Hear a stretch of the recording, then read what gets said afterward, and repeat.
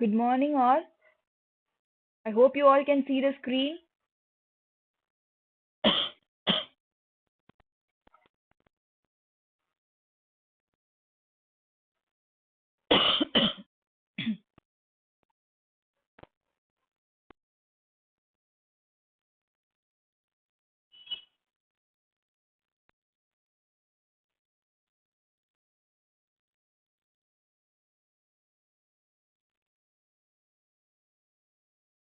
Screen showing face prep.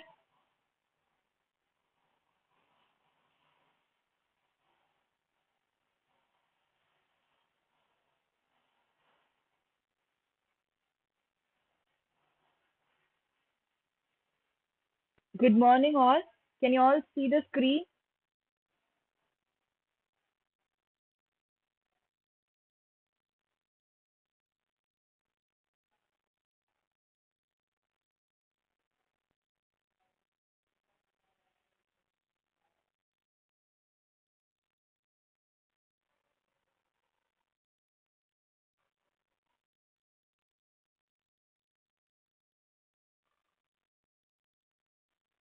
Students, hope you all can see the screen.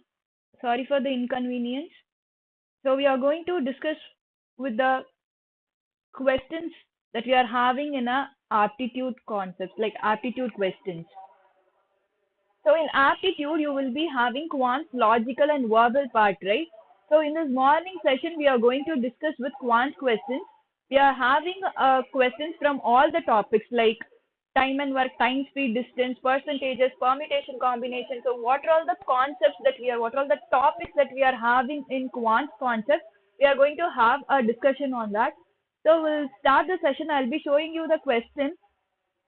Start solving it. Later we'll discuss with the solution as well.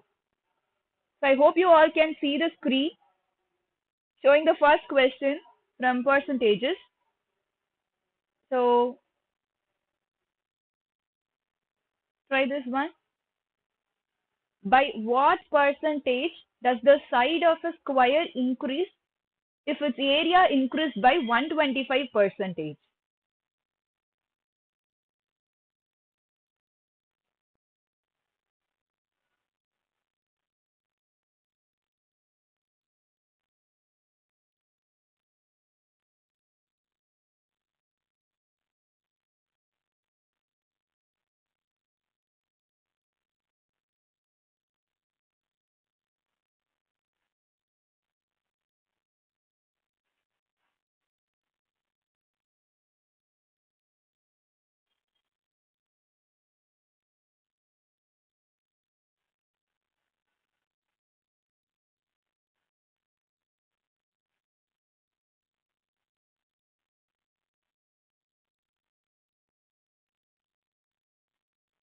So if you are done solving this question, post your answers in comment section.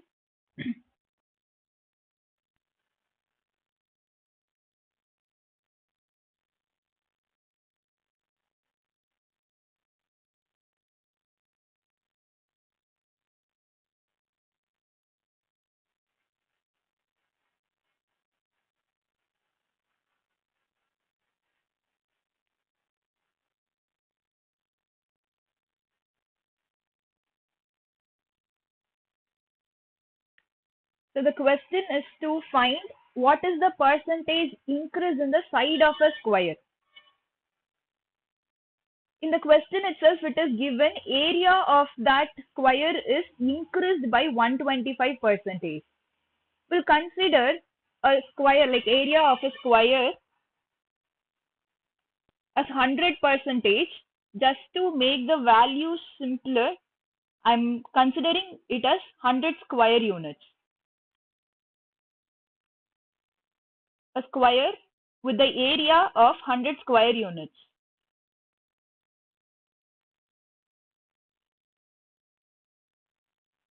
If it is increases by 125%, what is 125% of 100? So we know that area is nothing but side square. So in terms of this, we'll take the side value as 10 units. Now It is given in the question, area of that square is increased by 125 percentage. So you have to find what is 125 percentage of 100. Usually, x percentage of 100 is always x. So 125 percentage of 100 is 125, and that 125 is increased from the original area of that square 100.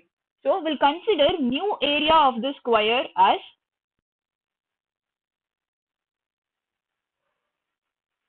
225 square units. So this 225 is nothing but 100, the original area of the square. Due to the percentage increase of that, 125 percentage got increased. So this is the new area of that square. Now, could you tell me what is the side for this increased square? Since we know that area is nothing but side square.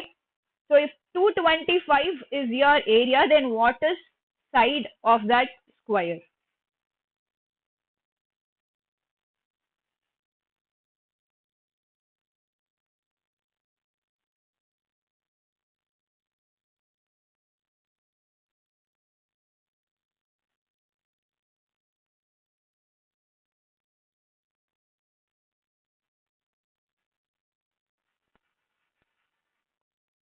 What is the side of that square?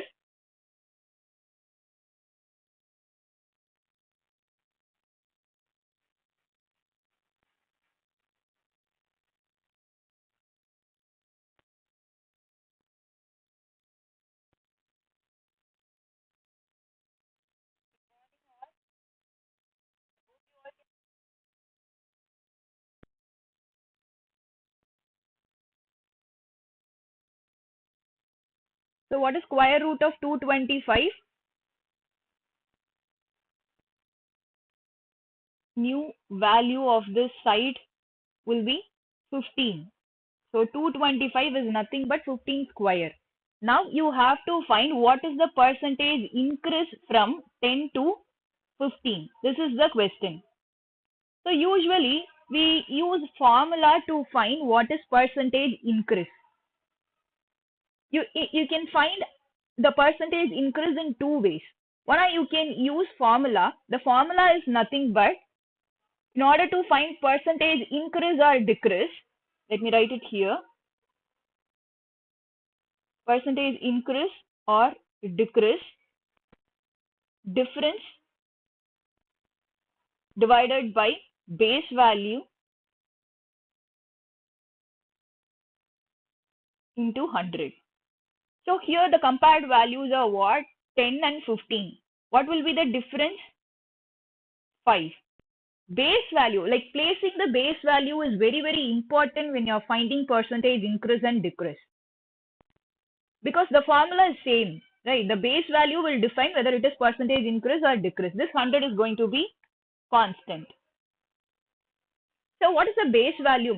From 10, something is increased and you are getting that 15. So from which value? From the base value, something is increased and you are getting the increased value, right? So here you will be getting the base value is 10. So when you are cancelling this, you will be getting 50 percentage. So if area increased by 125 percentage, size will be increased by 50 percentage. You can find it in this way, or you see initial value is 10, new value is 15. If this 10 is your entire 100 percentage, exactly half of the value is getting increased. 5 is increased to the 10, we are getting 15. So 50 percentage. You can calculate in percentages shortcut method as well. So answer for the question is in option A.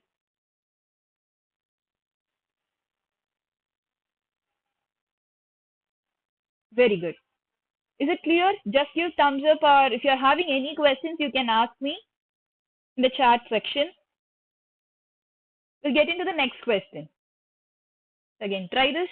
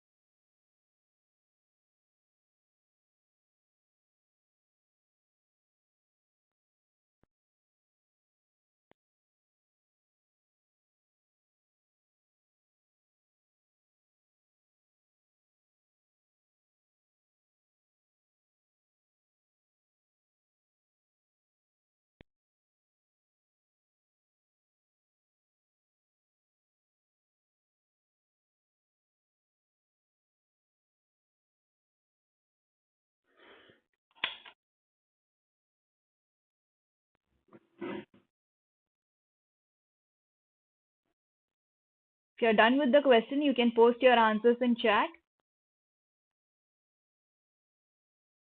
Wine and soda mixtures in two glasses are in the ratio 4:5 and 7:8.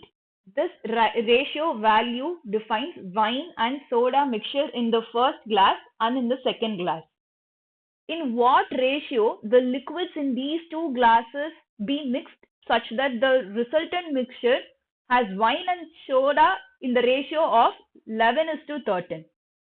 So you have to take certain amount of liquid from the first glass and certain amount of liquid from the second glass, and you are mixing it together. In that mixture, you are getting the ratio of wine and soda as 11:13. So you have to find in what ratio the two liquids is mixed together is what you have to find. So you can solve this question, you can proceed this question using mixture alligation concept.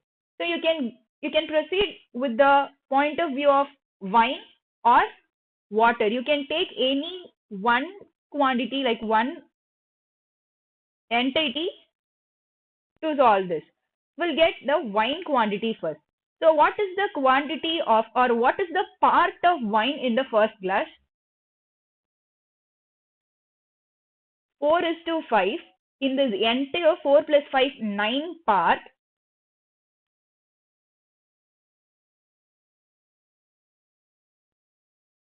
4 part of wine and 5 part of soda.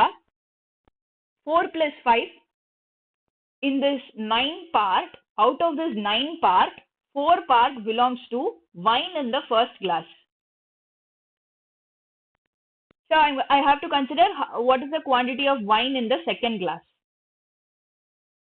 So 7 plus 8, 15. In this total of 15 part, 7 part belongs to wine in the second glass. In the mixture, 11 plus 13, in this entire 24 part, 11 part belongs to wine. So this is the wine in the mixture. The proportion of wine in the first glass, second glass, and the mixture is given here. So you have to find the difference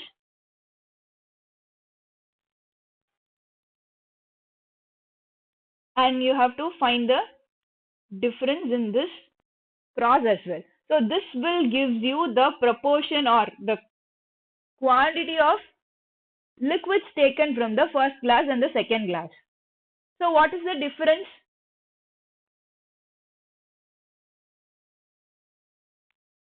Four by 9, difference of 11 by 24. So what is the difference?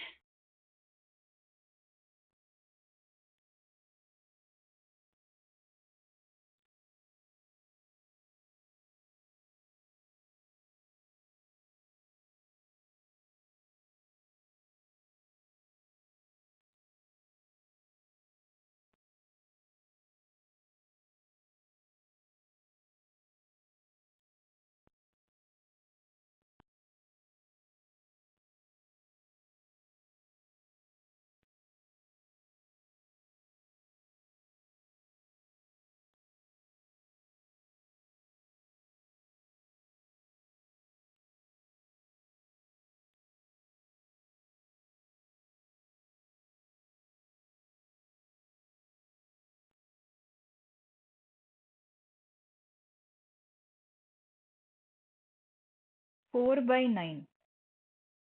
Okay, you are giving answer for the proportion of wine in the first glass. Okay, you have to find the difference.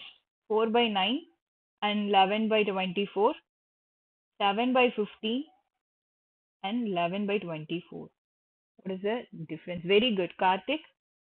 So LCM 72. 8 times of 9 is 72.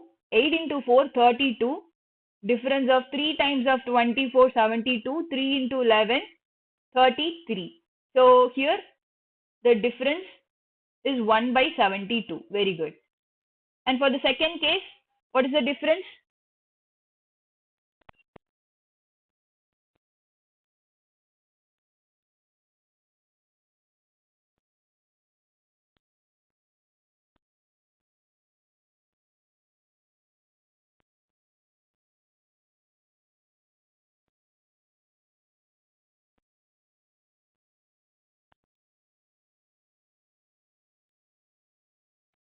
What is the difference?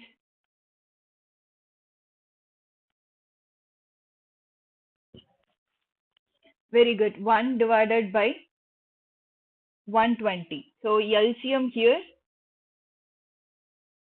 is 120. 5 times of 15 is 120. 5 into 7, 56.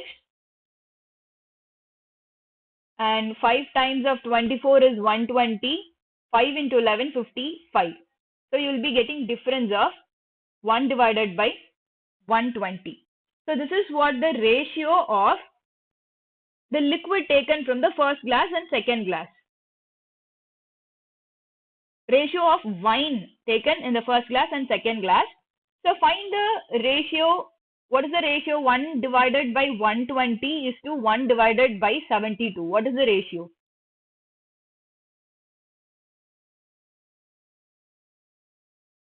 So it is in fraction.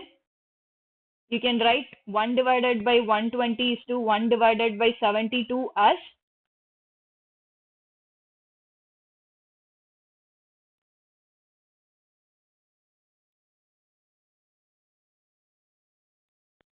72 is to 120. If you are reducing it to least ratio, you will be getting 3 is to 5. So this is the ratio of wine taken from the first glass and wine taken from the second glass. The ratio of soda taken in first glass and second glass will also be same. So if you are calculating from the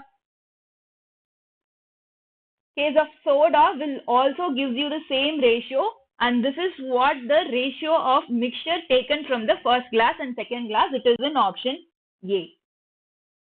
I hope it is clear.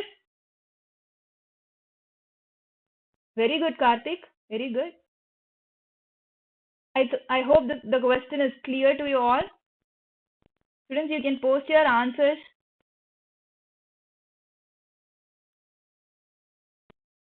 Next question.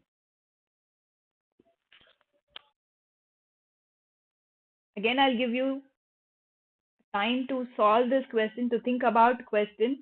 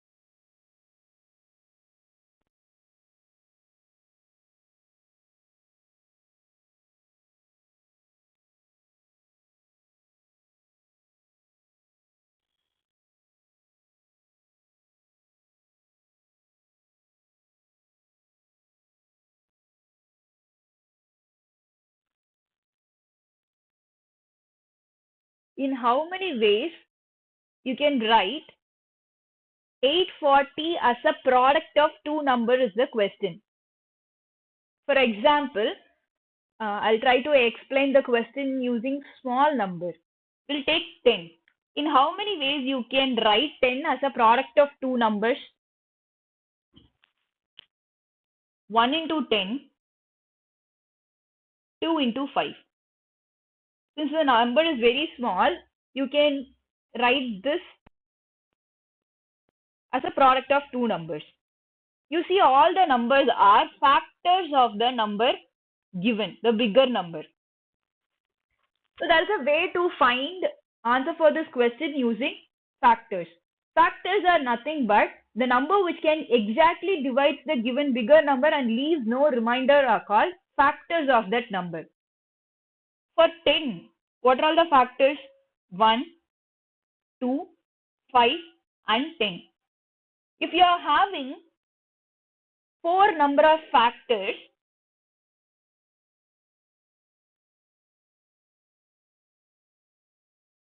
exactly half the time you can write it as a product of two numbers like 1, 2.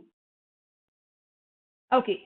Ma'am, the number is smaller so you can easily write the factors of the number. How can I find how many factors a number can have?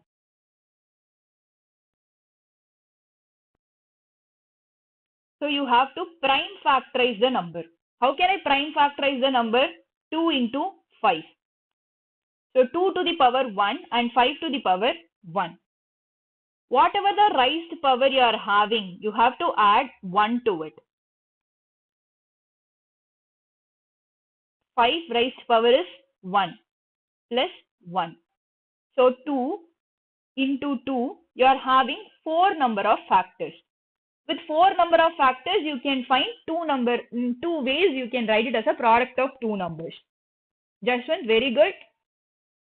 You got the factors. Correct? So how many factors you can get for 840? You're close to the answer, Jaswant. You got the number 840 has 32 factors. So 840 should be factorized.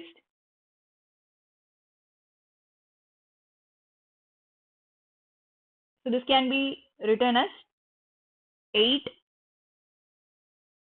into 3 into 7 into 5.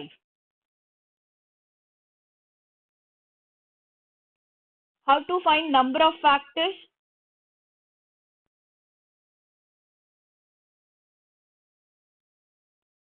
Raised power plus 1 into, this is 3 power 1, right? So 1 plus 1 into 7 power 1.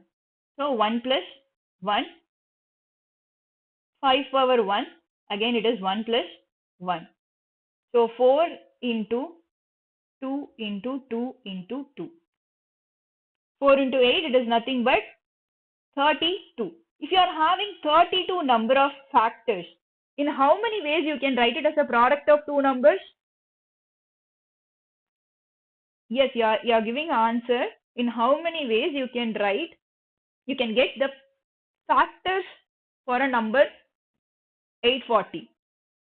In how many ways you can write it as a product of two numbers? For example, we'll take 12. So how many factors you are having for this number? 3 into 2 power 2. So raised power 1 plus 1 and raised power 2 plus 1. So 2 into 3, 6 factors you are having for number 12.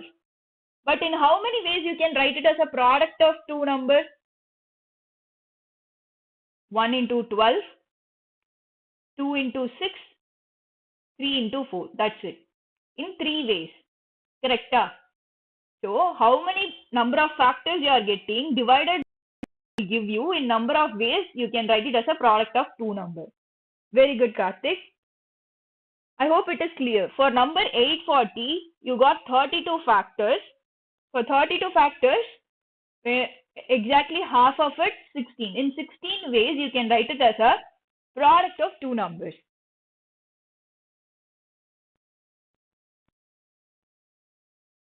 Right?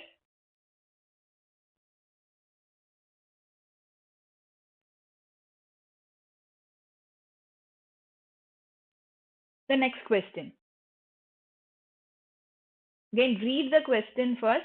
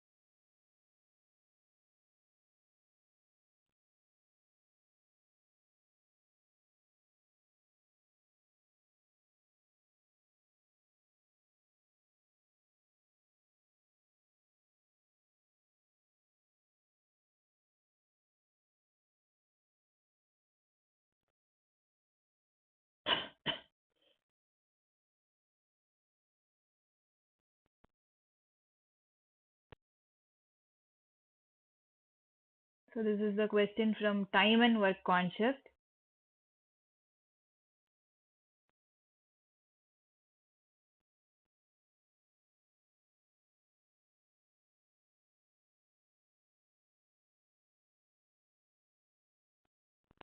In time and work, we are having wages concept.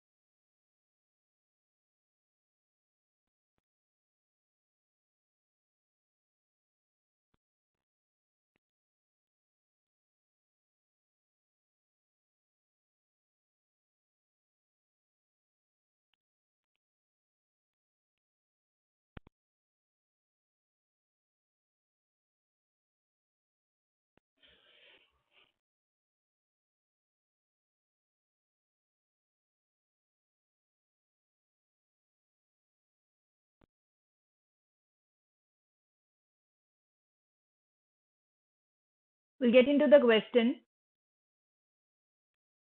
A can do a piece of work in 16 days.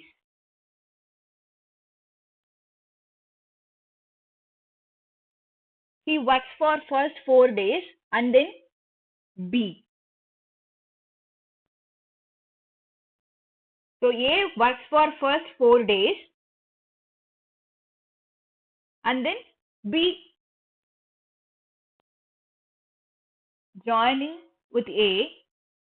B can complete the same work in 32 days. So if A gets 1200 rupees, what is the share of B is the question.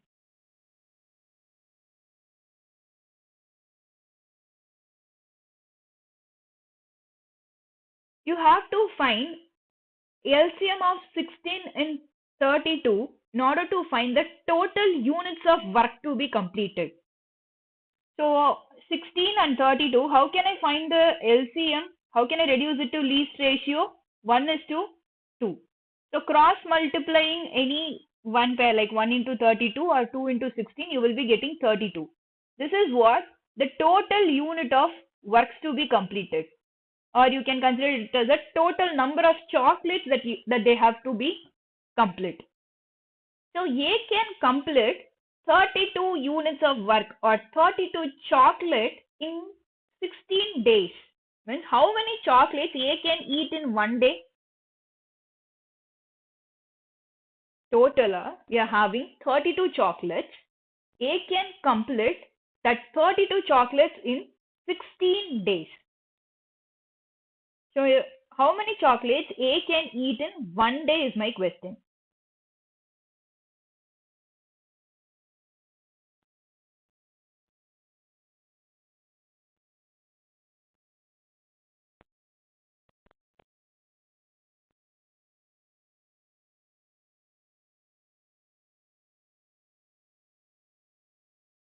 Eating two chocolates every day, so 2 chocolates per day, A can complete 32 chocolates in 16 days.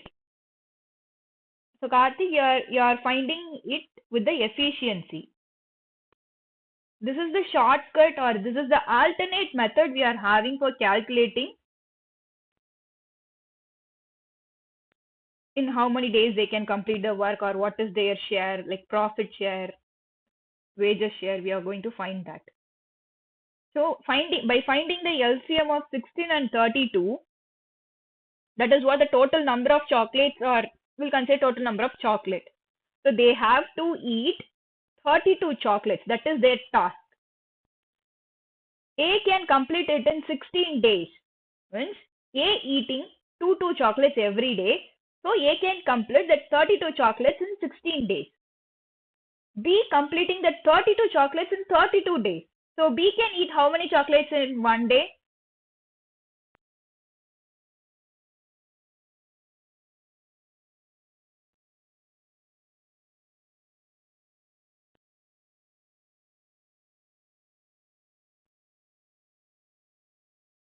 By eating one chocolate every day, B can complete that 32 chocolates in 32 days. If they are working together, if A and B working together, they can eat, A can eat 2 chocolates, B can eat 1 chocolate in 1 day, means working together they can eat 3 chocolates in 1 day. So A works for first 4 days. Okay, in this timeline, we'll mark first 4 days. A alone can eat 2 chocolates every day. In 4 days, A can eat how many chocolates? First day 2 chocolates, second day 2 chocolates, 2 plus 2, 4. Third day and fourth day, A can complete 8 chocolates. So remaining, out of 32 chocolates, 8 chocolates done by A alone in first 4 days. This remaining 24 chocolates, which would be eaten by A and B together, because after 4 days they are working together. This remaining 24 chocolates have to be done by A and B. A and B together can eat 3 chocolates per day. In how many days they will complete it together? Eating 3 chocolates every day, 24 chocolates can be done in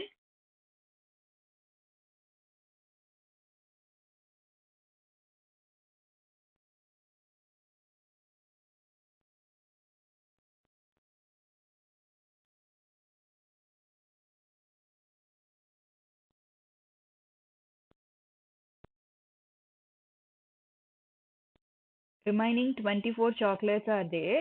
A and B together can eat 3 chocolate in 1 day. That 24 chocolate can be done in very good. They can eat it in 8 days. Now, the amount, the salary at the end of the work should be given based upon the works they completed, not based upon the days they have worked. Correct? So I'm going to find A completes how many chocolates and B completes how many chocolates individually. So A working for entire 12 days. First 4 days it is working alone, and remaining 8 days A working along with B. So A works for 12 days. In 1 day A can eat 2 chocolates. In 12 days A can eat how many chocolates?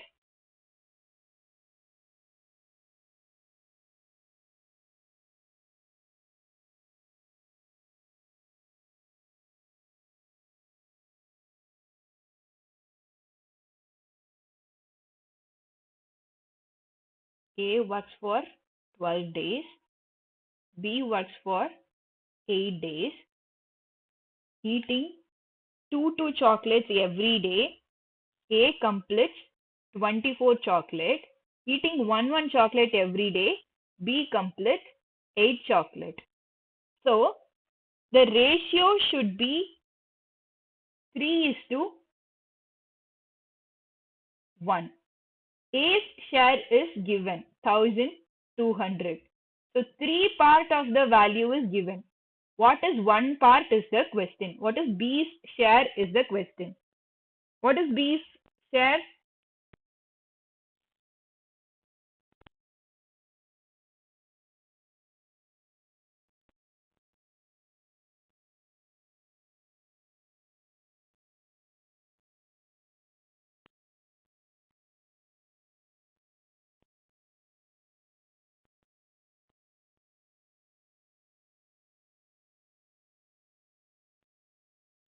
If 3 part is 1200, then what is 1 part of it?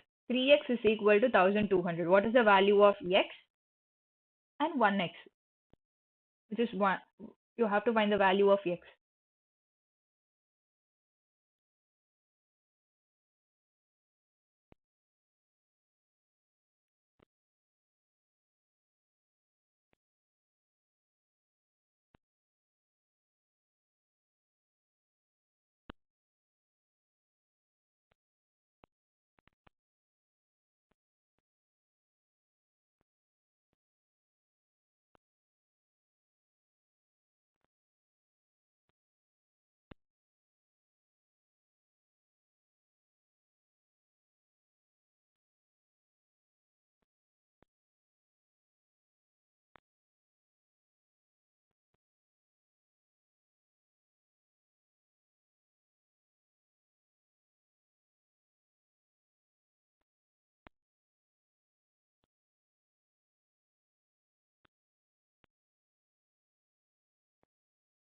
Very good. So 400. It is in option D. So one part of it will be 400. Very good. We'll get into the next question. If you are having any doubts in the question we are solving, ma'am, why we are taking the value 4, 8, 12, 8, any doubt if you are having, you can ask me. So just you have to be clear with the concept, not only with the question. What we are doing behind the question, you have to be clear with each and every line I'm writing on the screen. Next question.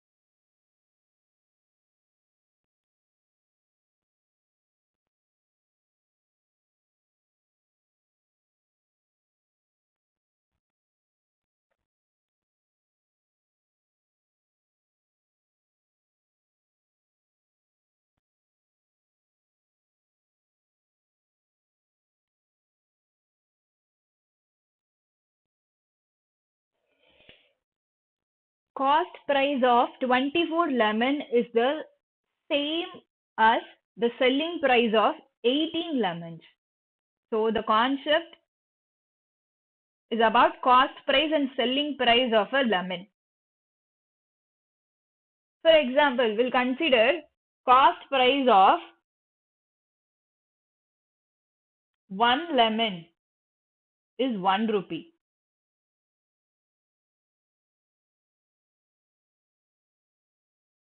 The cost price is nothing but the amount you are spending on buying some product or article. And selling price is what? You are selling it to someone and you are getting the price, right? You are getting the amount, you are getting the money. That is called selling price. First, we'll consider the cost price of one lemon as 1 rupee. So, what is the cost price of 24 lemon? 24 rupees.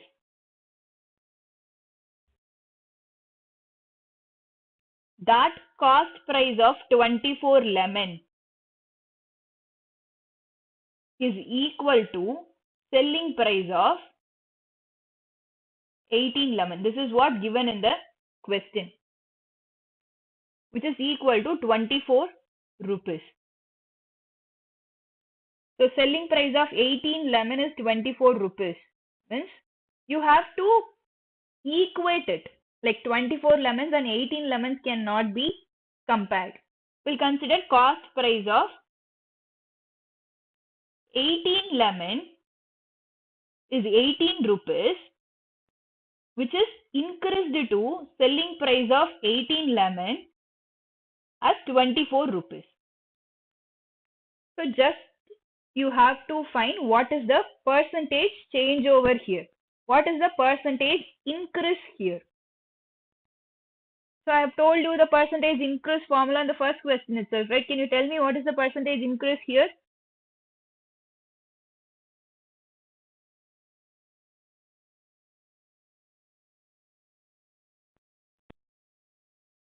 Yes.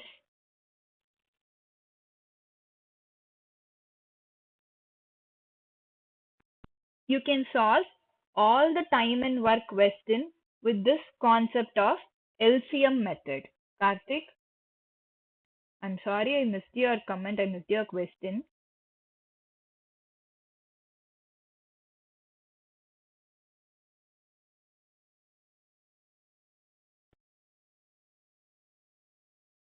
So in upcoming questions, we will be having some time and work question, right? I'll be solving that question using the same LCM method.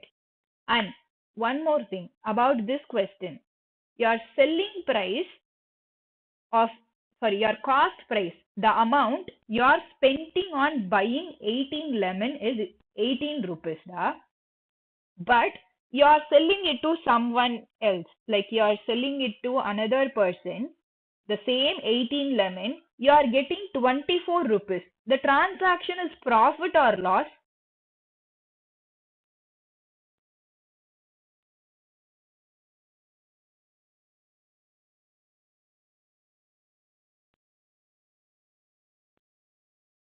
Karthik, you are right in calculating the percentage, but you missed whether it is profit or loss. Jaswant, I think you have uh, confused with the base value.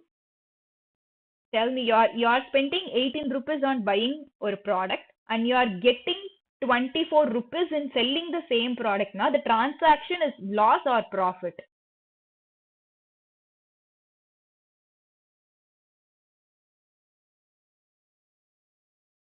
Profit. Very good. So we have to find what is the percentage increase. From 18, something is increased. So percentage increase formula, difference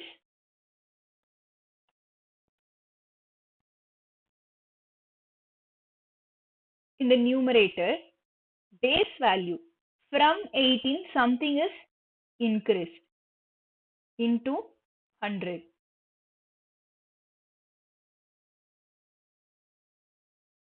So when you are cancelling this, 1 by 3.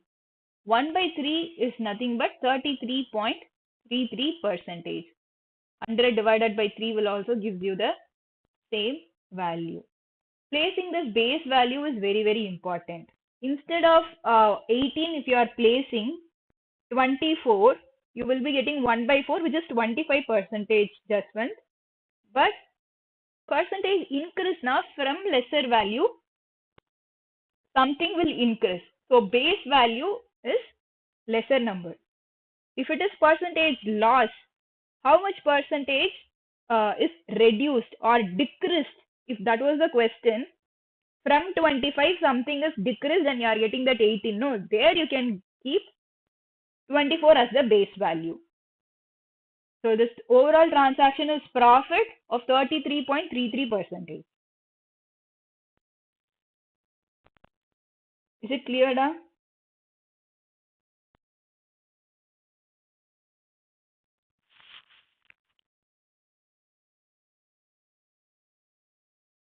I'll show you one more method for solving the same question.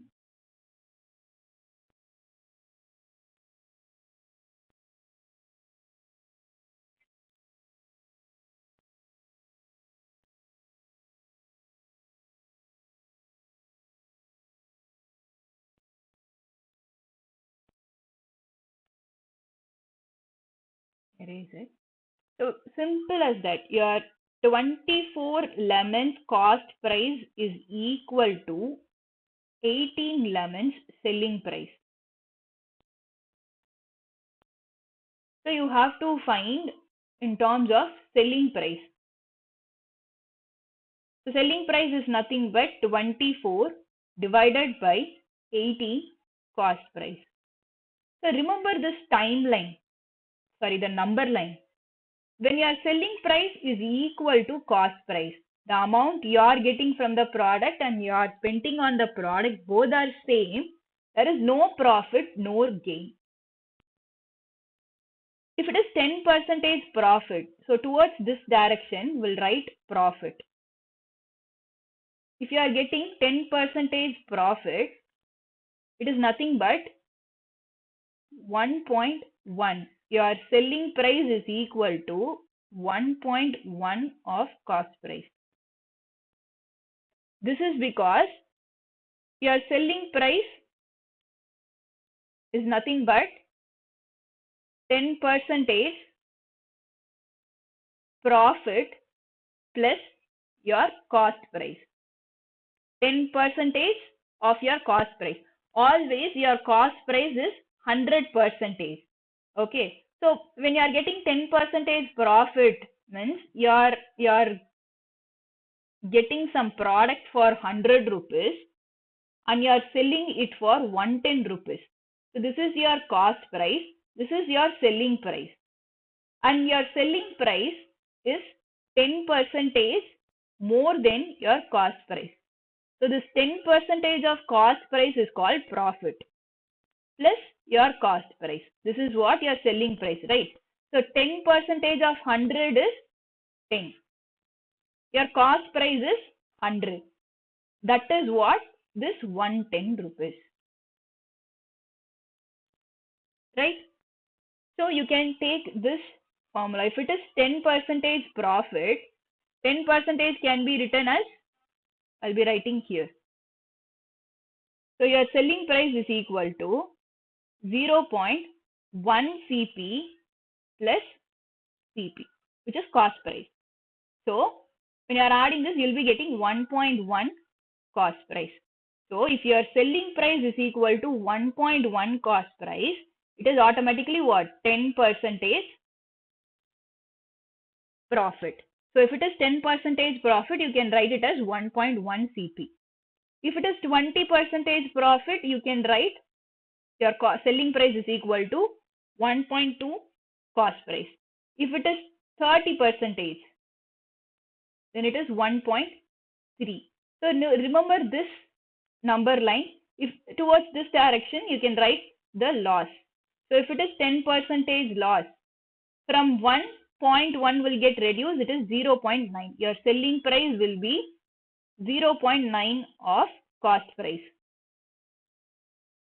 If it is 20% loss, means 0.8. So the number line works on this way. What is 24 divided by 18?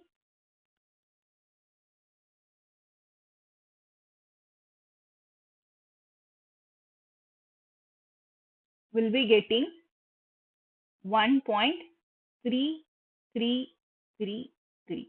So if it is 1.3 means 30%. 333, it is going on like this. So it is nothing but 33.33%. Is it clear, da?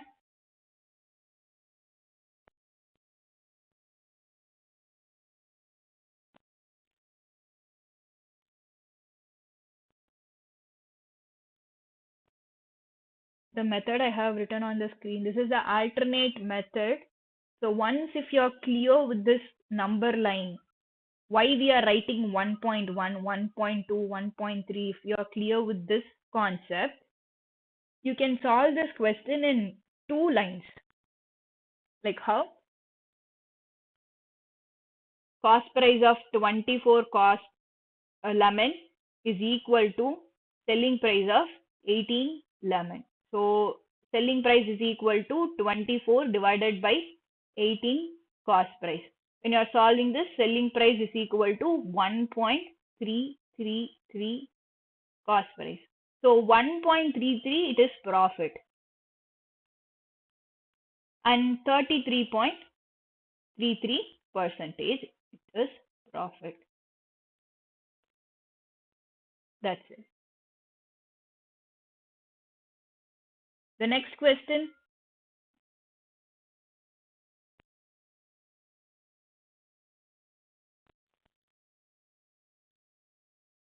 try this one.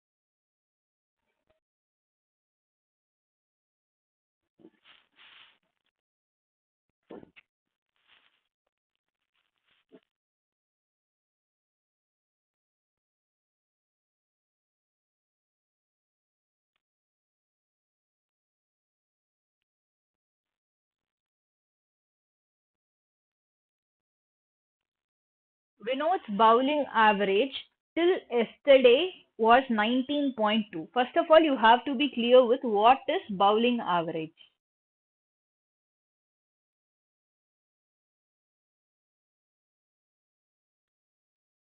The bowling average is nothing but number of runs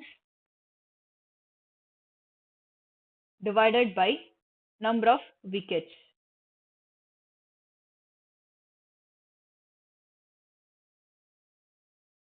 This is called bowling average. So Vinod's bowling average till yesterday it was 19.2. Today he took 7 more wickets and conceded 84 runs. This is this particular day's bowling average can be calculated using this run and the wicket. Because of this today's bowling average, his overall bowling average decreased by point 0.2.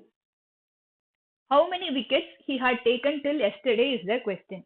You can solve this question using mixture alligation method.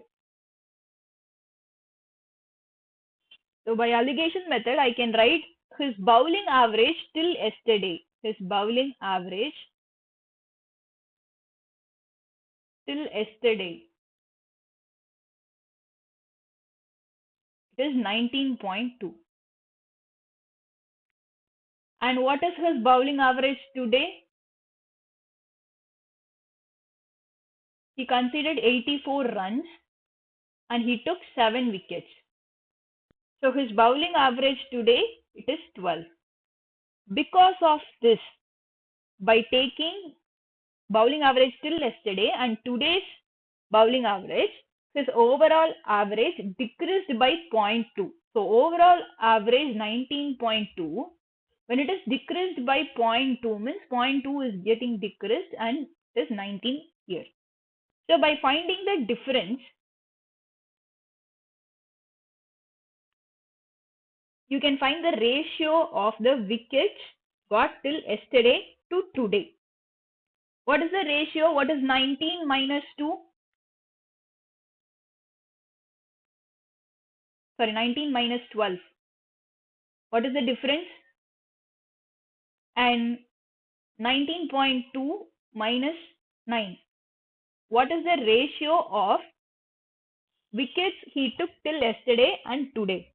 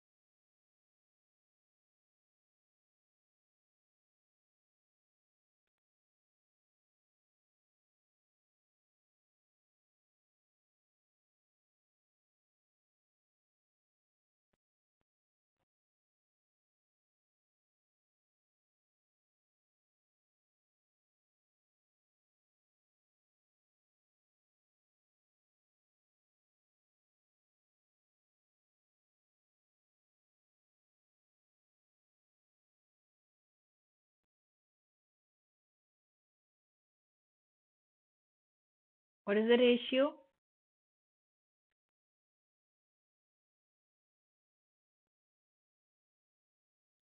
7 is to 0.2. And it is clearly given in the question.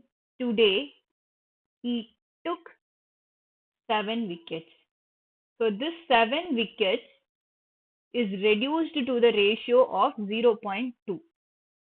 I want to find how many wickets he took till yesterday. So this x is to 7 is reduced to 7 is to 0.2.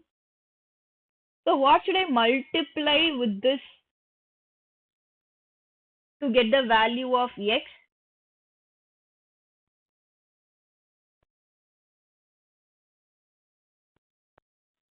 So what should I multiply with 0.2 to get 1?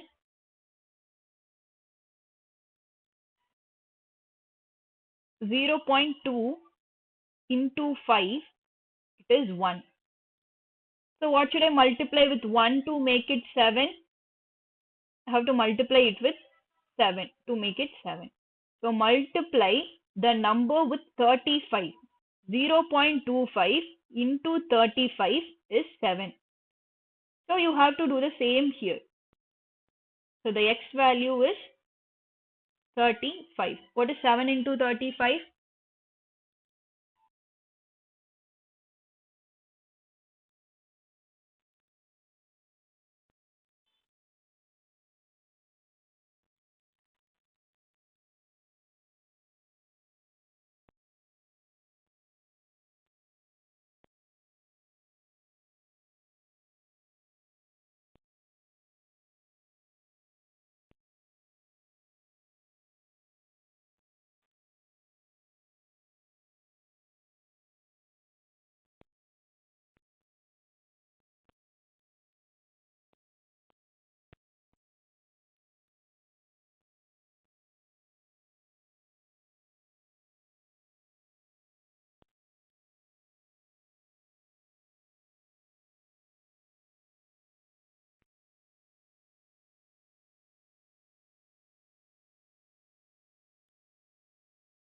students.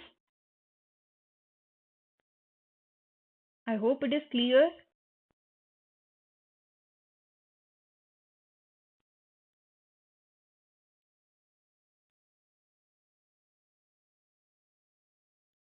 Seven into 35, it is 245.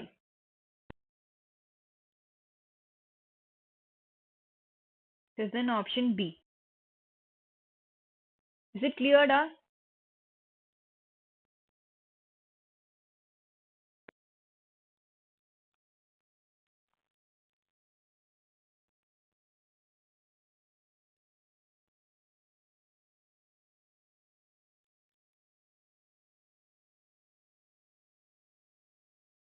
The next question.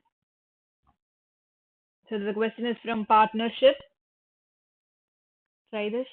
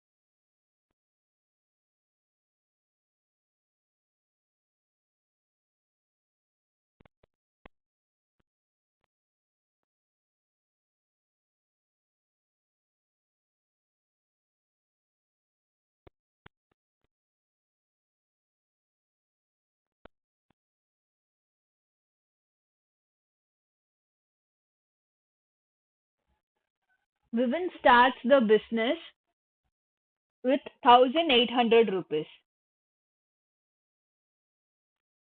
Roshan joins him after 2 months with a capital of rupees 3,200.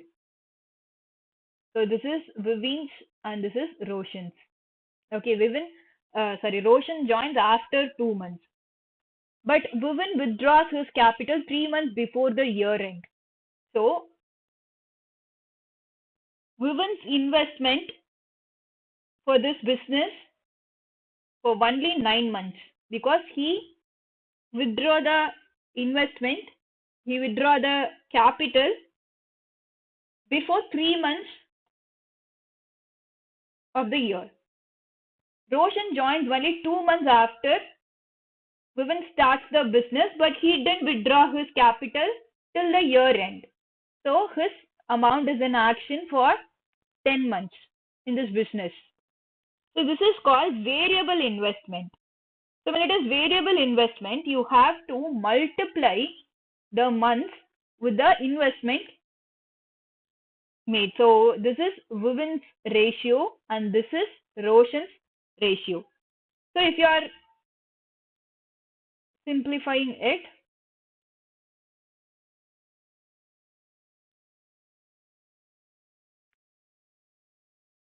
you'll be getting 81 is to 160. This is what their investment ratio and this should be their profit ratio. Based upon the investment ratio only, the profit can be shared. So this is what their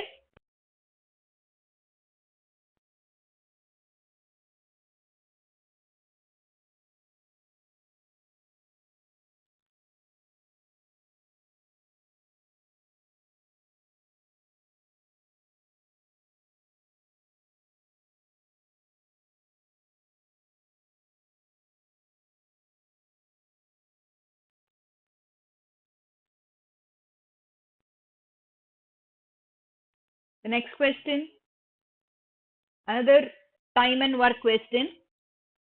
Just get into this, read the question and understand what is given and what is asking.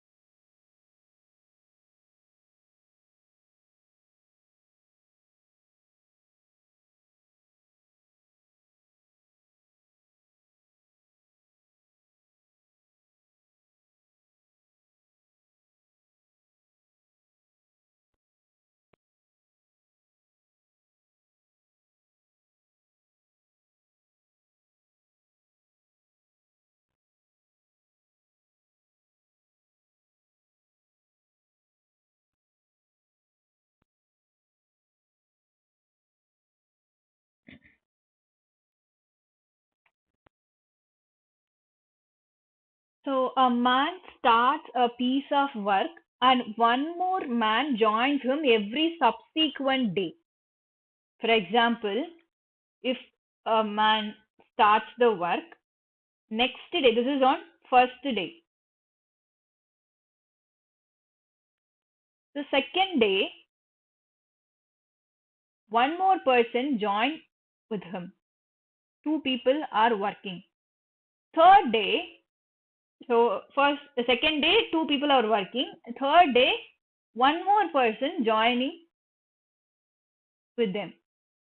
So three people are working on third day.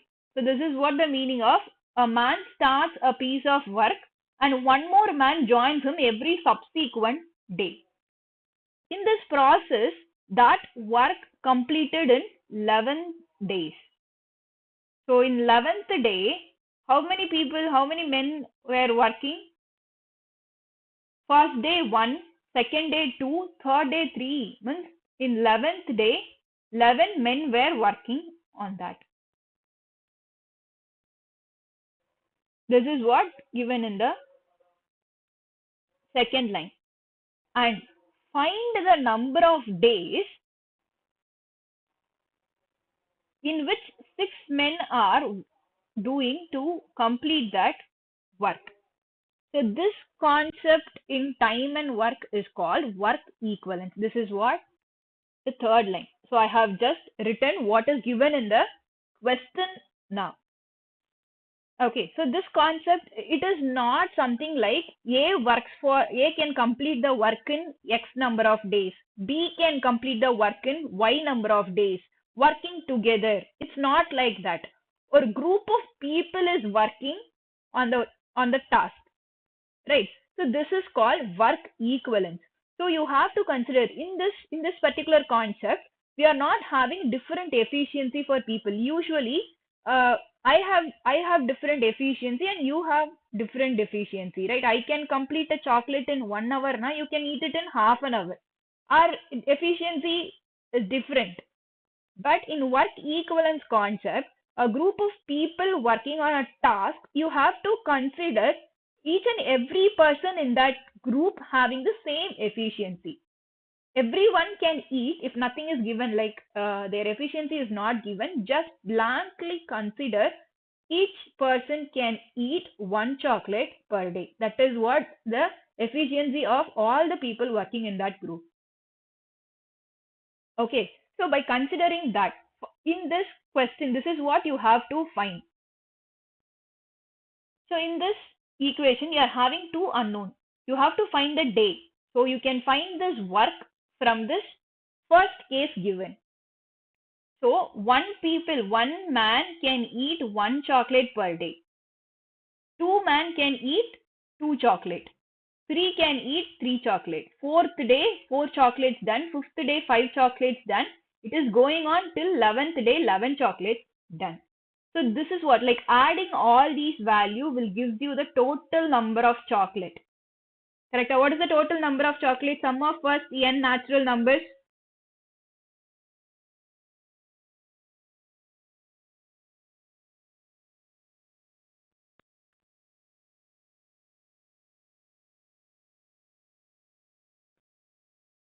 What is sum of first n natural numbers? Excuse me. What is the sum of first n natural numbers? N into n plus 1 divided by 2. So sum of 11 numbers is nothing but n into n plus 1 divided by 2. So n into n plus 1 divided by 2. So 66. 66 is the total chocolate. So this is what the total work. Correct?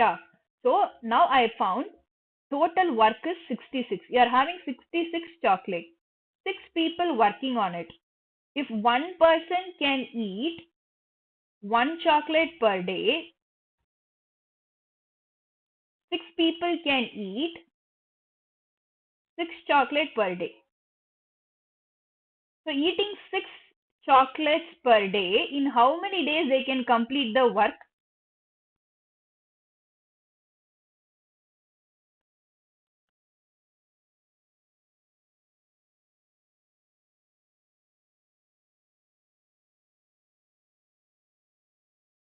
Like 6 people are working, no? In work equivalence, we have to consider all of them having same efficiency. So 6 person can eat 6 chocolate in 1 day. Total, we are having 66 chocolate. In how many days they can complete it?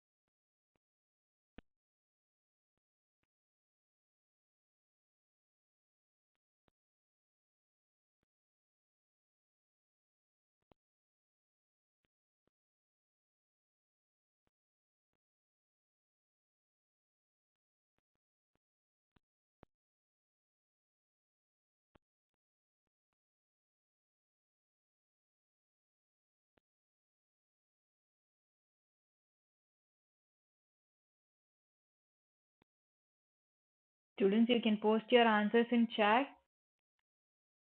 In 11 days, they can complete the work. This is called man days concept. Man days is equal to work.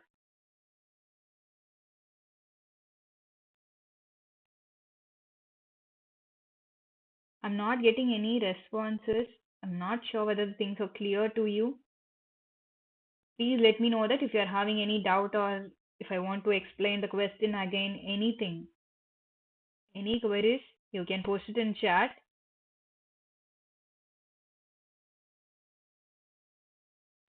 The next question, try this. There is no special method or special shortcut for finding, like solving most of the mensuration questions. It's just a formula thing. If you're knowing the formula, substituting it, knowing the concept logic, you can proceed. Read the question.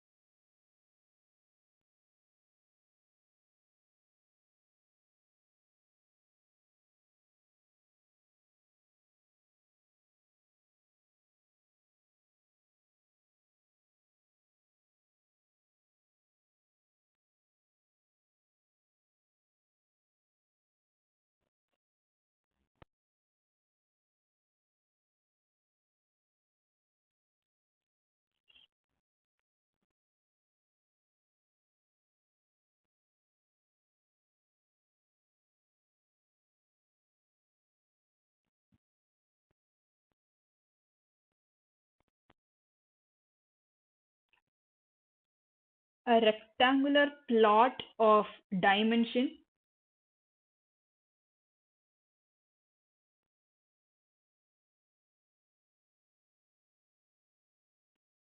13 meters and 17 meters is surrounded by a garden. So what is called width? This is called width. Correct. So width of the garden is given as 5 meter now. Don't consider this as 5 meter and this as 5 meter. This distance is 5 meter. If you are writing 5 meter each, then the width of that garden will become 10 meter. So since it is 5 meter, this should be 2.5 meter and this should be 2.5 meter.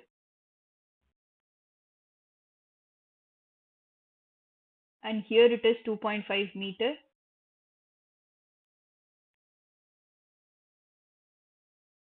2.5 meter. So you can find what is the length and breadth of this outer rectangle. So outer rectangle is nothing but 13, which is one dimension of this rectangle, plus 2.5 plus 2.5, which is width of this horizontal line. So 13 plus 5, it is 18 meter, and 17 plus 5, it is 22 meter. Now you have to find what is the area of the garden, this shaded region,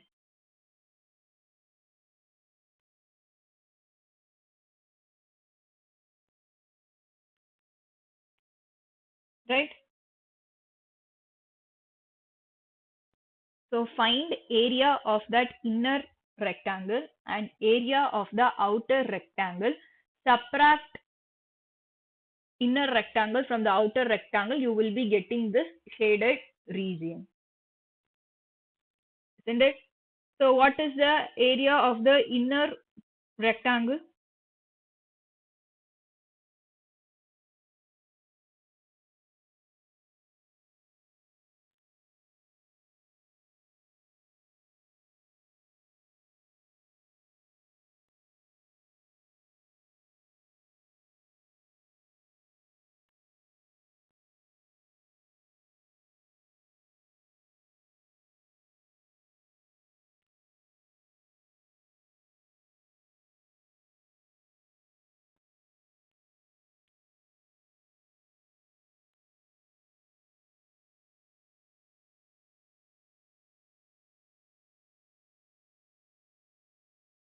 Area of inner rectangle, 17 into 13, 210 plus 21, 221. So find difference of these two values. So unit digit 5 with only one option. 296 minus 221, it is 175. So 175 square meter is the area of this shaded region, this garden.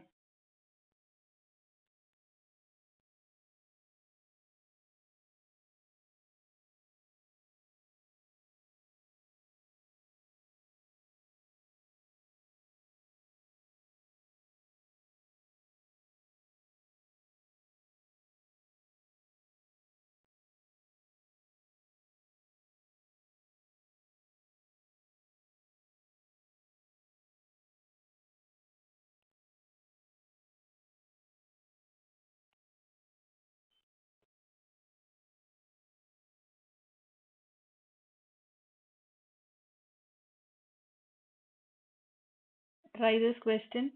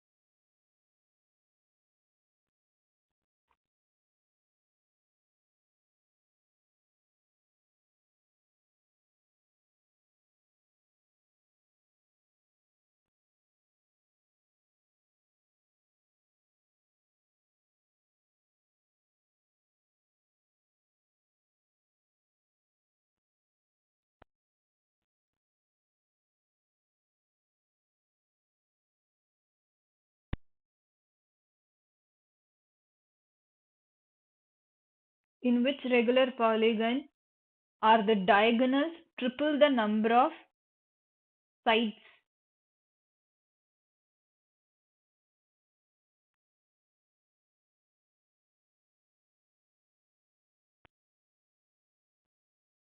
So we are having a formula to find the number of diagonals of a polygon. But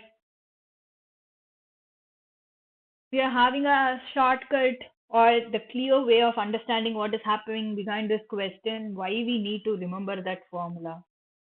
Okay, so I'll tell you. We'll take a four-sided polygon. What are called diagonals? The line connecting two opposite points. Right. So for a four-sided polygon, for a square,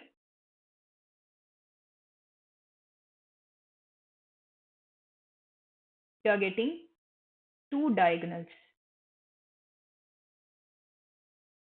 Right. So how to calculate the number of diagonals now? We'll get into the concept of combination. Combination is nothing but selection. In how many ways you can select 2 points out of 4 points is the thing. So out of 4 points are there. In how many ways you can select 2 points is what combination is giving you.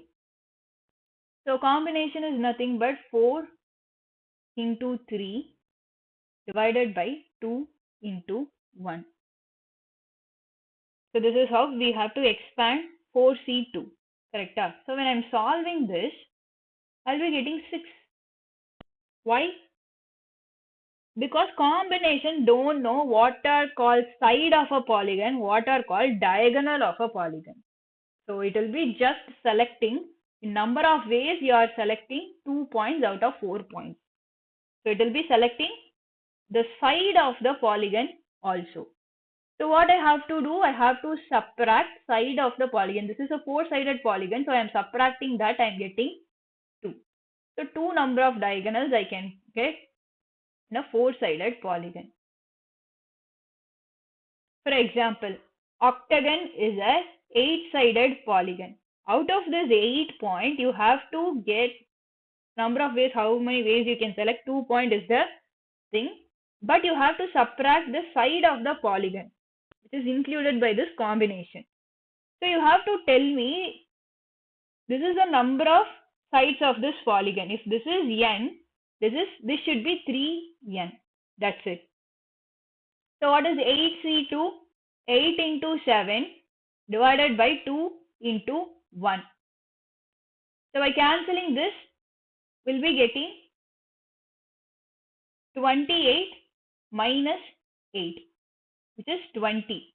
So 20 is not 3 times of 8. So this is not option A. Can you tell me which option satisfies this condition?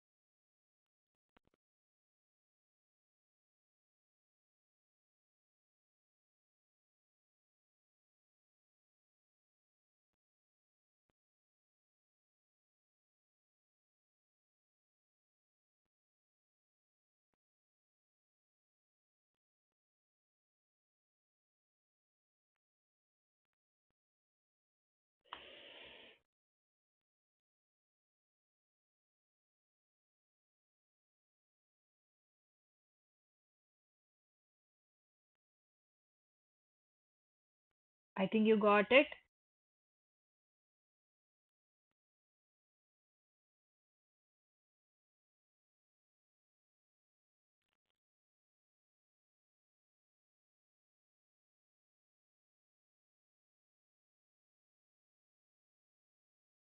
For nanogon, 9-sided polygon. So 9C2 minus 9. So 9 into 8 divided by 2 into 1. So by cancelling this, we'll get 36 minus 9, which is 27. So 9-sided polygon n, 27, 3 times of n. So it is satisfied in option B. It is nanogon, a 9-sided polygon. You will be having 27 diagonals, which is 3 times of the side of that polygon. Next question. The permutation question.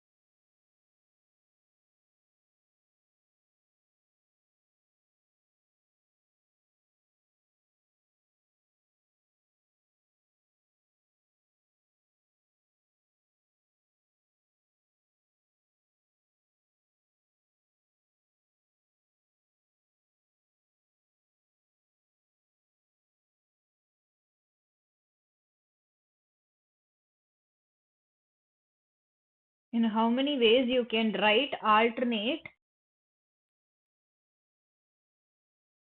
by swapping all the letters? Like among the arrangements that you can make by using all letters of the word alternate, in how many arrangements that E do not come together is the question. So first of all, we'll find what are all the total number of ways you can rearrange the letters in the word alternate.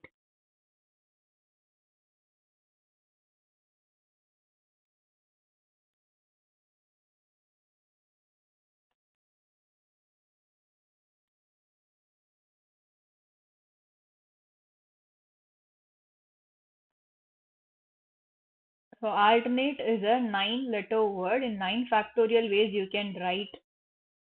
So T repeated for 2 times and E repeated for 2 times and A repeated for 2 times. That duplicate should be removed from the original arrangement. So this total arrangement is nothing but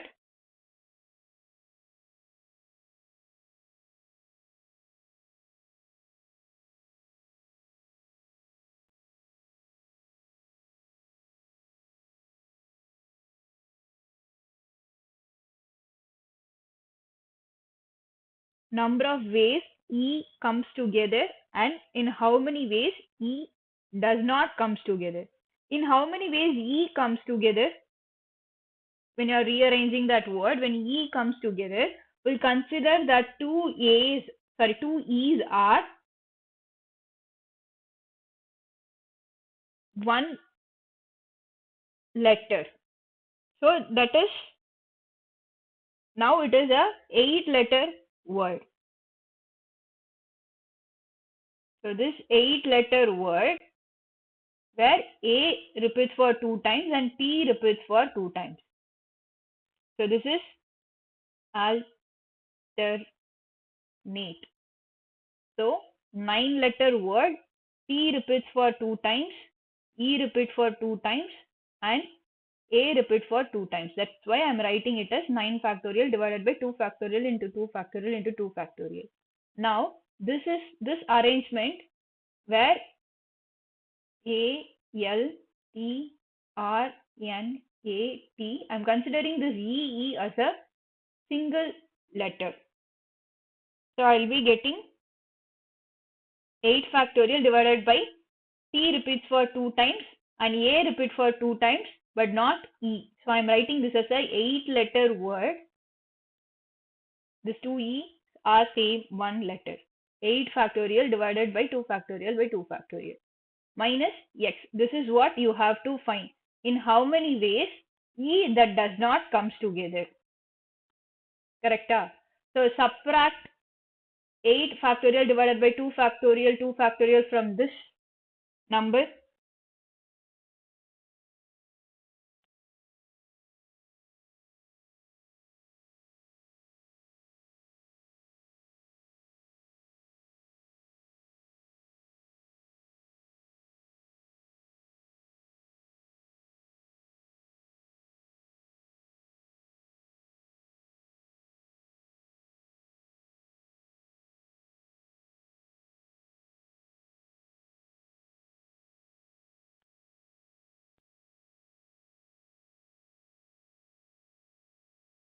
So 9 factorial divided by 2 factorial, 2 factorial, 2 factorial minus 8 factorial divided by 2 factorial and 2 factorial.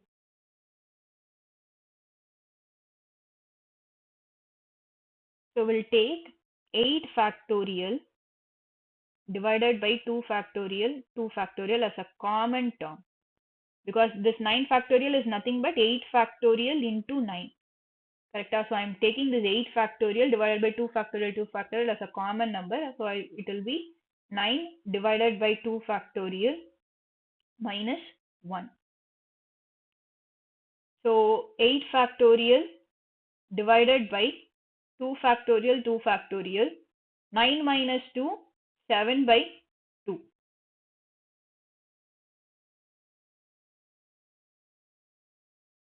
So 2 factorial, 2 factorial, 2 factorial, 2 into 1, 2 into 1, 2 into 1. So by cancelling this, you can eliminate 8 from it. So 7 factorial into 8 is what? 8 factorial, right?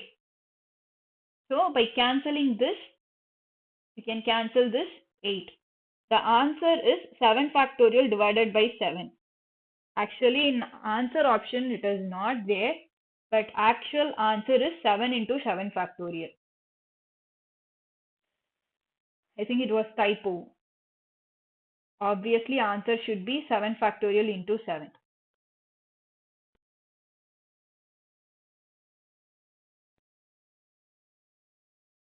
I think the question is clear to you all.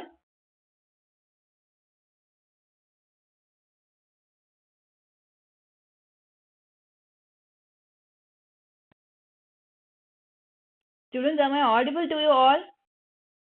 Can you all hear me and can you all see the question?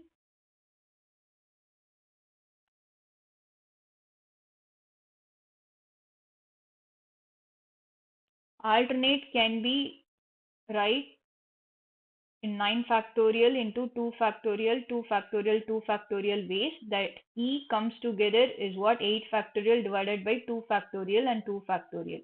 You are finding this value. This is what the possibility of e not coming together. So taking common term as 8 divided by 8 factorial divided by 2 factorial, 2 factorial means you will be getting 9 divided by 2 minus 1, which is 8 factorial divided by 2 into 1, 2 into 1. Write it as 2 into 2 into 7 divided by 2. So cancelling all this, you will be getting this 8 factorial can be written as 7 factorial into 8. So cancelling this value, 8 will get cancelled, 7 factorial into 7.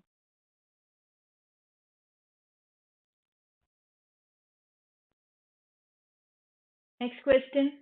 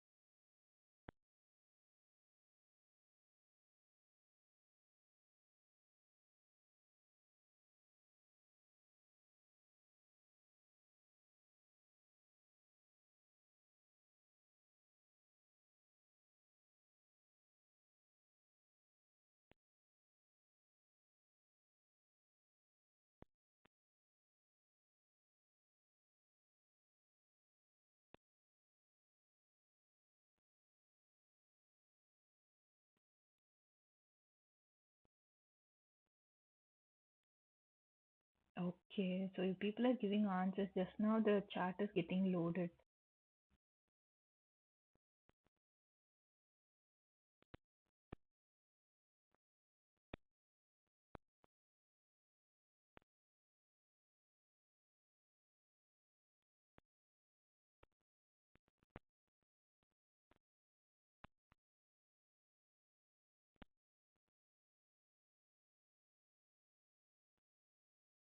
Next question.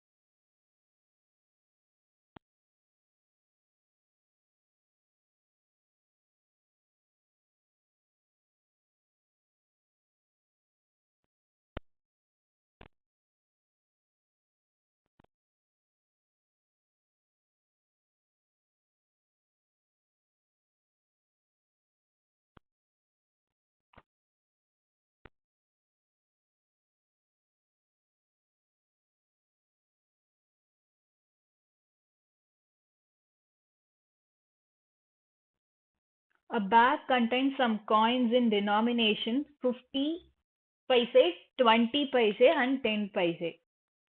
And that ratio is given as 4 is to 2 is to 1, and the total value is also given 12.50 paise, 12 rupees 50 paise. Then the number of 10 paise coin, you have to find how many number of 10 paise coin. For example, we'll consider 4 is to 2 is to 1 is what? The ratio of 50 paise coin, 20 paise coin and 10 paise coin.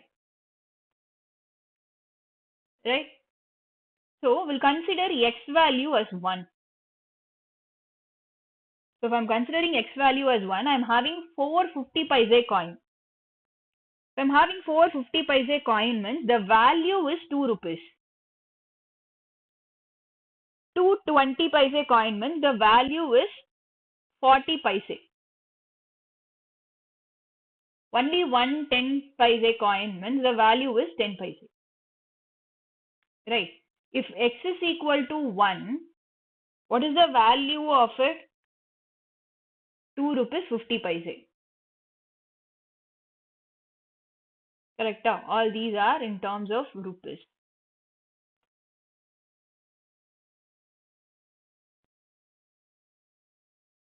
So in one set, if you are having 2 rupee 50 paise, the total value of the amount is 12 rupee 50 paise.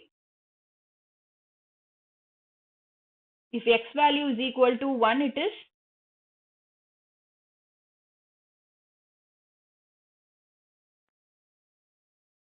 we'll consider this as one set. So in 12.50 paise, how many set? What should be the value of x?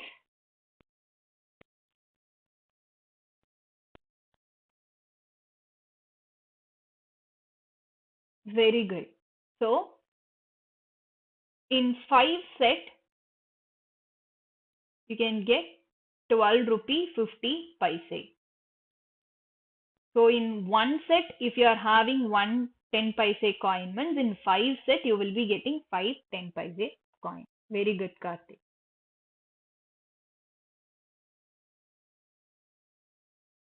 So simple as that. The next question.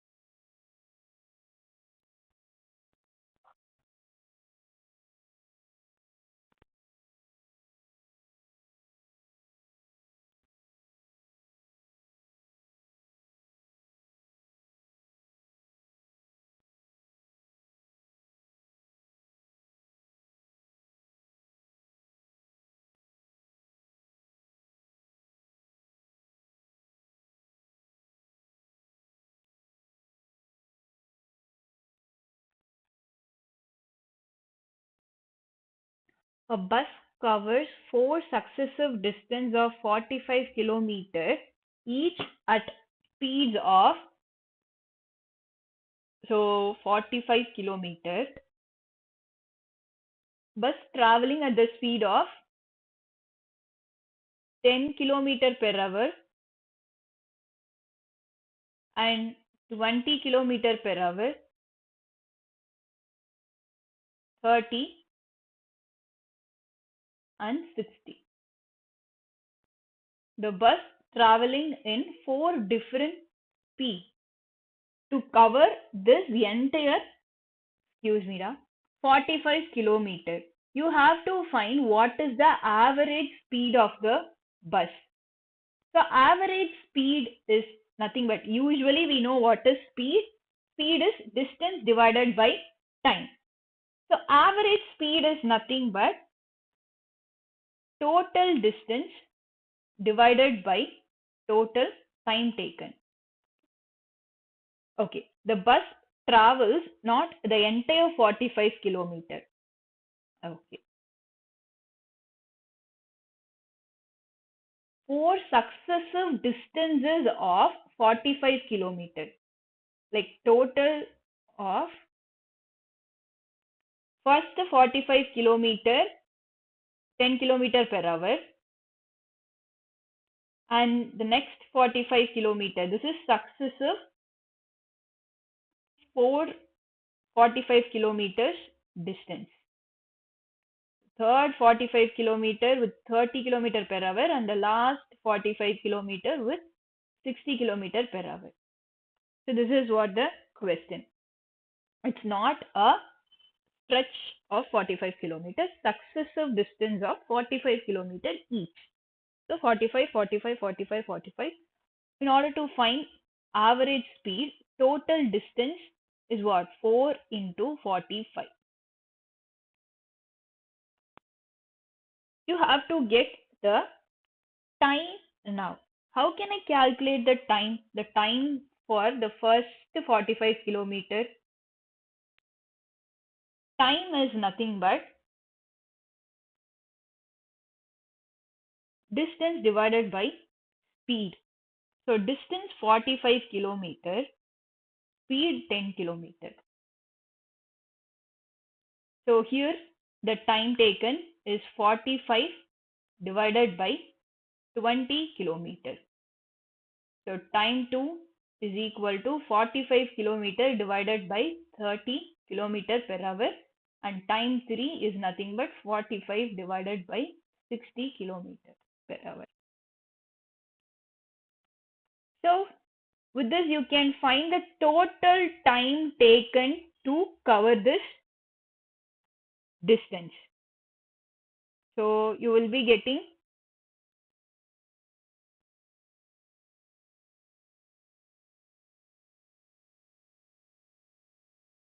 LCM 120. Yeah.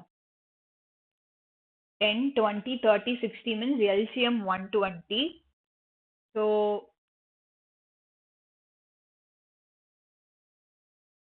adding 12 into 45.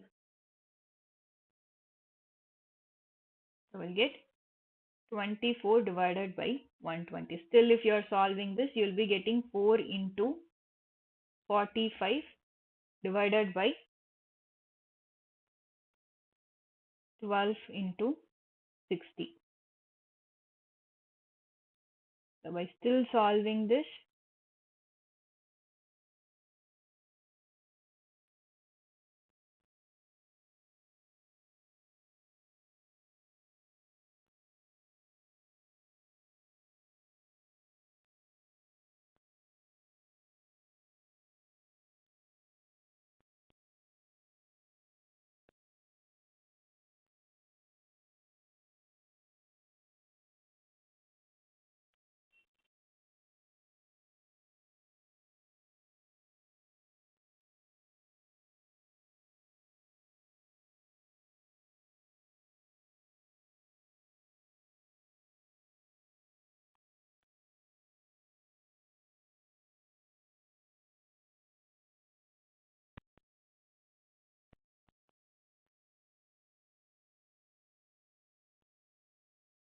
twenty kilometer per hour.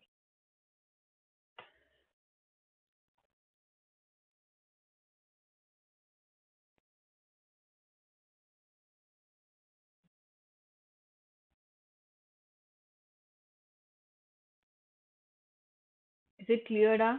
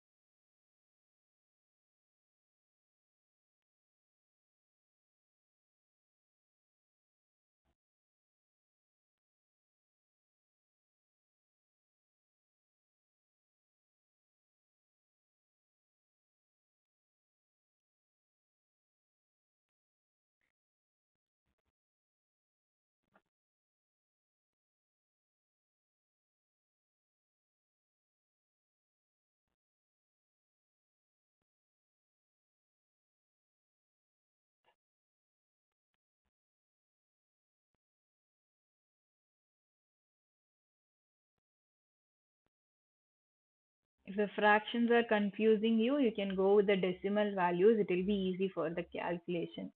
4 into 45 divided by 9. 4 into 5, 20 kilometer per hour. So in either way, you can solve it. If you are solving it in fraction method is also fine. So the 4.5 is nothing but 45 divided by 10. And 4.5 divided by 2. You'll be getting 45 divided by 2. 45 divided by 30, 1.5, and 45 divided by 60, 0.75. So you'll be getting 9. By cancelling this also, you'll be getting the value.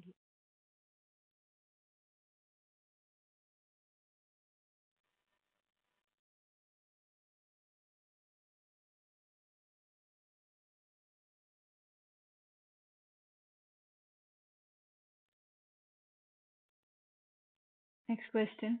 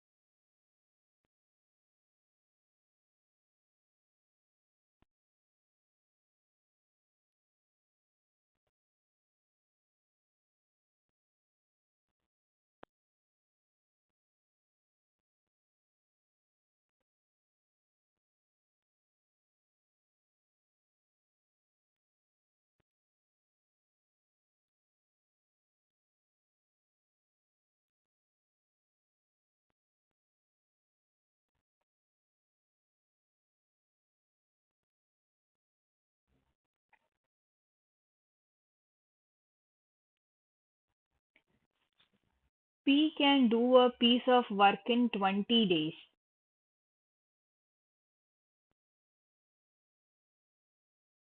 Q can do the same work in 24 days. They are working alternate days, beginning with P. If P works first day, Q works on the second day, and then P, and then Q. So they are working in alternate days. I don't know in how many days they are completing the work. So that is what we have to find. So using LCM method, we can find the answer. 2024, what is the LCM? So the LCM will give you the total work. How can I reduce it to least ratio? 5 is to 6. So cross multiplying 2 into 20, sorry, 6 into 20 is also fine. 5 into 24 is also fine. You will be getting 120. So 120 is the total number of chocolates, total units of work to be done. So P can eat how many chocolates per day? So simple method, what you are multiplying with 20 to get 120, that is what? 6 chocolates per day. You can eat 5 chocolates per day. So eating 6 chocolates every day in 20 days, 6 into 20, 120 chocolates done. 5 into 24, 120 chocolates done.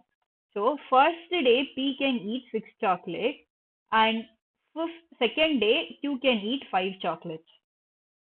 So on working together, like not working together, in 2 days, we'll consider this 2 day as a one set.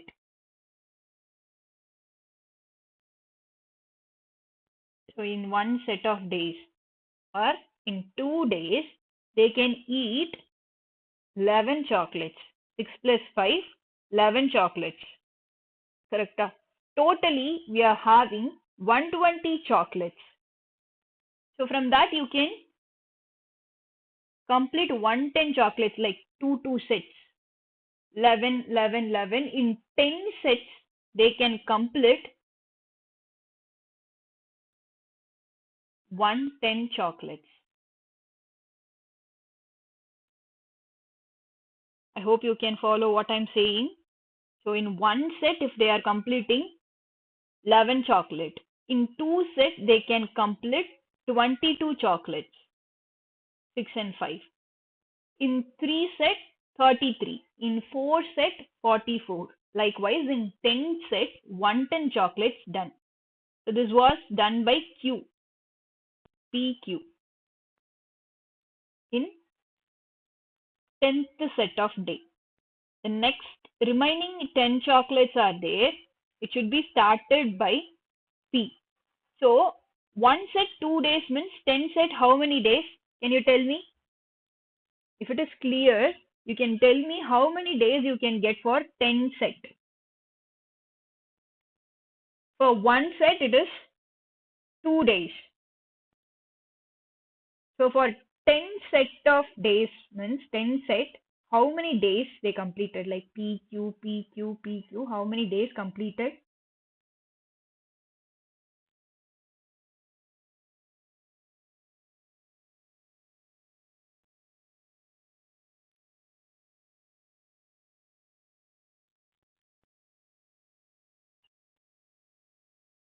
Very good.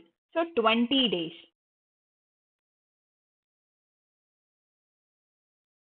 The next 21st day, P starts the work. P can eat 6 chocolates. So 6 chocolates done. Remaining 4 chocolates are there. Q should eat that chocolate. Q can eat 5 chocolates in one day. Very good. So out of 5, like eating 5 chocolates, it is enough to eat only 4 chocolates. 21st day, like 21 days, complete 21 days, and in 22nd day, 4 by 5 of the day is enough to complete the entire work. Is the LCM method is clear to you all?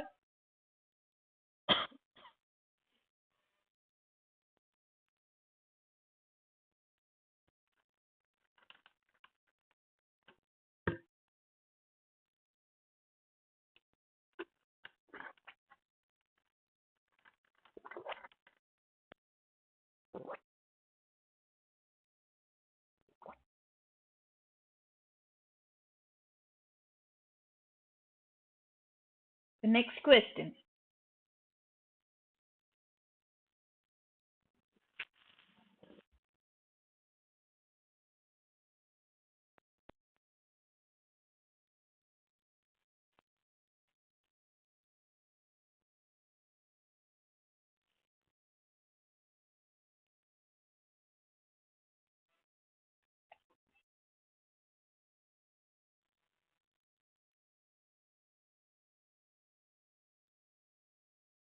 This is a simple logical based question, not with the concept of averages, numbers, nothing. Just a logical question. You can answer it easily.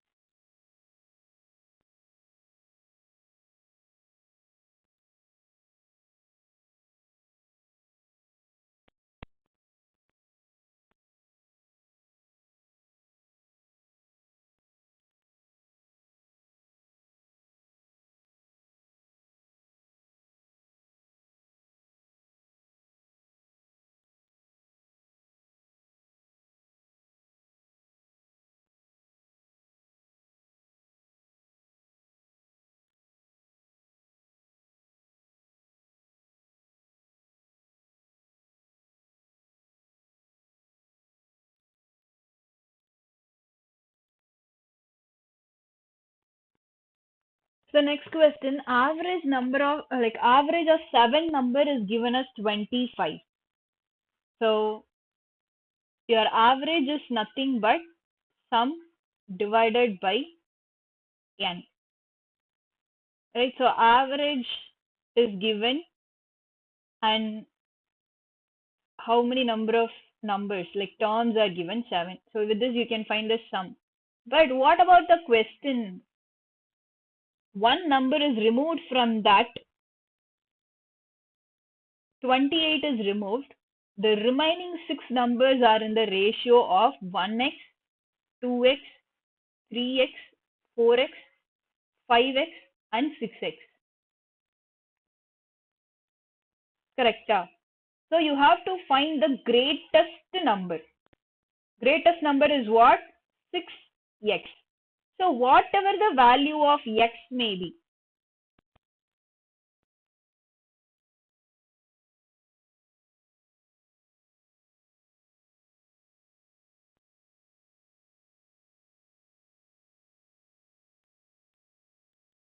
whatever the value of x may be, you no need to find that. Actually, it is not needed here. This number will be multiple of 2. Whatever the number will be multiple of 2.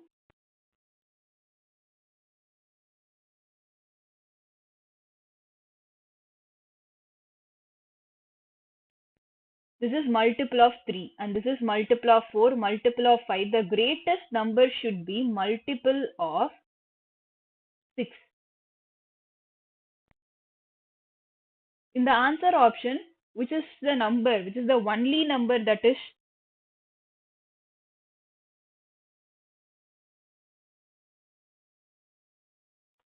multiple of 6, it is 42. Very good.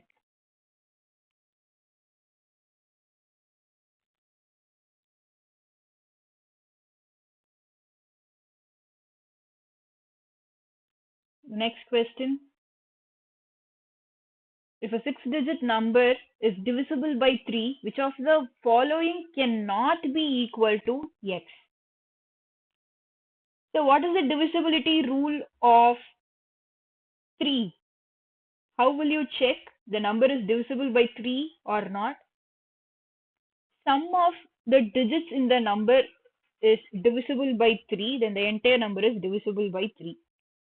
1 plus 4, 5 plus 5, 10 plus 7, 17 plus x plus 9. So which this sum should be divisible by 3. Which possible value of x can not satisfy this condition is the question.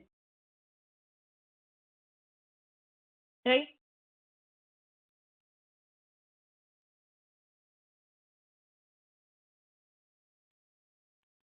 26 plus 1. 27 will satisfy this condition. X value is equal to 1 will satisfy the condition. So x value can be 1. The question is cannot be. Right. So 26 plus 4, 30 divided by 3 will also satisfy the condition. This cannot be the number. So 26 plus 7, 33 divided by 3 will also satisfy the condition. So this cannot be the answer. 26 plus 5 divided by 3. So 31 is not divisible by 3. X value can never be 5 in this case. That is what the question. Which of the following cannot be the value of x?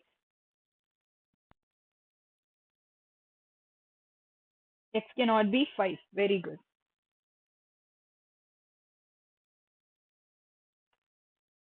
The next question.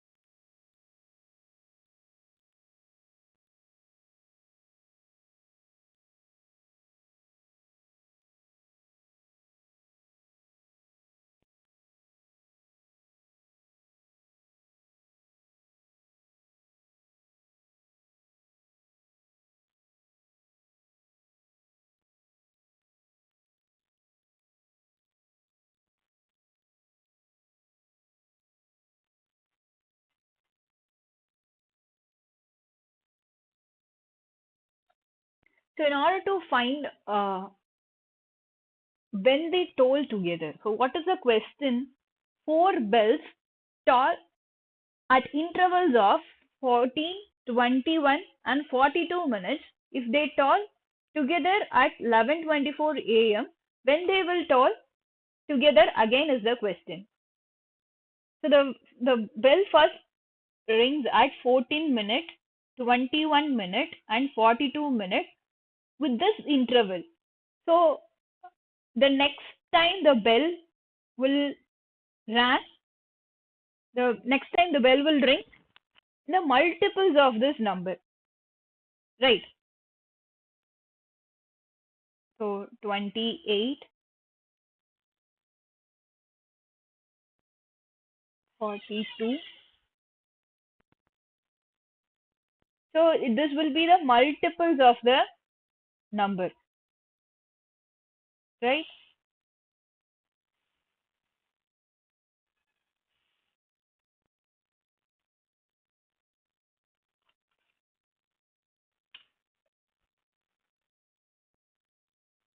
So you have to find the LCM.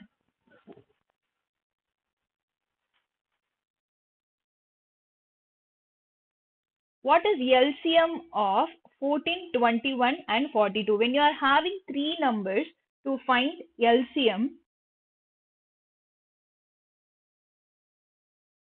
you can use the same shortcut that we are having for finding LCM of two numbers.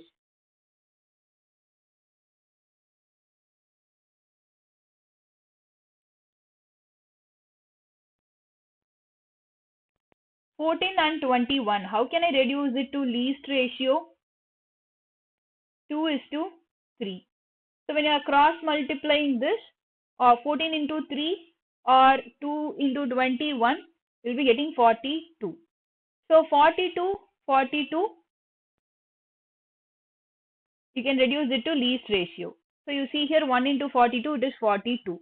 You no need to write these multiples of the number. You see the common multiple, that too least common multiple is 42 itself. Every time you no need to write the multiples of the number.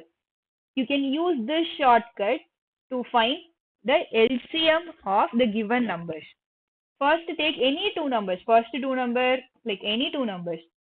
Reduce it to least ratio, cross multiply the number. This is LCM of 14 and 21. LCM of first two number and the third number. This is first number, this is second number, and this is the third number, right? LCM of first two number and the third number. Reducing it to least ratio, cross multiplying it, you will be getting 42. So after 11:24, 42 minutes after the bell will ring together. So by 12:06 p.m. What is 42 minutes after 11:24? It is 12:06, right?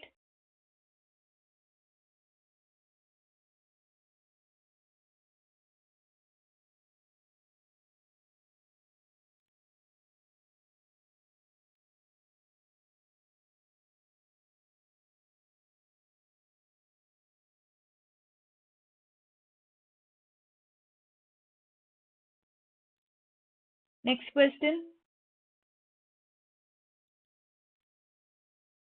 Ratio of two number is given. By what percentage the second number is greater than first number is the question.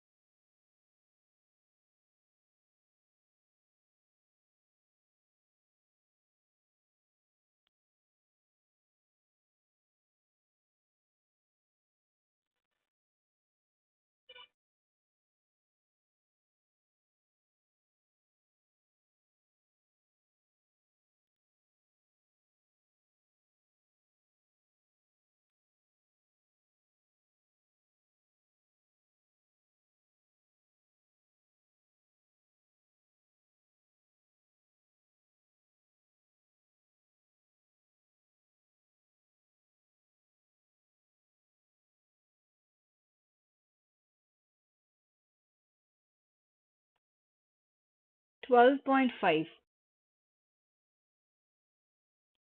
Very good, huh?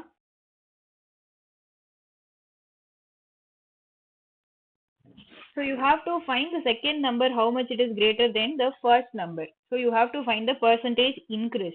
We know the difference.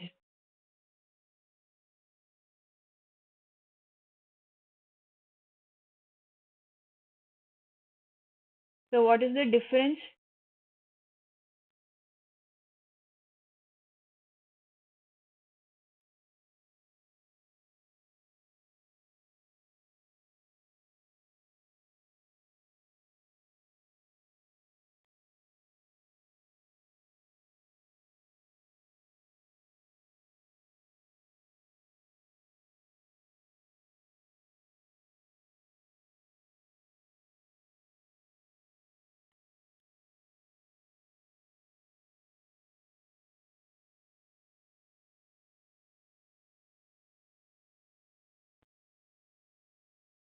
So first of all, when it is 4 by 5 to 9 by 10, you can reduce this numbers like 8 is to 9. So this is 8x and this is 9x. What is the difference? 8x, 9x, difference 1. Something is increased from 8x to get this 9x. So 8x is the base number into 100. So 1 by 8 is nothing but 12.5 percentage. This is an option A. Very good.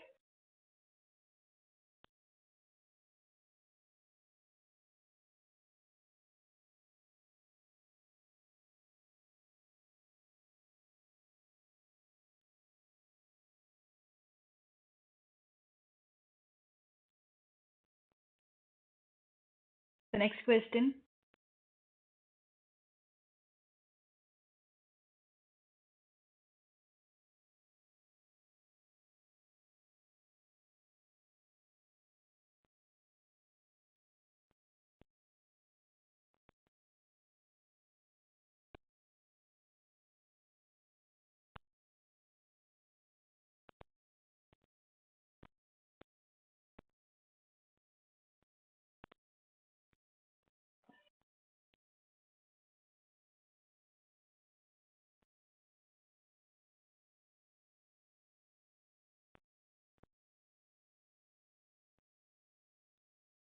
5-digit numbers are formed using 1, 2, 3, 4, 5 without repetition. The probability that a number so formed is divisible by both 2 and 3. The divisibility rule of 2 is the unit digit should be 2. Divisibility rule of 3, sum of the digits should be divisible by 3.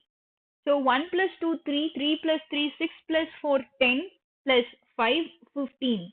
So however you are rearranging the number will be divisible by 3, which means the sum of the digit is divisible by 3. So it is enough to find in how many ways you can get 2 in this last digit. Like that is only one way. The remaining number 1 or 3, sorry, 2 or 4 in two ways, right? So the number can be 1 or 3 or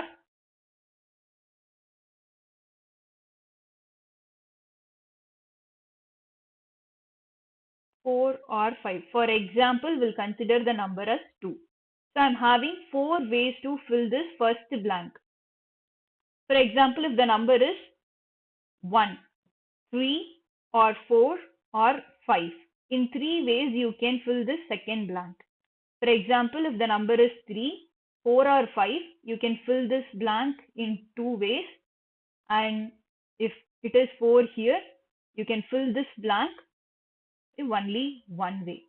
In how many ways you can get the number divisible by 2 and 3?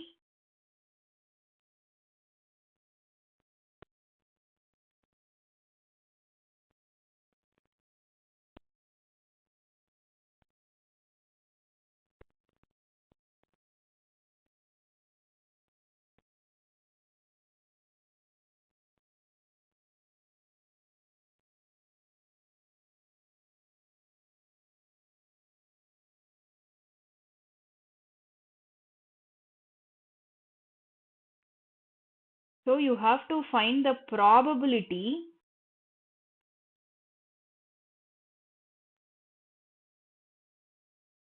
the number divisible by 2 and the number divisible by 3. Right.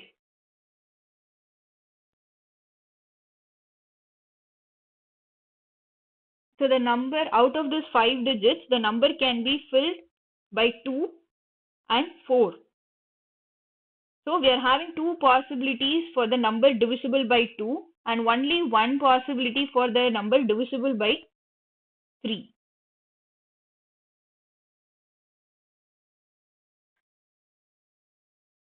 The total two ways. This is my favorable event. What is the total event?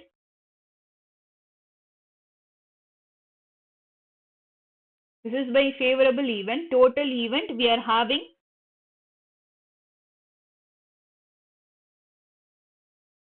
5-digit number. So this is the probability that you can get the number divisible by 2 and 3.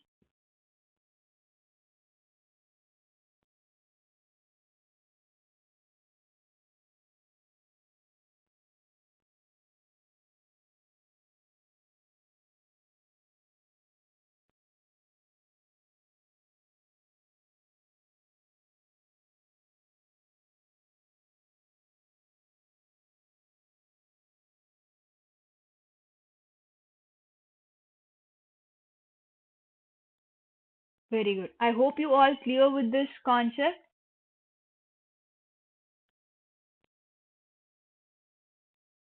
As time's up, we'll wind up the session here. You can go for your lunch. Your second session for logical reasoning question session will start after your lunch. Right? Now we'll wind up the session, this quants concept. I hope you all clear with the concepts that we have discussed today. If you're having any doubts, you can ask me now.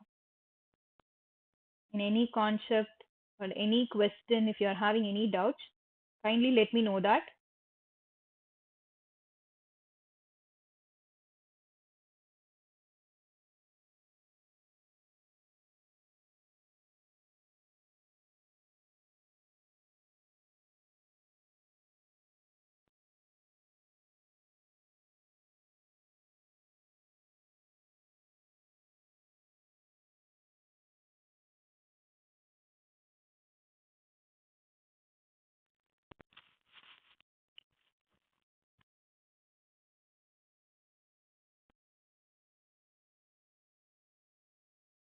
Okay, I think there is no doubt.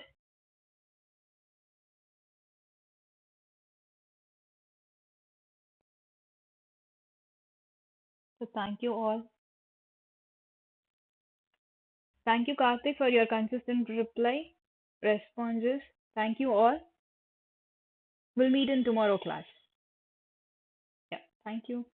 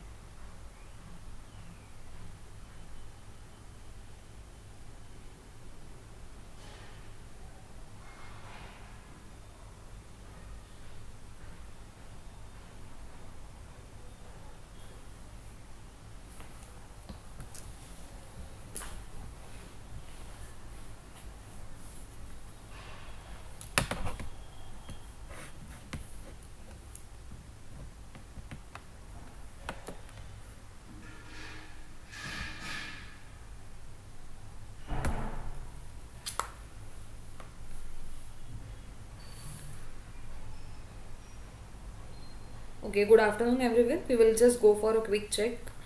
Is my screen visible? You guys can reply in the chat box.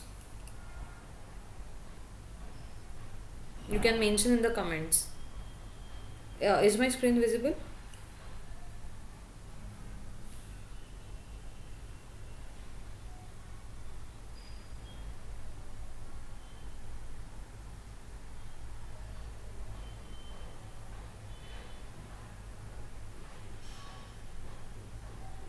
Okay, is my voice is loud and clear?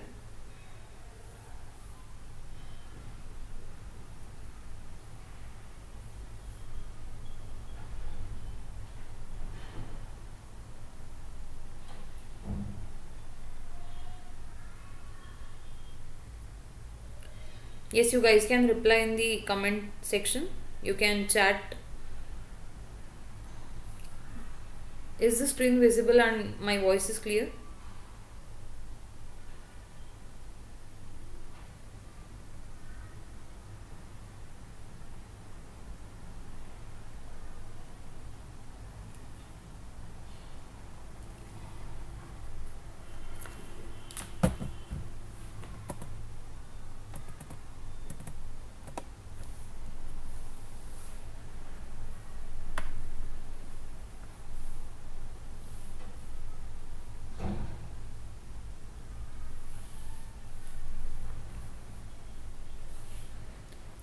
Okay, so welcome to the class of refresher training program. In the previous session, we have already discussed questions based on aptitude topic. So this session is related to a revision session, a kind of revision session based on the topics which are related to logical reasoning. Okay. So one by one we will see the questions based on the topics that are related to logical reasoning part. Fine. So before starting with the session, you have to remember that the session has to be the interactive one, right? You guys can reply the answer in the chat box. The session is not like I'm going to give you the answer for each and every question and I'm the only person who is going to solve the question, right? I'll give you some time to solve the question, then you have to try solving this, and I'm there for you to solve the question, right? If you are not getting the answer, but you have to try at least once to find out the answer. Fine. Okay. So today's session, as I told you earlier also, it is based on logical reasoning part. So once we start with first question, second question, third question, I'll tell you from which topic the question belongs to, so that you can note it down and you can try approaching the question accordingly. So let's begin with first question.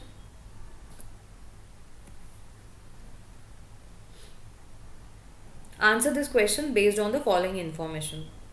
So a question is given to you, a data is given to you, information is given to you. Based on the information, you have to solve the questions. So I'll give you some time to do the arrangement. You have to reply in the chat, okay, what is the arrangement you are getting, and then we will go for questions.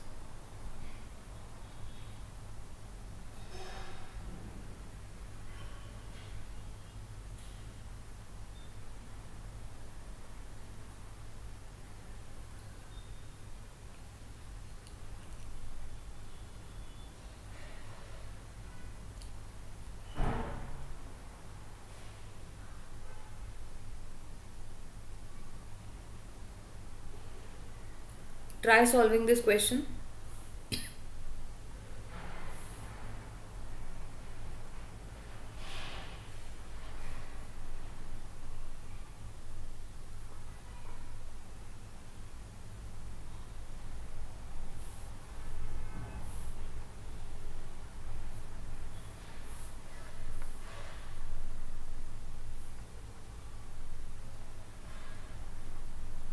So how many friends are there? The data is given as 5 friends: Abhishek, Babu, Chandru, Deepak, Elena are of different weights. There are 5 friends and they are of different weights. Babu is heavier than Deepak, who is heavier than Chandru but lighter than Elena. Who is heavier than Abhishek but lighter than Babu? Question is, who is the heaviest among them? Anyone is getting answer for this?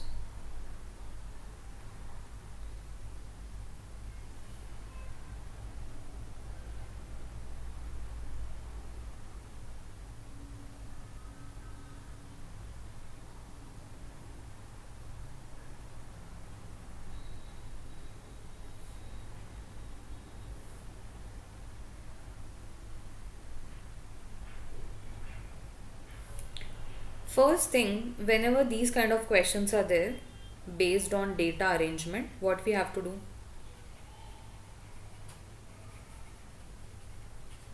First of all, we have to go for arrangement. We have to arrange them in order so that we can solve the questions easily. So, what is the order you are getting over here?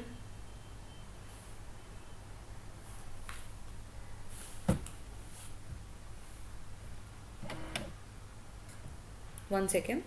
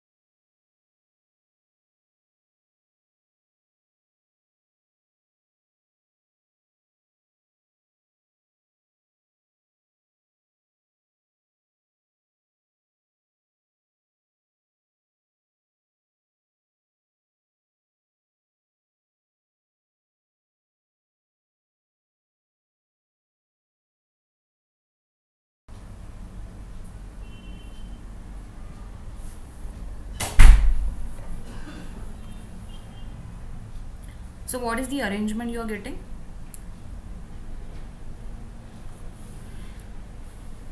Over here, there are different arrangements possible. Why? We will see that. Okay. Babu is heavier than Deepak. Babu is heavier than Deepak. It means Babu is greater than Deepak. Okay, this is the first condition. What is next? Who is heavier than Chandru? This who represents Deepak. Okay, so Deepak is greater than Chandru, but Deepak is less than Elena. The next condition, but lighter than Elena. Who is heavier than Abhishek but lighter than Babu? Elena is heavier than Abhishek. It means E is greater than Abhishek, but E is less than B. Okay, these are the conditions given. Now, based on these conditions, we have to find out the answer. So, what will be the answer? I gave you the arrangement also. I have mentioned the arrangement. B greater than D, D greater than C, D is less than E, E greater than A, E is less than B. So first thing what we have to do is finding the arrangement. So first one will be B for sure. Why? Because E is greater than D, D greater than C, D is less than E, E greater than A, E is less than B. It means the heaviest one will be B. Okay. Then after B, E should be present, that is Elena. Then D. D is less than E. D is greater than C. So after D, C will be there and only one will be left, that is A. But we cannot say that this is the only arrangement. Why? Why it is not possible to have only one arrangement? Because we don't know the order of A. A is the only thing which is given for A is E is greater than A. But there is no relation between C or between D which is related to A. So what I'll do, I'll go for the possibilities. Data arrangement topic is all about possibility. You cannot go for a single arrangement. Okay. So after B, I'll write E. Then as I don't know the place for A, I'll write A. And I know that D is greater than C. Okay. Next is B, E, then D, A and C. Correct? All the conditions are satisfied over here. Correct? B, E, D, A, C. So who among the following is highest, heaviest? Okay, so what will be the answer? Babu is the correct answer. Yes, Venkat. If you consider first, second or any arrangement given here, the only person who is the heaviest one is Babu. So I hope first question is clear. Shall we go for next? Okay. Who among the following can be the lightest person? Who among the following can be the lightest person? Check which one will be the lightest one.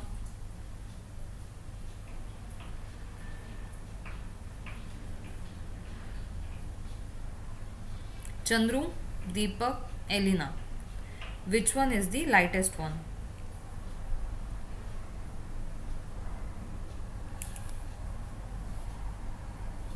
I'll write down the arrangement again for you over here.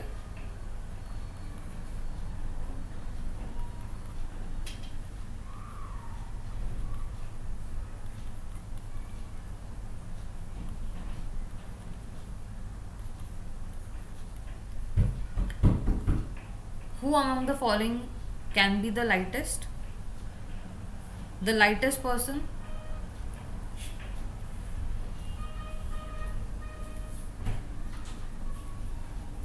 The lightest person over here will be what?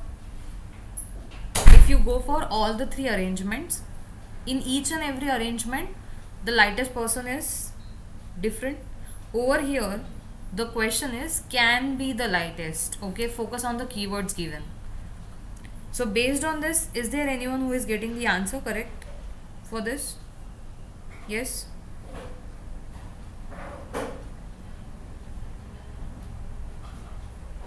What will be the answer for this?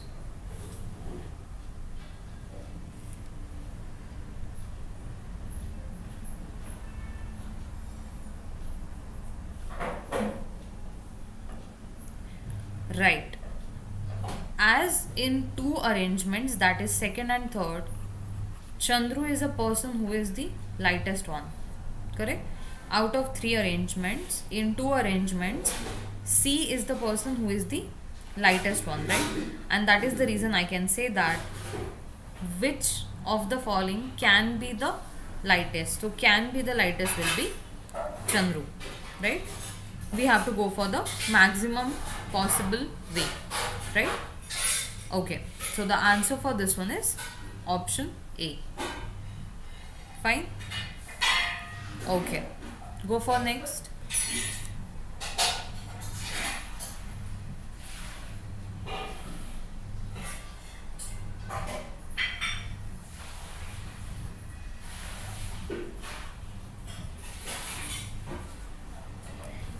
The question is, what is the maximum number of people who can be heavier than Abhishek?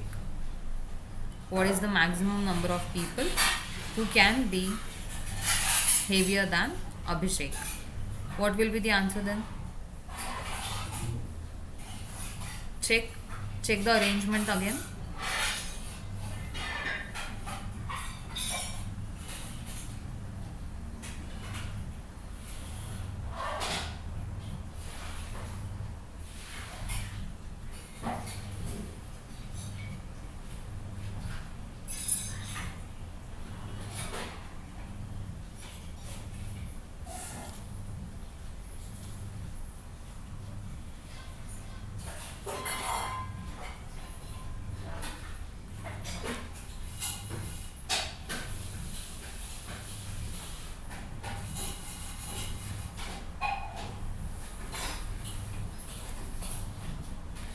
You can see the arrangements given over here.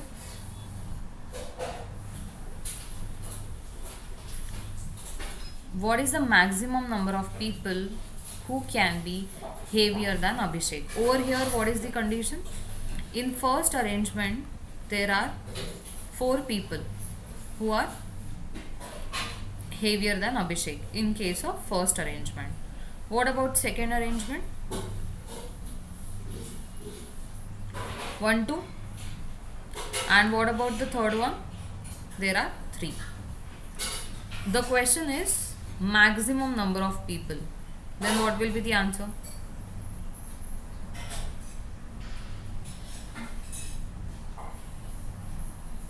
If they are saying that maximum number of people, it is there related to first arrangement, which is 4. Okay, so what will be the answer for this question? Answer will be 4. Any doubt in first question? First 3 questions? Yeah, correct, Karthik. 4 is the correct answer. Okay, try to solve next. I'll wait for the answer. You guys try to solve based on the arrangements that we have already discussed. If the friends are ranked according to their weights, which of the following pairs will definitely get consecutive ranks? Consecutive means one after the other. Try solving this.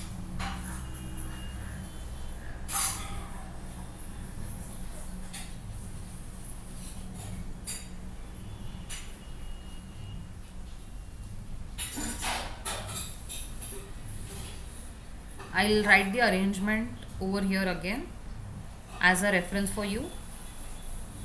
D and E, okay.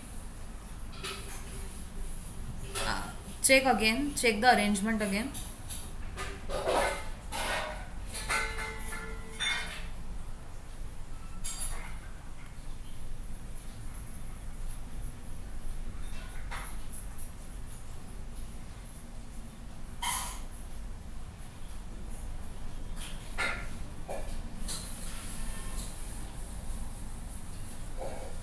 Are you sure it is D and E?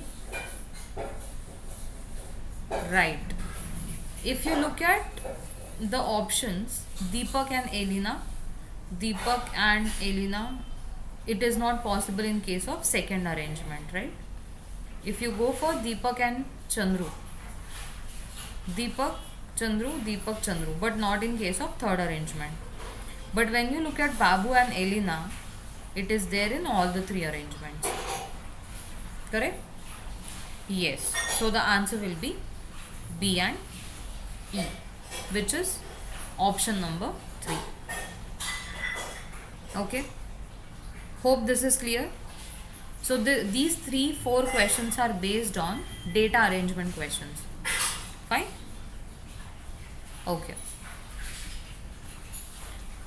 Then let's go for the next question, which is related to blood relations. Okay, I'll give you time to solve.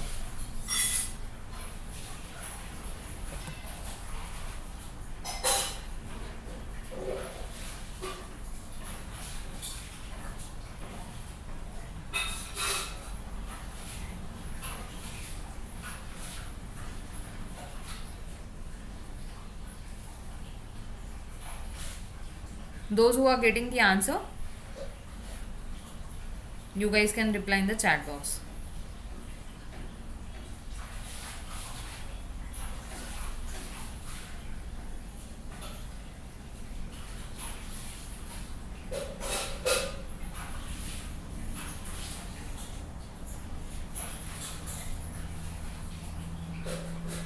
How is Vijay's elder brother's mother's sister's daughter's maternal aunt's daughter related to him?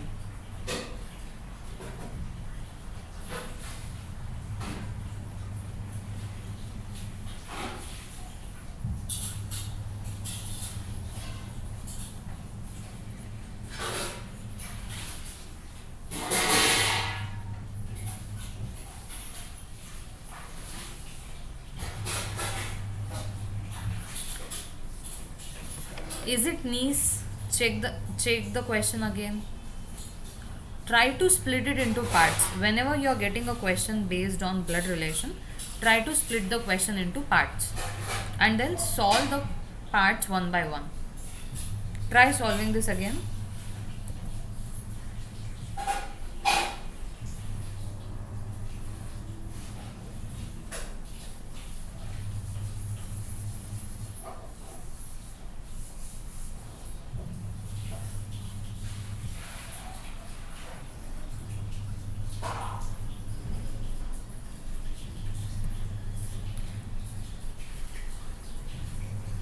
Okay, as I told you, split it into parts and then try to find out the answer. So first thing will be Vijay's elder brother's mother. How that person related to Vijay? Vijay elder brother's mother. Definitely it will be Vijay's mother, right? Okay. Now the second thing is Vijay's mother's sister. Vijay's mother's sister will be related to Vijay in which relation? How it is related? Vijay's mother's sister will be Vijay's aunt. Okay.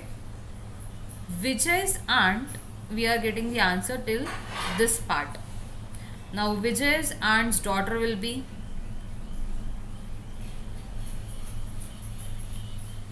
Vijay's cousin.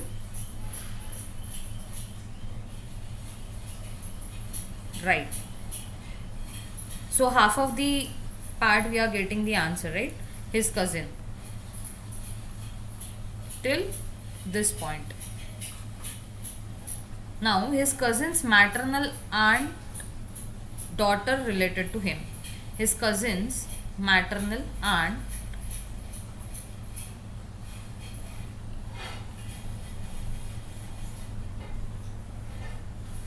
aunt's daughter. Okay. But first thing, as I told you, related to the possibilities, right? Yes. Karthik, it may be sister if you are going for only one approach. His cousin's maternal aunt's daughter. His cousin's maternal aunt will be either his mother or maybe his mother is having one more sister. So I cannot surely say that maternal aunt means only his mother. It can be, that person can be his aunt.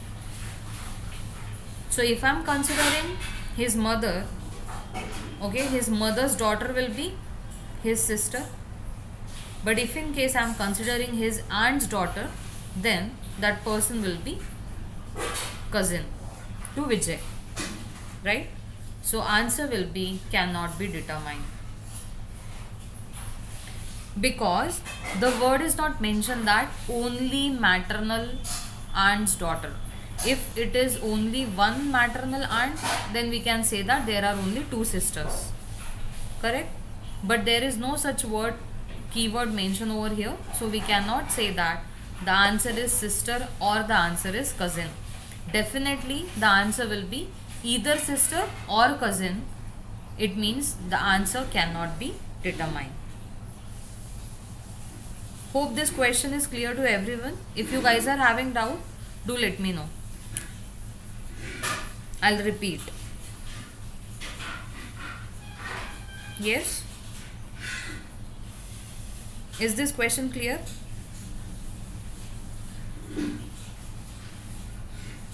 Or shall I repeat?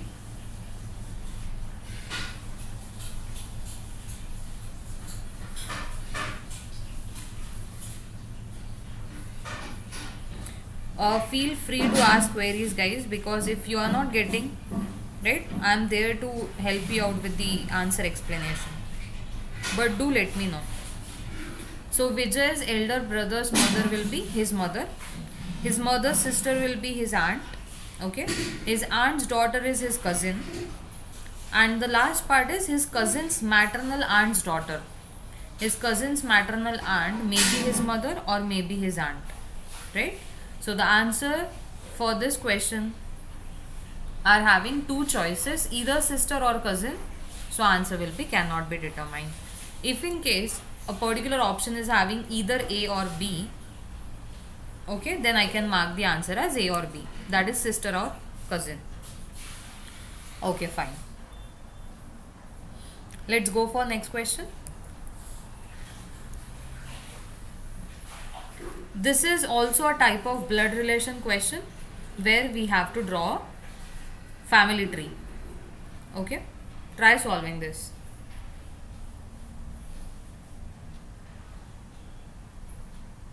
The question is, answer this question based on the following information. In a family of 6 members with 2 fathers and 3 brothers, Cindy is the sister of Farah. Benny is brother of Elliot's husband. And Duncan is the father of Andy and grandfather of Farah. You have to draw a family tree in order to solve this question.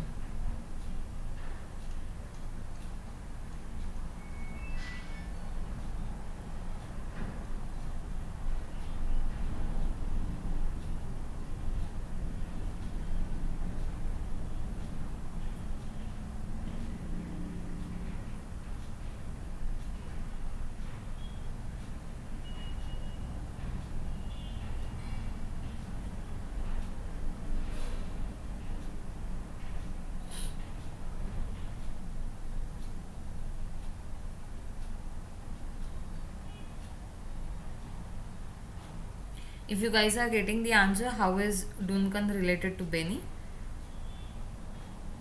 You can reply in the chat, okay?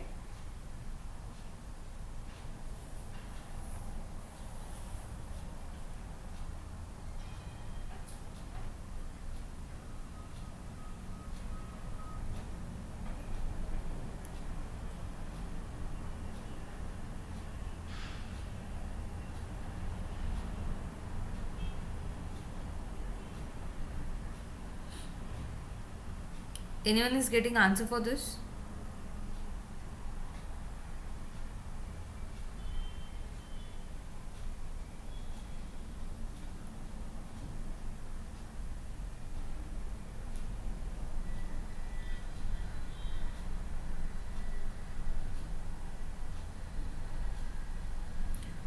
Okay, you guys try to solve this question. Before that, I'll tell you some kind of shortcut trick you can say in order to solve the questions based on family tree. So almost people, they will be solving blood relation question by assuming their relation, their relatives, in order to get the conclusion, right? But rather than doing that, what we can do is we can go for the symbolic representation. We can use the symbols for different people based on the gender and based on the relation they have, right? So that it will be easy for us to find out the answer. So please note it down. For female, we can use a circle. For male, we can go for a square.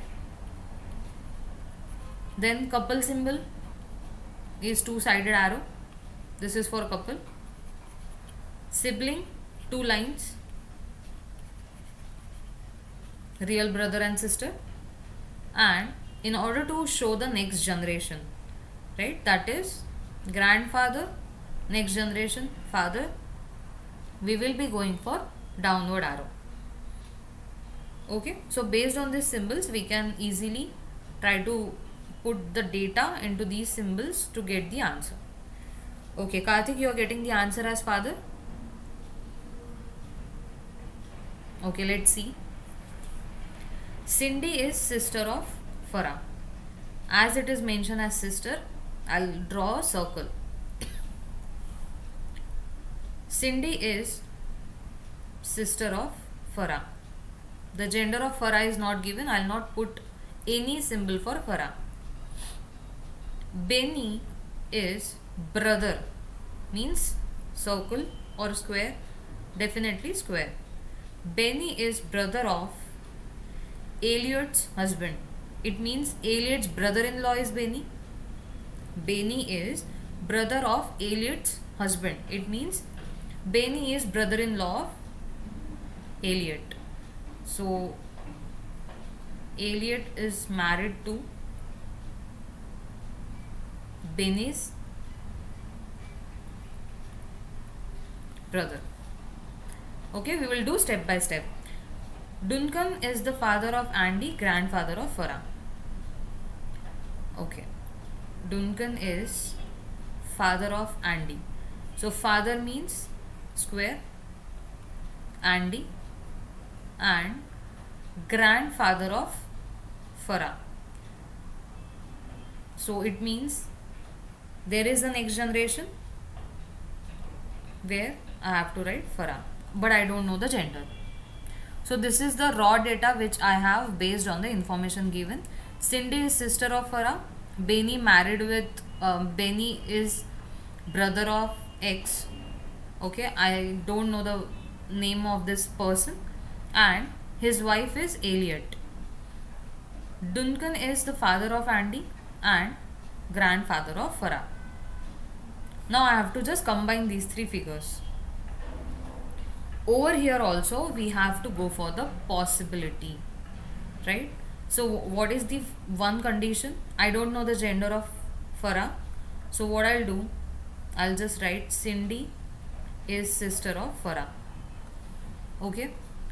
Over here I don't know the person name for Elliot husband. What I'll do, either I can place this over here. Andy will be the husband of Elliot, or there will be a condition that Benny, his brother is Duncan, okay, and Duncan wife is Elliot. He is father of Andy and grandfather of Farah. Okay, so these are the two possibilities I have, first and second. Now what is the condition? In a family of 6 members, there are total 2 fathers and 3 brothers. If you look at Duncan and Andy, they are the fathers. So 2 fathers condition is true in both the arrangements. 3 brothers, B, D, and F will also be brother. Why? Because there are 3 brothers given. So B and Andy, they are brothers, and Farah will also be a brother. Correct? So these are the 2 arrangements you are getting. Question is, how is Duncan related to Benny? If you go for first arrangement, Duncan and Benny, they are siblings. Correct? But when you are going for the second arrangement, then what is the condition? Benny and Duncan.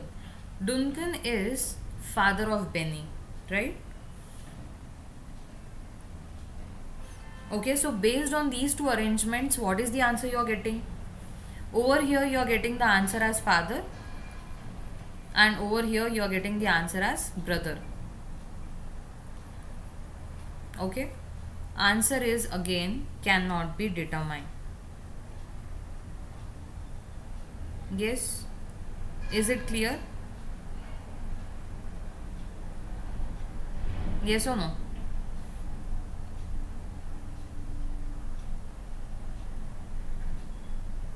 So what we have to do first? Go for the symbolic representation. Remember this concept: female, male, couple, sibling, and downward arrow for next generation. Okay. So Cindy, sister of Farah, Benny's brother is married to Elliot, and Duncan is father of Andy, grandfather of Farah. So next generation symbol I have to draw. But I don't know this person married with Elliot. So either I can place it over here or I can place it over here. So that is the reason I am getting two arrangements. So in one arrangement, Duncan is the father, and second arrangement, Duncan is the brother of Benny. Hope both the arrangements are clear. See, as I told you earlier, be interactive. You guys can mention in the chat box whether it is clear or not, so that I can go for next question.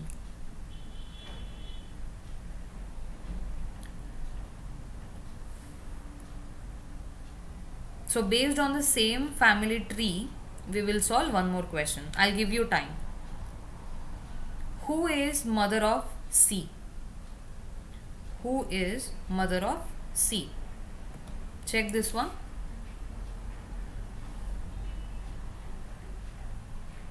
And try to tell the answer based on the arrangement.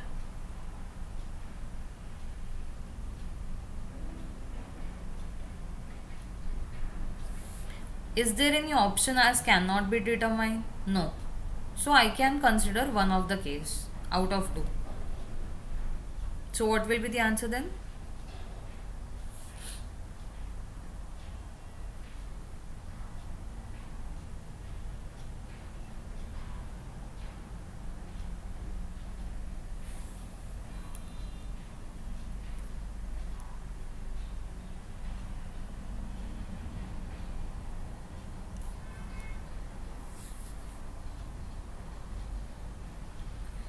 Definitely the answer will be Elliot. Okay. Who is the mother of C? C's father is Andy, and Andy is married with Elliot. Okay. Because I cannot consider this condition, right? There is no symbol or there is no data given for mother in case of this arrangement.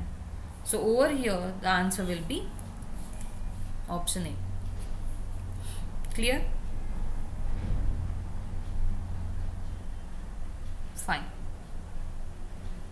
Third. Now extra information is given. Focus on the information and try to solve this.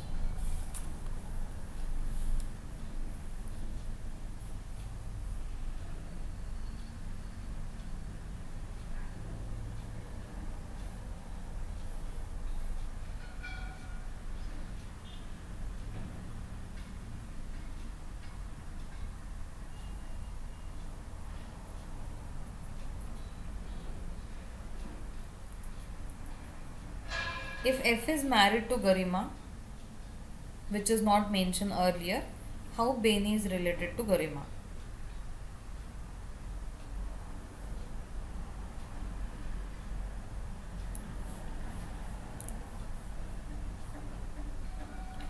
So draw the arrangement again.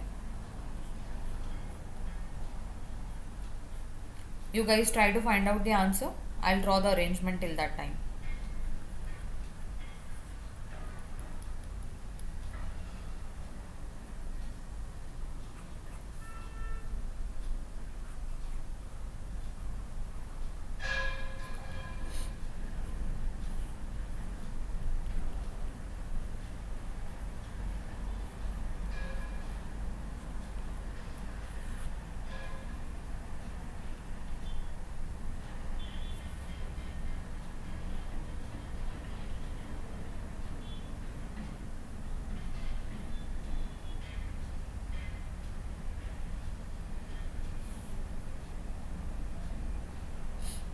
Yeah. Anyone getting the answer for this? If Farah and Garima, they are married couple, how is Benny related to Garima? If Andy is father-in-law of Garima, Garima's husband's father is Andy. If Andy is father-in-law, then Andy's brother will also be father-in-law to Garima, which is not mentioned in the options given, right? So because of this, the answer will be none of these. Okay.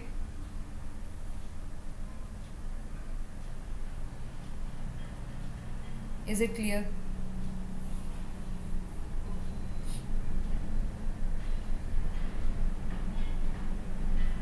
Farah is married with Garima. Then how is Beni related to Garima? Farah's father is Andy, Andy's brother is Beni. So same relation which Andy is having, which is father-in-law, the same relation will go for Beni also. Okay. Next.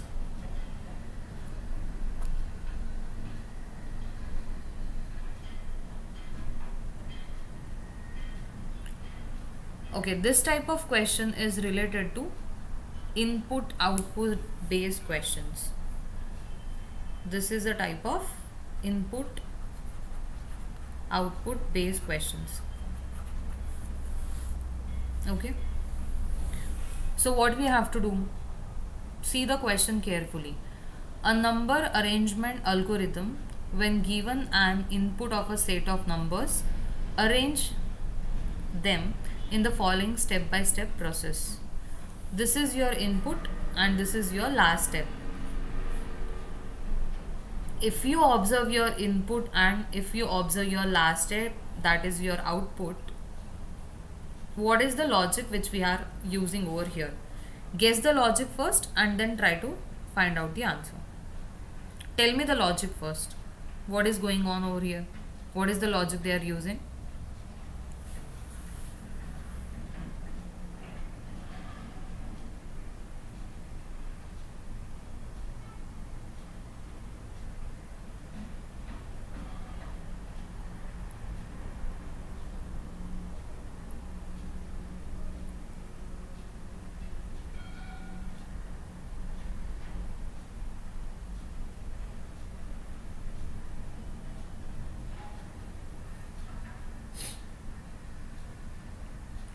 21, 33, 47, 11, 38, 55, 69, 42. If you look at step number 1, what is happening in step number 1? Sorting in decreasing order. Superb, Karthik. Everyone getting this logic? If you look at the last step, the numbers are arranged in decreasing order, correct? But how the sorting method is working over here, right? That we will see. The first step is given to you as, what is the largest number from this input? 69, correct? So you will write 69 as the first term, correct? If you are replacing 69 from this position, I'll number them 1, 2, 3, 4, 5, 6, 7, 8. So 7th position becomes first. So first position will be replaced by 7th. So you have to shift 21 to the position where you are taking the largest number. Is it clear?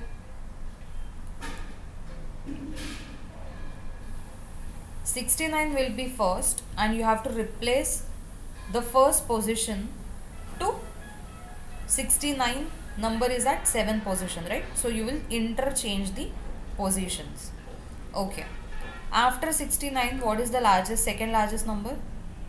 55. Correct? So instead of 55, which number you will put? Right. 6th position replace with second, second replace with 6. So 69, 55, 47, 11, 38. Instead of 55, I will go for 33 over here. Then 21 and 42. Next step will be 69, 55, 47 is as it is, so I don't have to change this part.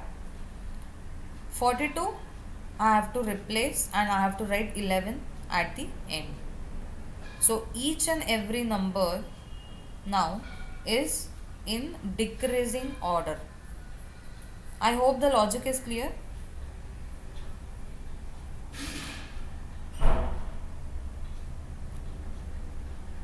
Yeah? Okay. So let's go for the question then. Which of the following step will have the numbers arranged as 72, 65, 54, 40, 35, 23, 9, 10, 19 if its second step was 72, 65, 9, 23, 35, 54, 40, 10 and 19. Try solving this question.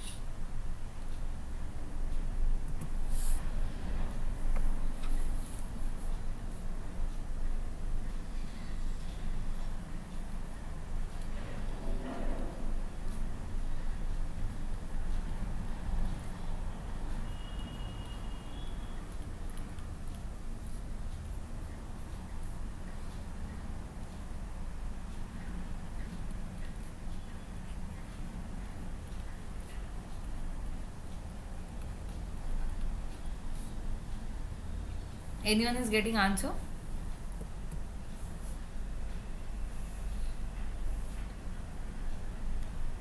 Which of the following steps will have the numbers arranged as the numbers which are given over here? First of all, we'll go for step number 3.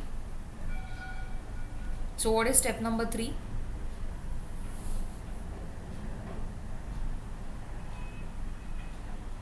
Yes. What is step number 3? 72 I'll write as it is. 65 I'll write as it is. What is the next number? Third largest number will be 54. So I'll interchange the position.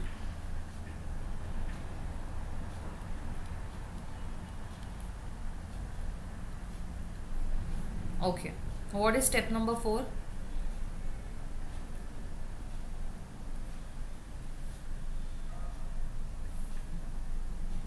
Right. 72, 65, 54. Then I should write 35, correct? Or 40, it should be 40, correct? So I'll be changing these two positions.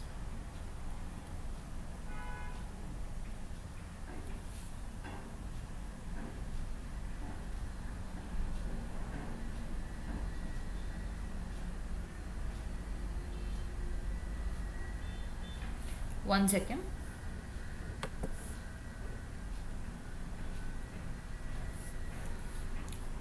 Two numbers we have missed, right? One second. Step number 2 is 72, 65, 9, 23, 35, 54 and 40, 10 and 19. These are the numbers, right? So what will be the step number 3? It will be 72, 65. Okay, you are getting the answer as step 5. Correct, Karthik. Answer is correct. Nice.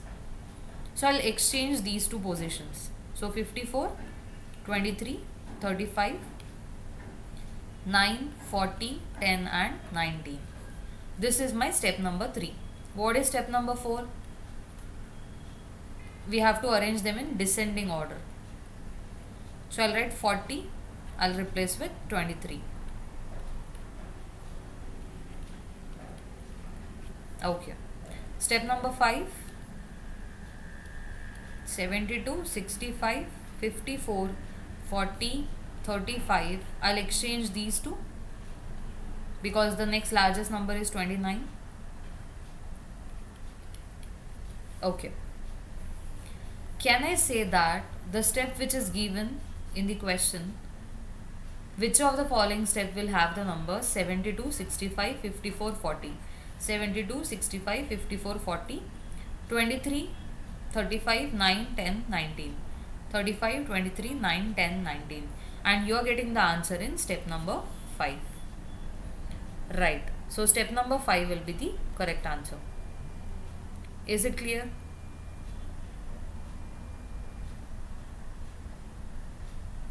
Everyone? How to swap it, how to interchange the position and arrange them in the descending order. This is the logic which is given over here.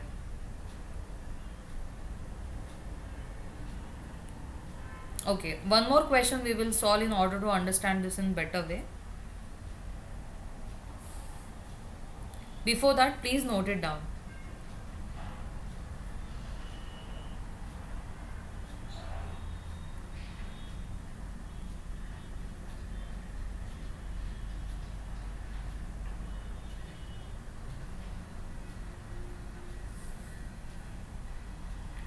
Okay, similar to this logic, we will try to solve one more question.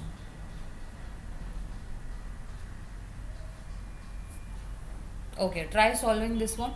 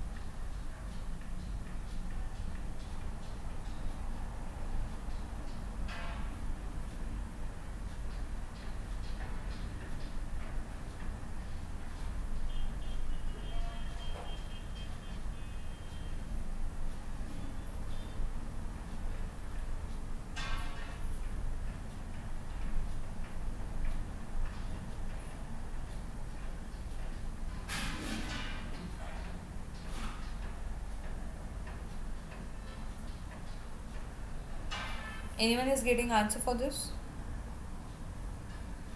3 more steps are required. Okay.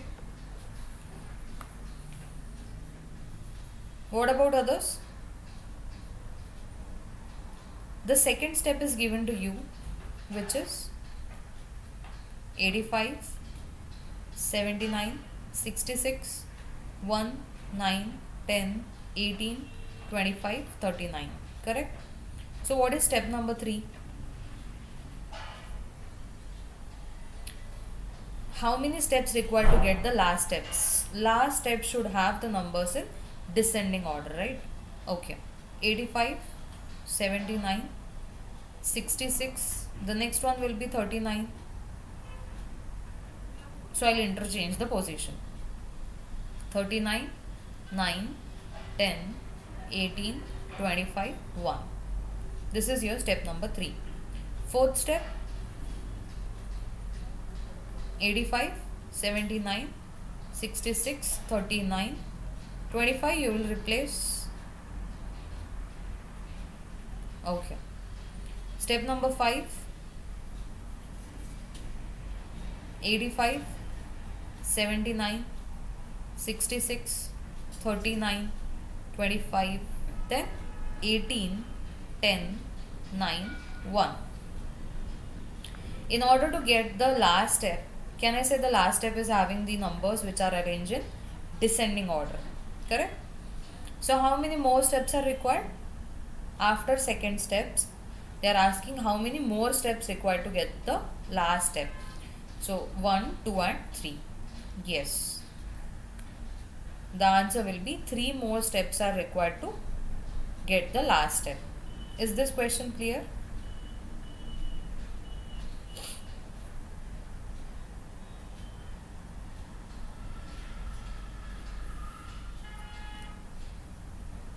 Everyone, is this clear?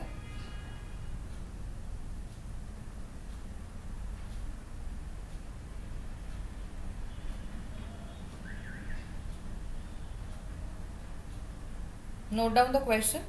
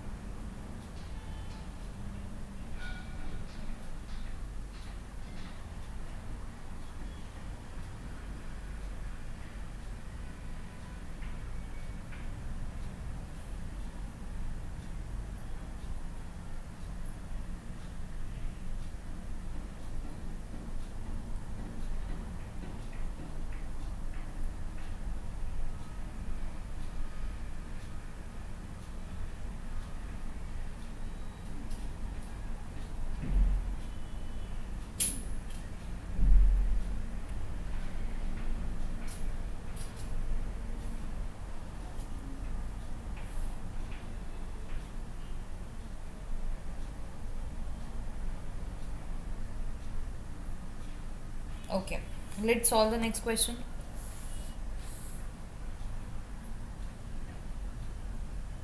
Try solving this question.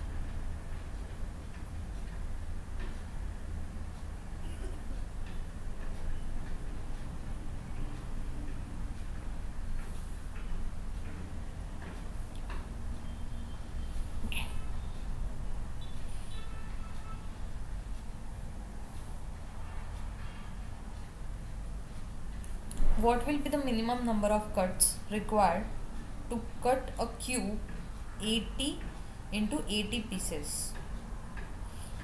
In order to solve this question, let's try to understand what is the relation for cuts and pieces. Let us assume you are having a piece of cake, a square shaped piece of cake.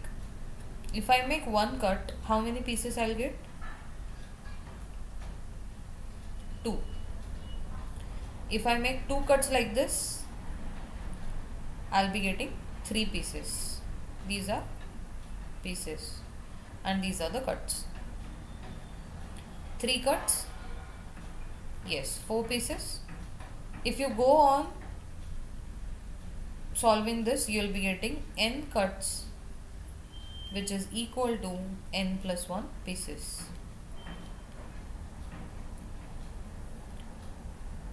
Okay, cube is made up of length, breadth and height. So we have to go for the possible combination where we will be getting the product as 80. How we'll get the product as 80? Length into breadth into height as 80. And based on that, we will go for number of cuts. So definitely number of cuts will be n and pieces will be n plus 1. One combination I'll tell you, you try to find out the minimum number of cuts by using the combination of 80. I can write 80 as 1 into 1 into 80. So number of cuts will be what? If one number of pieces, 0 cuts plus 0 cuts plus 79 cuts. So total number of cuts for this combination 79. I need to find out the minimum cuts. This is the maximum cuts. Okay. Go for the combinations. 9 is the answer. Okay.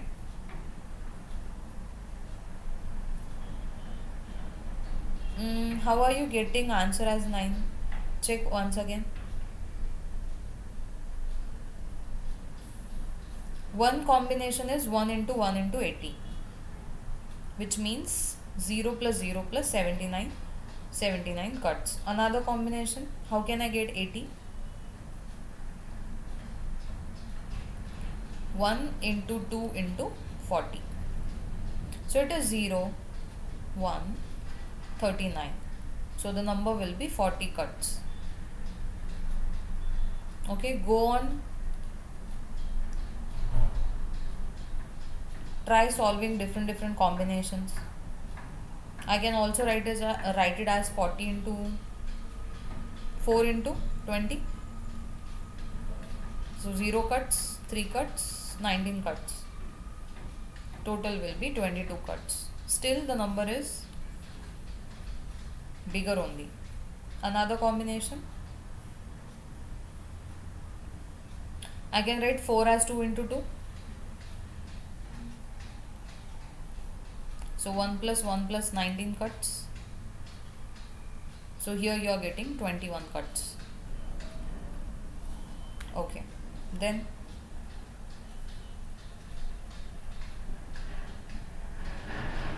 I can even write it as 1 into 8 into 10.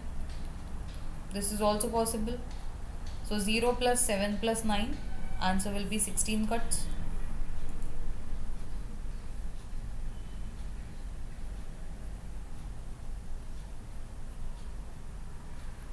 Then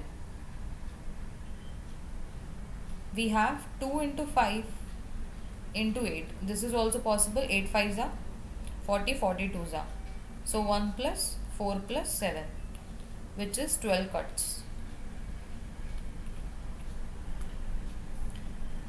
16 into 5 is also 80.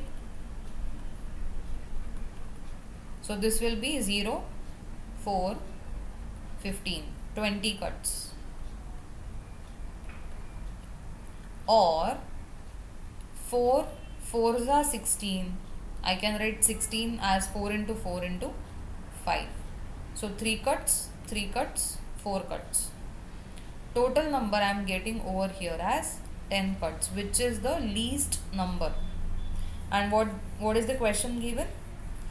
Find what will be the minimum number of cuts required to cut a cube into 80 pieces.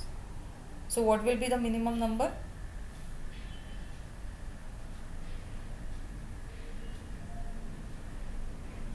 Can I say the answer will be 10 cuts? These many combinations are possible for 80.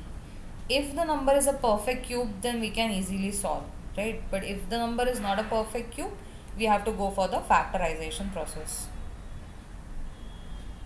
Okay, is this question clear?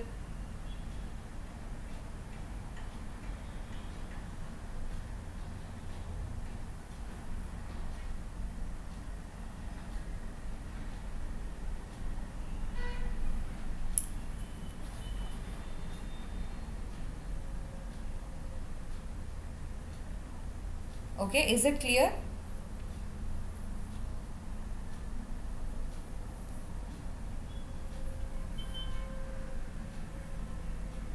Fine.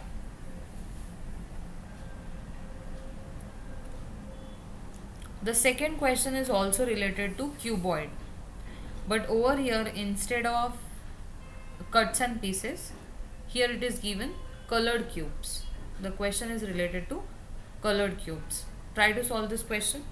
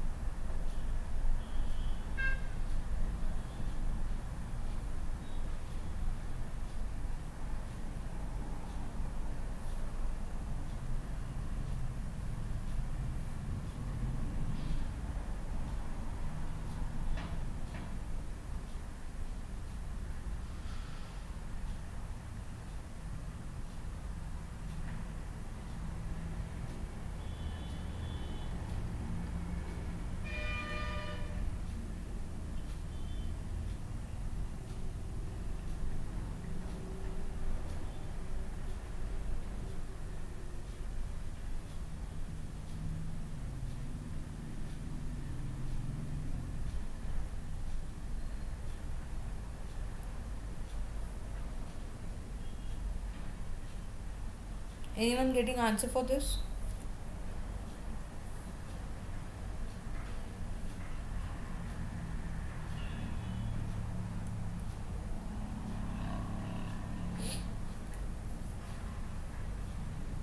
A pair of adjacent faces of a cube is painted black, another pair of adjacent sides with red, and the last adjacent pair with yellow.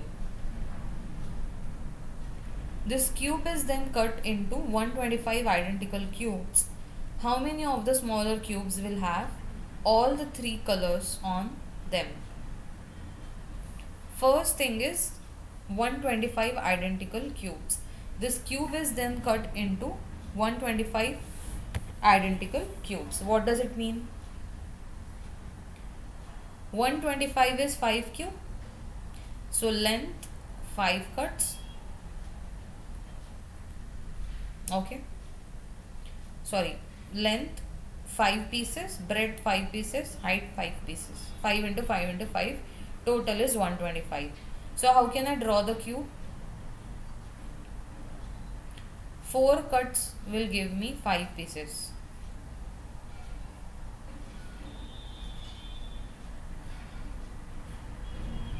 Similarly,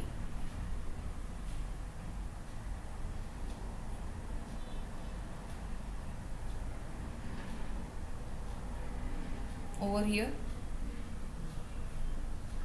1, 2, 3, 4 cuts, and then top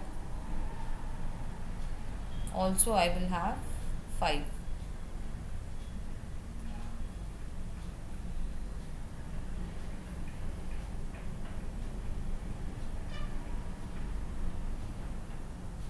Okay, done.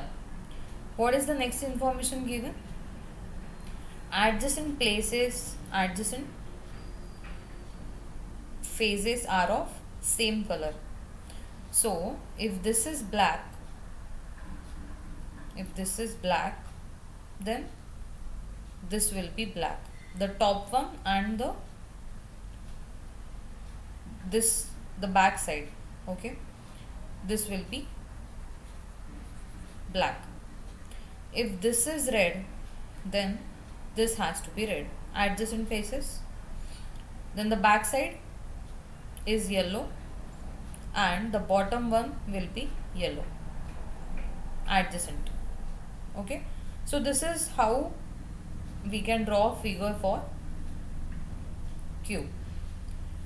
We have three faces painted in black, red and yellow. So these are red faces, the topmost and the side one will be the black one. Yellow will be the back hand side and the bottom side. Correct? Question is, how many smaller cubes will have all the three colors on them? All the three colors on them. Three different color cubes has to be there. How many cubes are having three different colors?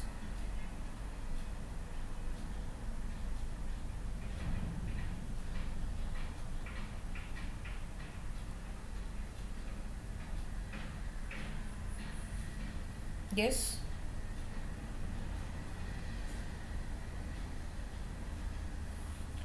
If you look at the corner, this corner and this corner, I'll be getting black, red, yellow. Okay. Similarly, this one will also be black, yellow and red. Black, yellow and red.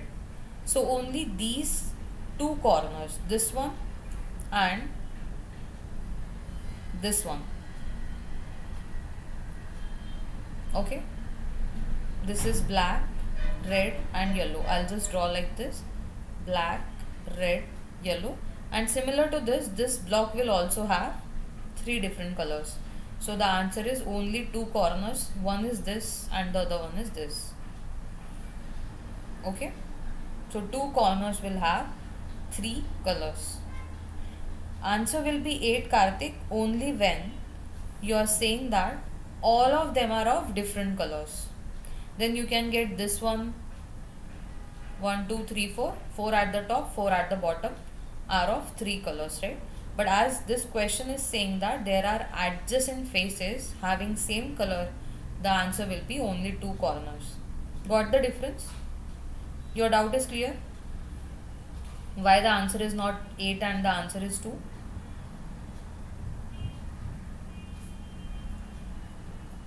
Okay. Let's go for the next.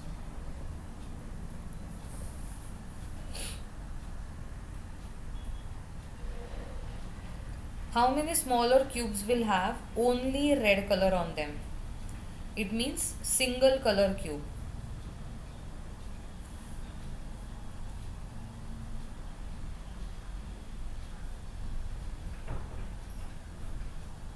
Only red color. I am considering this as red and this as red, correct? In the previous diagram also I have drawn this thing. 1, 2 cuts, 3 and 4.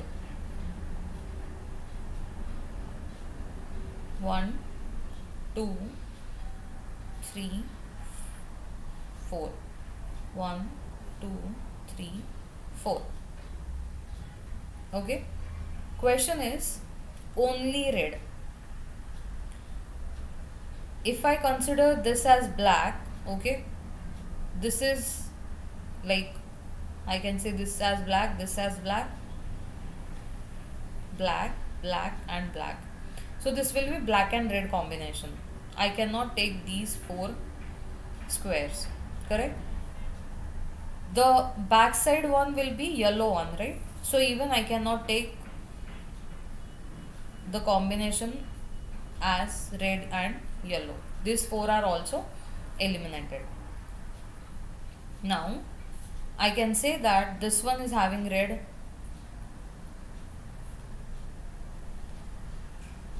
single color, correct? Only red color on them. So first of all, I can consider, okay, this one is also not possible, right? Because these are paired with black, these are paired with yellow. So if I consider this one Okay.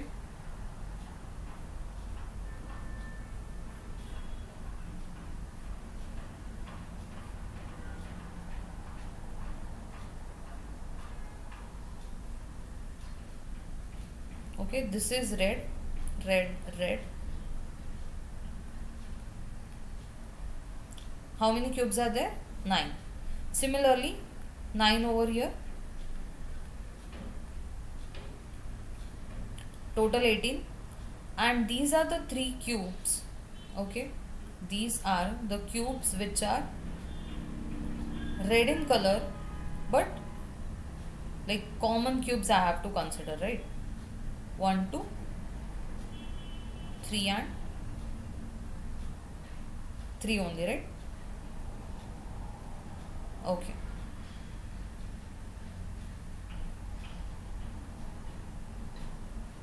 So 9, 9, 18 plus these 3 in which are there in the middle. These 3. 1, 2, 3. Okay.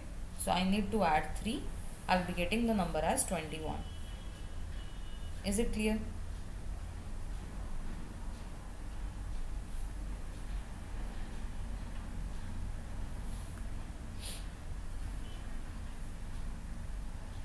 Yes, is this question clear?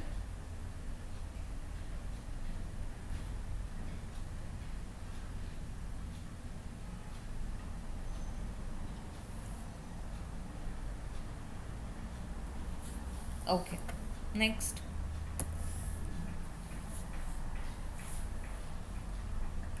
How many smaller cubes do not have any color on them?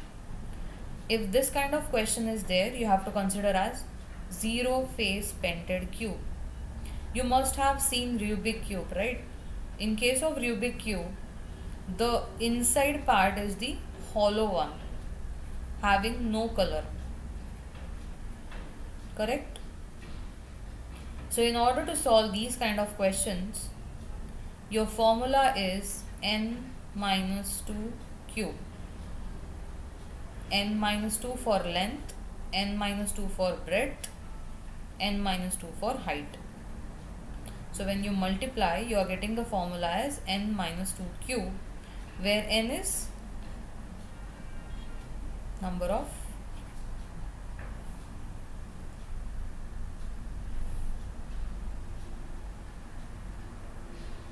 pieces in each dimension.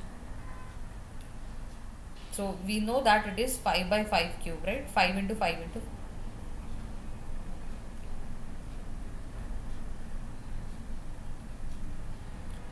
So you are getting 5 length, 5 breadth and 5 as height. N is equal to 5. Just put it in the formula and find out the answer for zero face painted or do not have any color on them. N is equal to 5. So what is the answer? 5 minus 2 the whole cube. 3 cube will be 27. Yes, Karthik. Answer will be 27. What about others? You guys are also getting the answer as 27.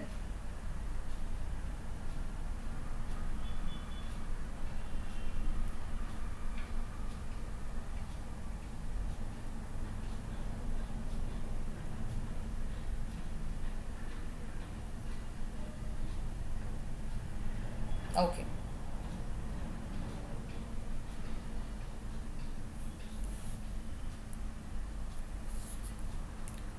Next is related to logical part, coding and decoding, analogy concept. River is related to bank.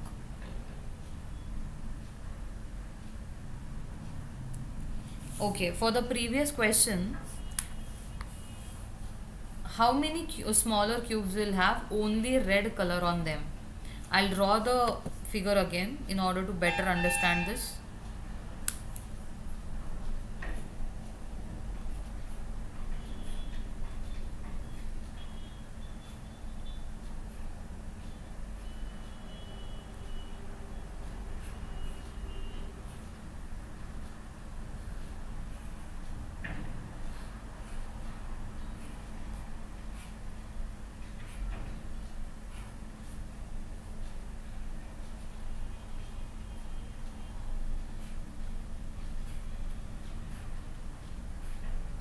Okay. So R, R, R. I cannot consider the last column or last row because they are going to share with yellow or black. Okay. So this row I won't consider. This column I won't consider, and this row also I won't consider. Okay. Next. Similar to this and the last one. Okay. Till this point you are getting the answer as 18, right? Karthik, any doubt till now? 18 is the answer till now? Yes. These are also red color, no? These are also red color cubes. They are saying that we'll have only red color on them. So these are the common three cubes which are having red color. Both the faces painted are red in color. So I have to consider this as one cube, red color and red color. Second one is again this one, and the third one. These are two face painted cube and these are one face painted cube. Single color is red, and over here both the cubes are red in color. That is the reason I am adding +3. Hope your doubt is clear. Yes, there are three common cubes. Correct. Okay.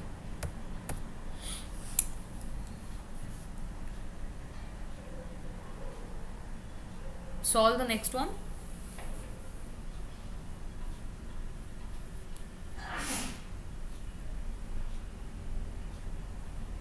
River is related to bank as sea is related to what? Simple analogy question.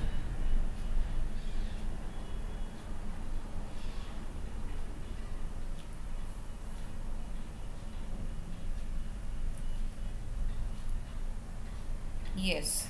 For example, rich and poor. Rich versus poor. Rich antonym is poor. Similarly, long and short. Over here, what is the pair present? The land beside a river is called as bank. The land near the river or the land beside the river is called as bank. The land near the sea or beside the sea is called as coast. Right? So the pair is related to land near the sea is coast, land near the river is bank. Okay.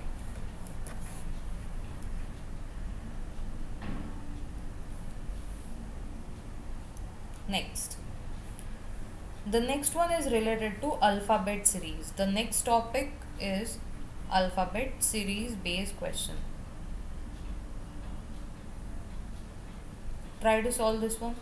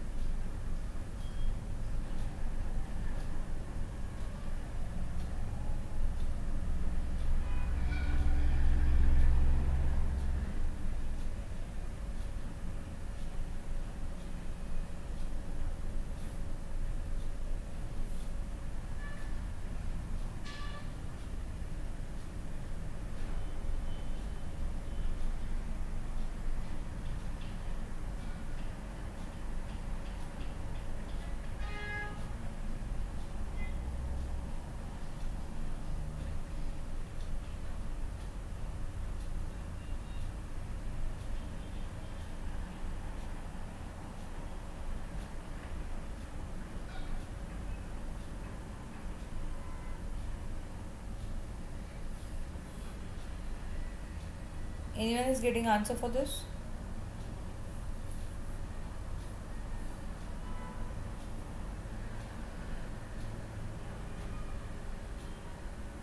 A plus which alphabet is giving you D? D plus which one is H? H plus which one is M? How many letters you are adding in order to get the numbers?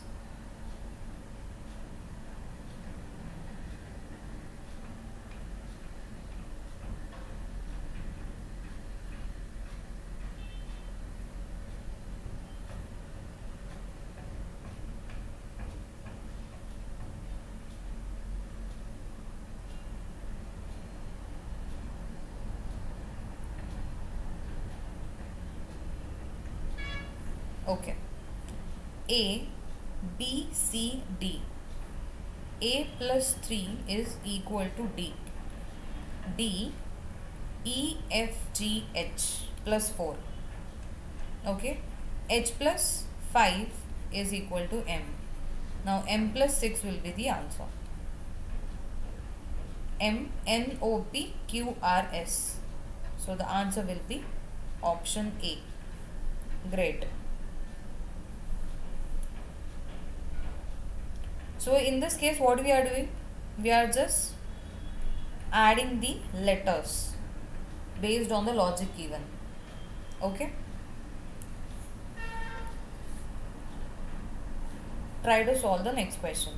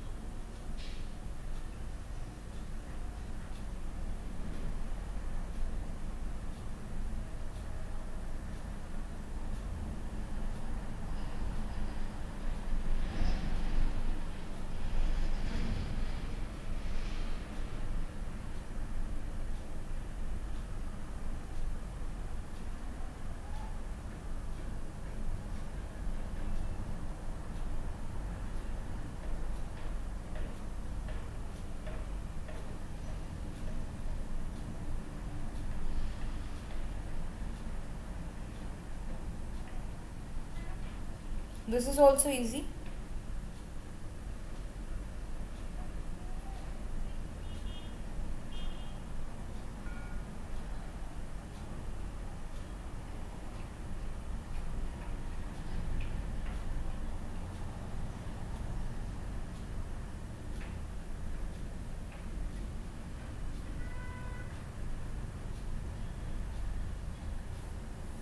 Okay, right.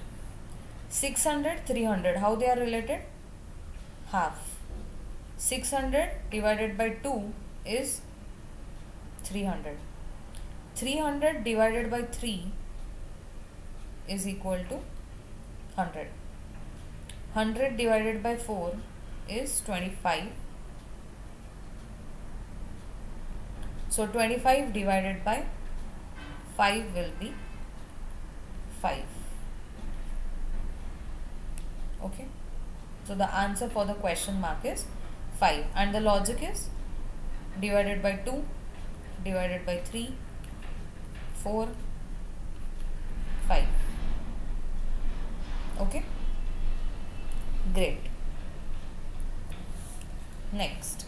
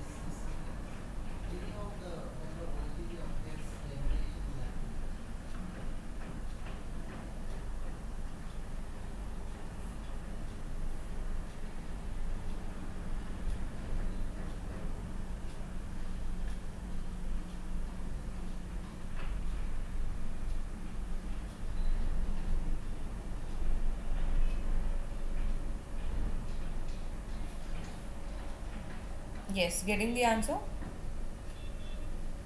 81 is analogous with 27. Then something is analogous with 125. Again, the pair is the question is related to analogy.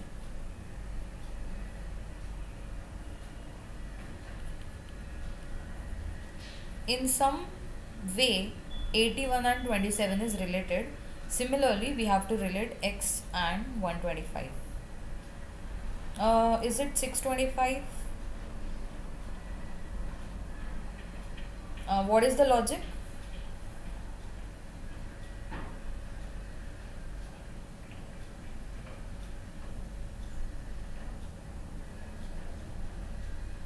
Right.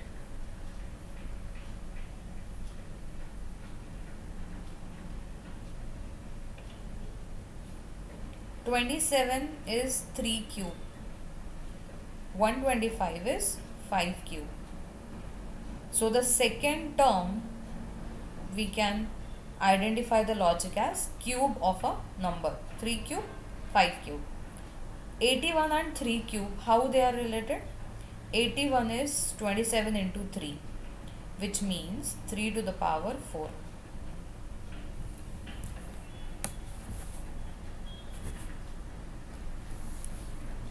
Then what will be the answer for x?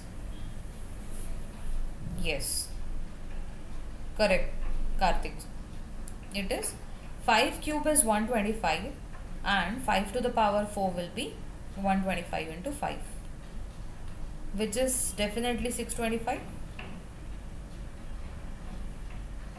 Okay. Everyone understood this question?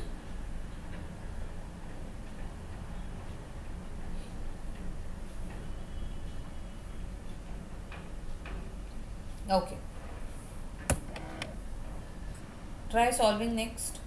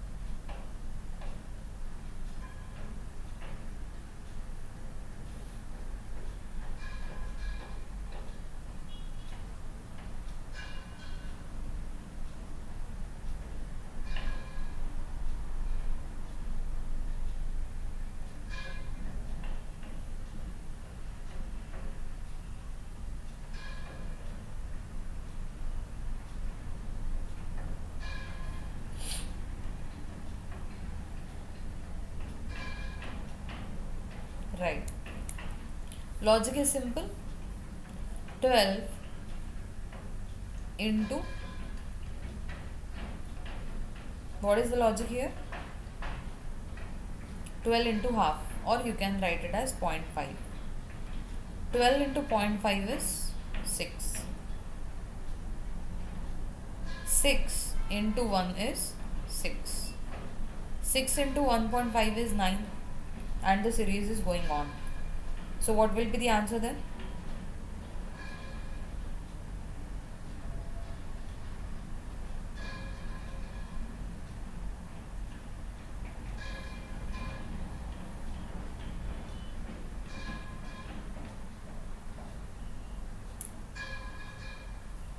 Yes.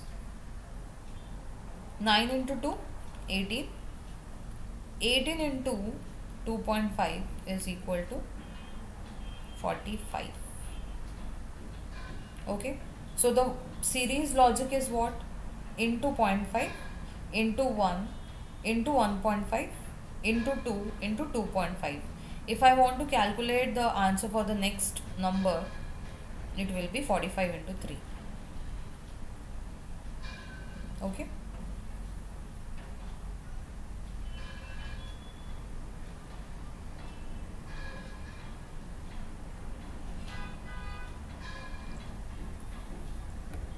Next,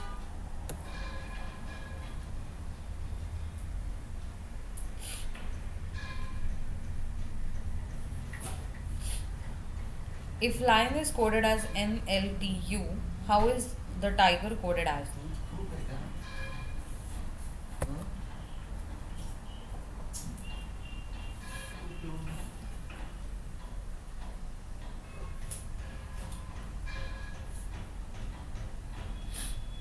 Solve this one.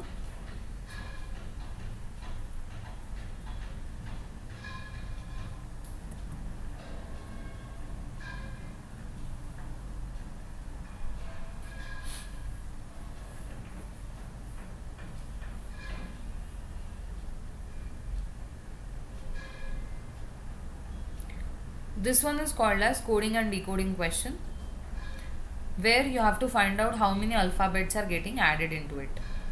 Okay.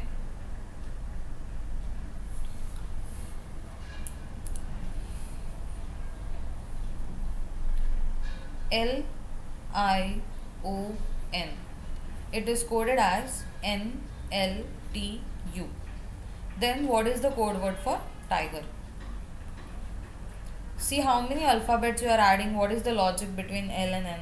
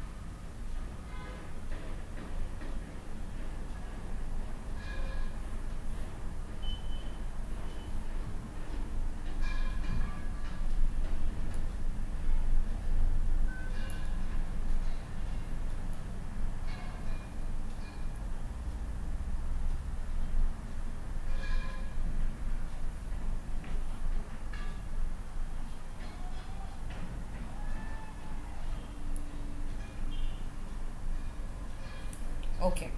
So what is n plus which number will give you n? L M N. Okay. O plus which number is L? I plus which number is L?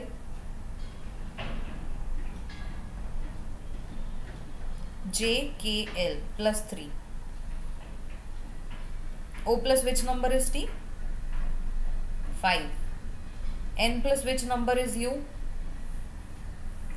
7.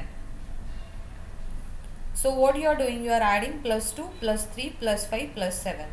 If you look at the numbers carefully, what is the logic you are getting over here?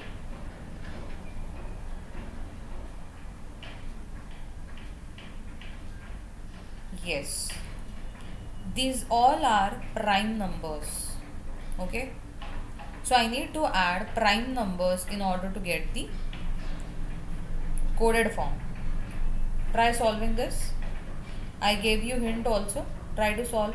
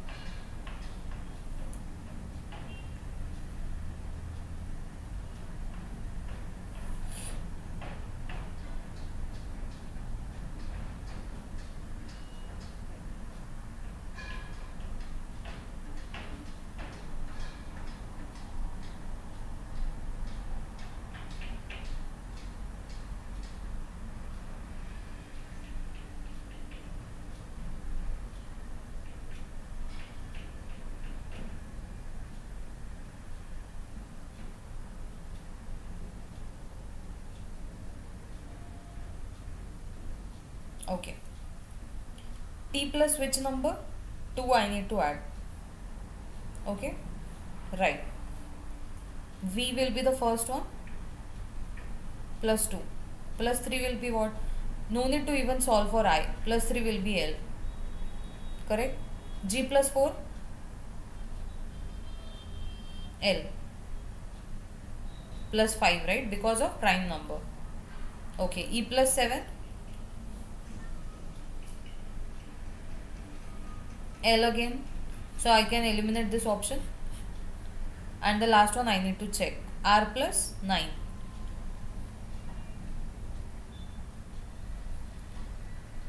R plus 8 is Z. Plus 1 will be A. So what is the answer? Answer option B. V triple L A. 2, 3, 5, 7, 9. 9 is not a odd number, right? 9 is odd number, but 9 is not a prime number. I need a prime number, so I cannot go for 9. I have to go for 11. Right? So answer option will be C. Okay? I have to go for prime number, and 9 is not a prime. 9 is odd. So next prime number after 7 will be 11, and that is the reason answer will be option C. Okay? Next. Try to solve this question. The question is based on direction sense. Try to solve this question.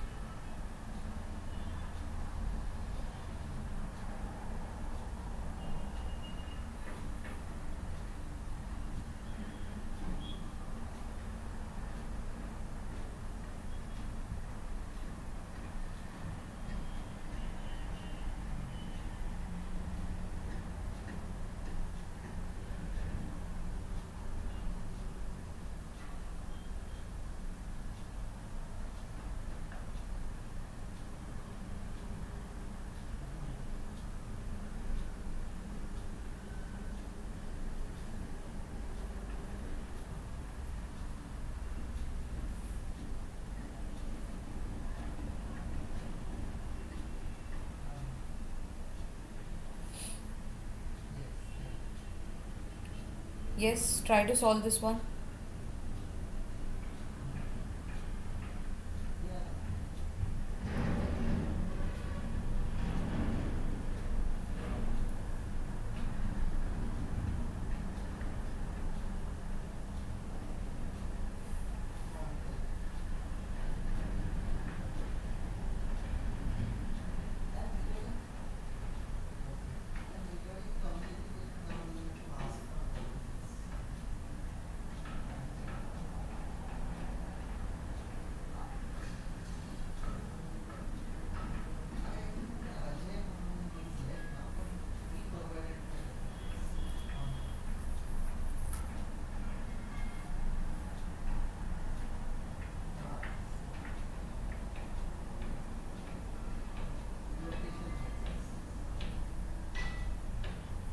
Question is simple. Just you have to go in the order of direction. Don't get confused in case of direction, or else you won't be getting the correct answer.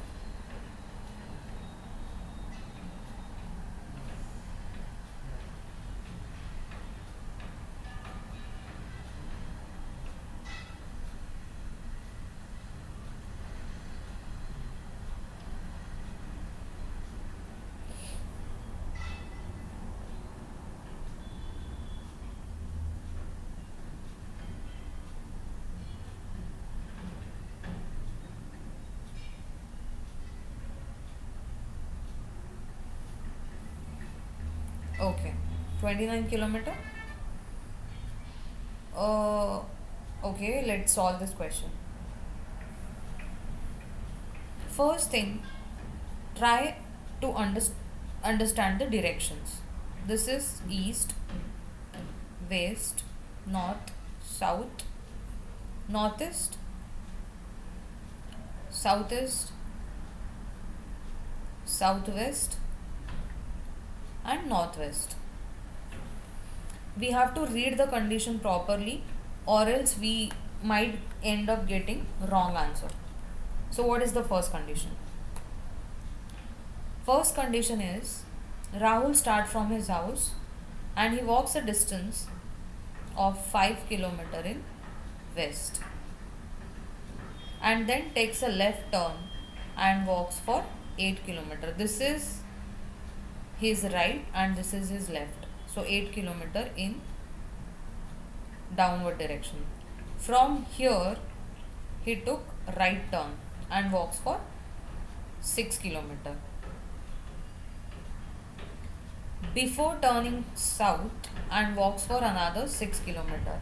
It means after this direction he walked towards south, which is 6 kilometer. And from there he turns towards right and walks for 4 kilometer. So this is his final position.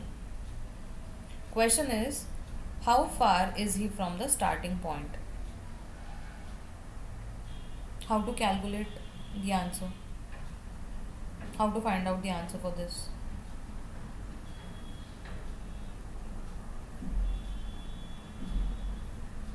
We can use Pythagoras theorem.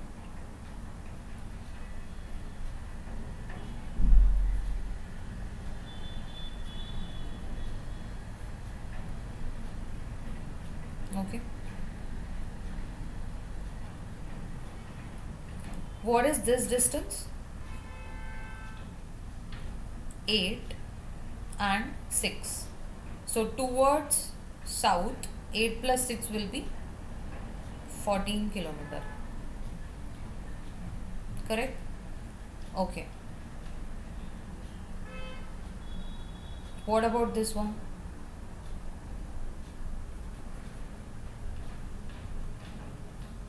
This is 4 and towards this direction it is 6 plus 5.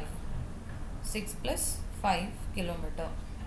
So total distance will be what? 4 plus 6 plus 5, which is 15 kilometer. So if I draw a triangle, this is 14 kilometer, this is 15 kilometer. I need to calculate the distance between starting point and ending point, which is x. Use Pythagoras theorem. Under root of 15 square plus 14 square. What is 15 square? 225. 14 square is 196. Under root of 225 plus 196. Approximately 400. More than 400. Right? It is 421. So closest number, which is square of 20, is 400, right? So the answer has to be greater than 20, but it should not be 29 or none of these. It is 20.5. Okay, because what is given in the question? Find out the approximate value. Okay.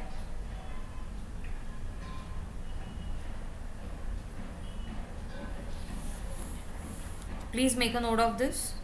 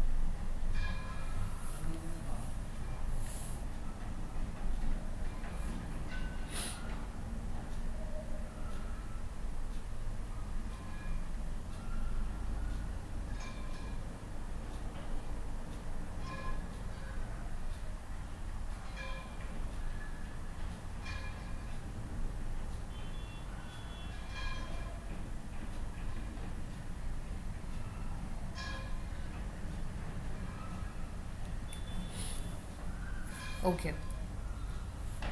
In what direction is he from the starting point? In which direction is he from the starting point? He is at this direction from this direction. So, what is his position?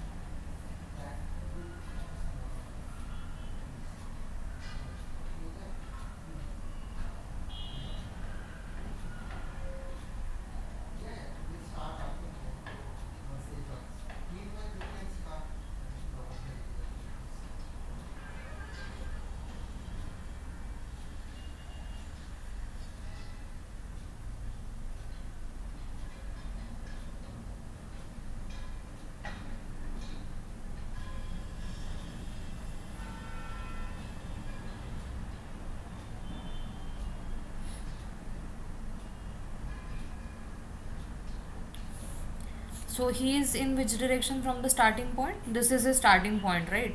He is in this direction. It means southwest. You can see over here, right? He is in southwest direction. So southwest is the correct answer. Third one.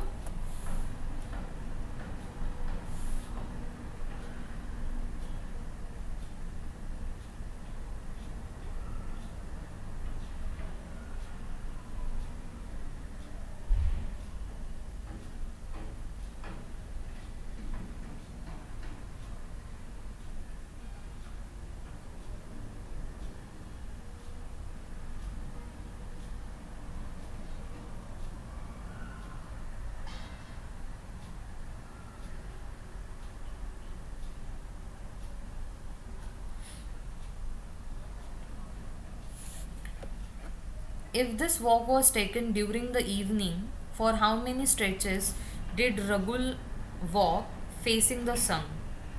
In evening, facing the sun. What does it mean? They are giving the hint. Sunset is in which direction? Sunrise, sunset. Which direction sunset will be there?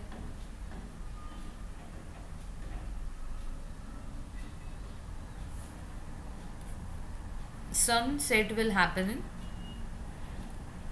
west. So what is the answer over here? In west direction, how many times he traveled? This is first, this is second, and this is third. So how many times he traveled in west direction? He traveled 3 times in west direction. Okay. So rather than giving the data directly, they are just using the keywords in order to confuse you related to how many stretches did Ragul walk facing the sun. Fine. Next question is again related to direction sense.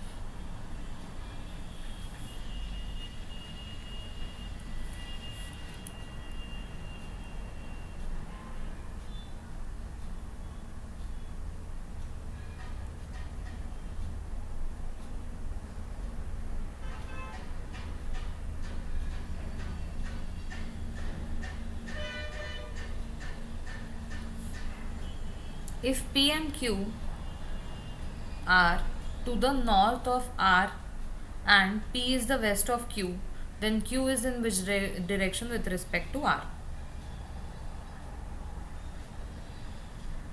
Northeast? Check again. I told you, always think about the possibilities.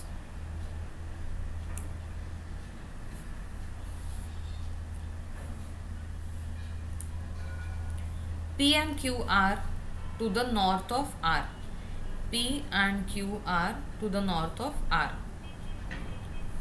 Okay, P is to the west of Q. How can I draw? P is west of Q. P is west of Q. I can get this arrangement, or I can also get the arrangement like P is western side of Q and R over here. Okay. Now tell me the answer.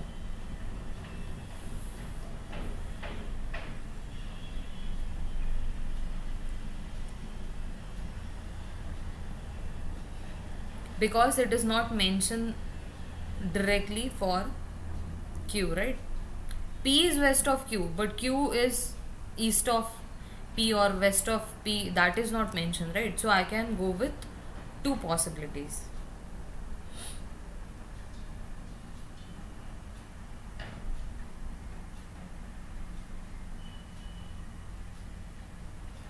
So in this case, the answer will be cannot be determined.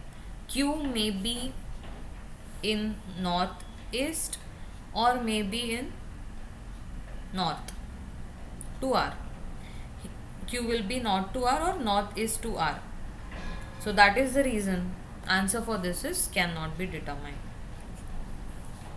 Okay, so whenever you are having these kind of question, always think about the possibilities. Yes, north or northeast. Superb.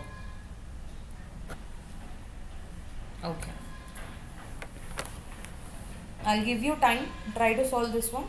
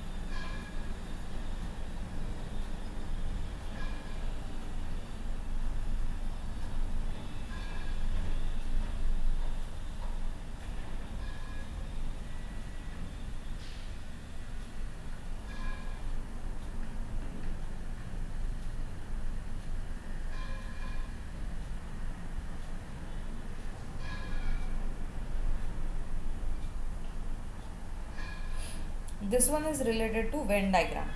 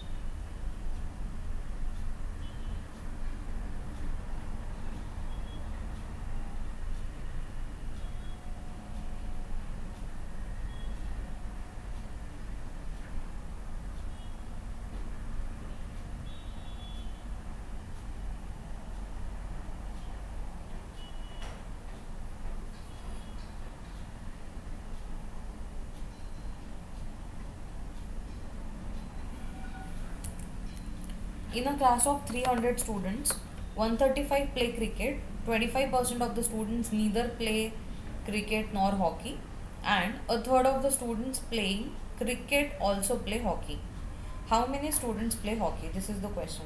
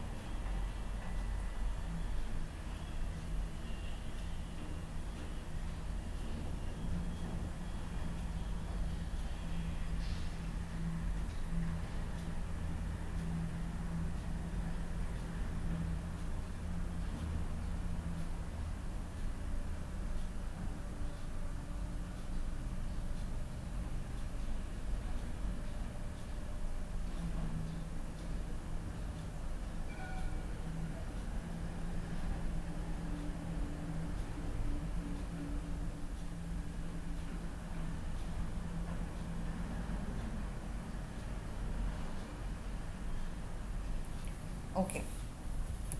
See the diagram over here. We'll try to understand with the help of diagram. Anyone is getting answer? Let me check. How many students play hockey? It is 90. Okay, let's see.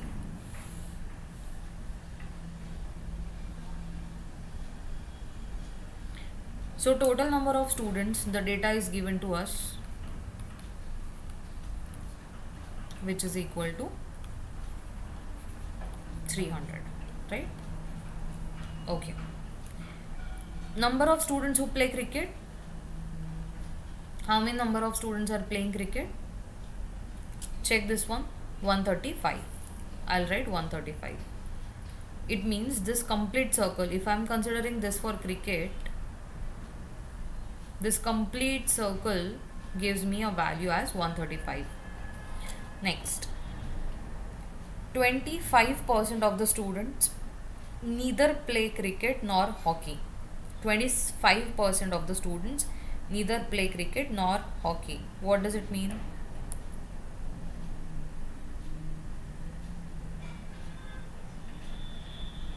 How many students who didn't play any game?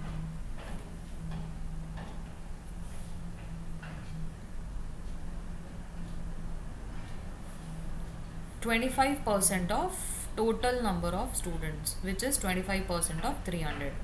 I know that 25% is 1 by 4. So what is 1 by 4 of 300? 75. 75 people are those people who are not playing any game. So what I can do? I can write 300 here, which is total number. And 75 are not playing any game. So what is left? The summation for cricket, hockey. Okay. So I can write X, Y and Z should be equal to 300 minus of 75. Why? Because 75 people are those people who are not playing any game. The total is 225. So in this case, I can say that X, Y and Z together is 225. Okay. Next, a third of students playing cricket also play hockey. It means 1/3 of students are common for cricket plus hockey. So what is 1/3? 1/3 of playing cricket also play hockey. 1/3 of cricket, 1/3 of 135 are also playing hockey. So what is 1/3 of 135? 45. So 45 is the value for Y, which are the number of students who are playing both the games. Any doubt till the value of y?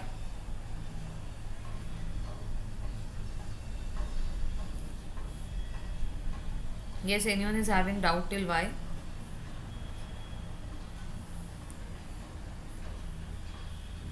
Number of students 300, 135 cricket, 25% none of the game, so only 225 are participating. One third of cricket also plays hockey, so one third of 135 is 45. 45 is the common number. Okay, x plus y is given to you as 135, a third of total. One third of the students playing cricket also play hockey. That is the reason one third of cricket, which means 45. 45 people are there who are playing cricket as well as hockey. Understood now? Not a third of total. One third of cricket. One third of cricket also playing hockey. It means 45 people are there who are playing cricket as well as hockey. Your doubt is sorted? Clear? X plus y is 135, y alone is 45. So what is the value of x?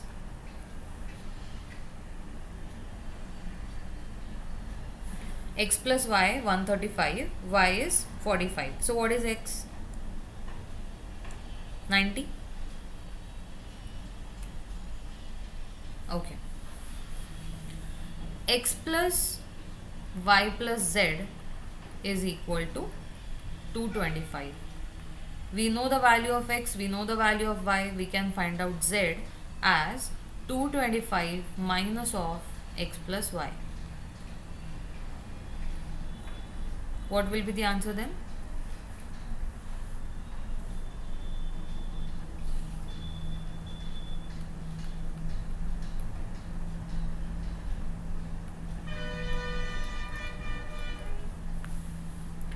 Two 25 minus of 135. Answer will be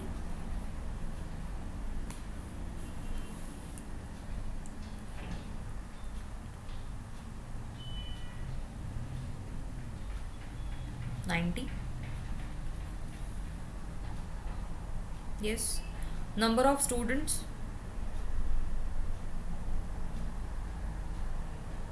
What is the question? Number of students who are playing hockey, they are asking, right? This is only hockey. Okay, Z is for only hockey. But if the question is how many students playing hockey, I need to find out the value for this entire circle, which will be 90 plus 45, 135. Is it clear? 90 is only for hockey. But if I consider a circle for hockey, it should be y plus z, which is equal to 135. Is it clear?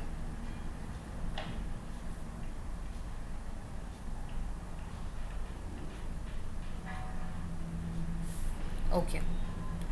Next question is how many students play exactly one of the game?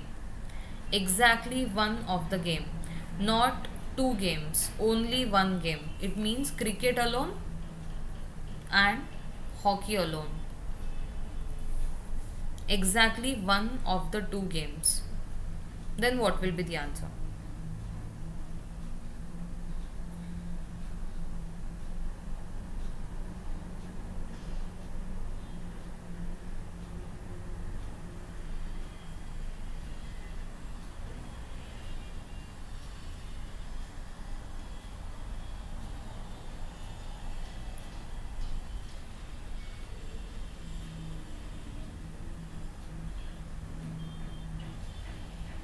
So when I'm saying exactly one of the two games, I'm talking about x and z alone, which is equal to 90 plus 90, 180.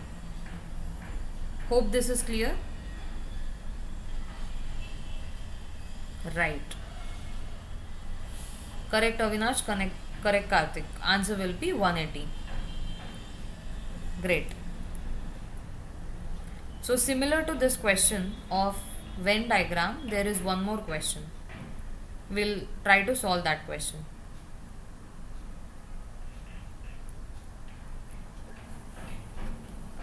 Over here, instead of 2, now there are 3 different cuisine mentioned. Check.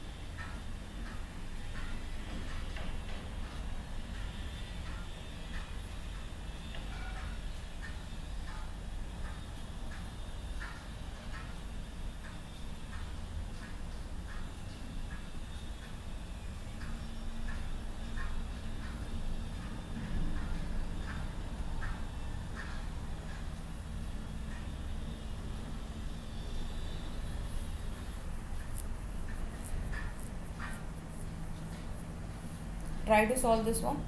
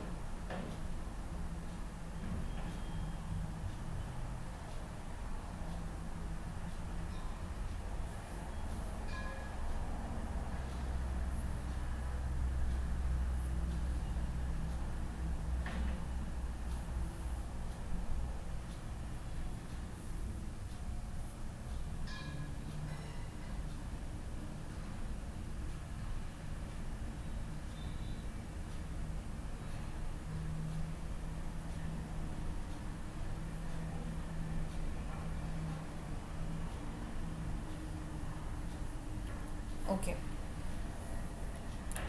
So what is given? In a party attended by 300 guests, their choice of cuisine among Chinese, American, and Indian is as follows. 100 of the guests like at least 2 of the 3 cuisine. At least 2 means what? If I draw circles like this, Chinese, American, Indian, what does it mean? At least 2. Can I say at least 2 means 2 and more than 2? Yes, at least 2 means 2 and more than 2. So, I can say this is for at least 2. At least 2 means 3 is also there. So, the total of this one will be 100. Is it clear? The first diagram. We will solve this step by step. Is this clear?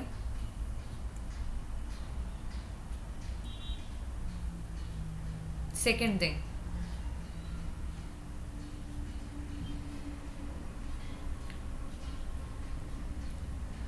230 people like Chinese and American cuisine. 230 people like Chinese and American. Chinese, American, 230 people. So, can I say Chinese and American? This circle shaded part is 230.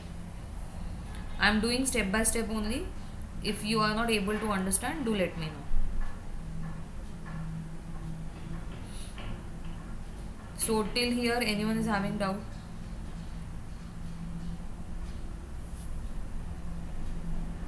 Fine then. Next thing, what I have to do?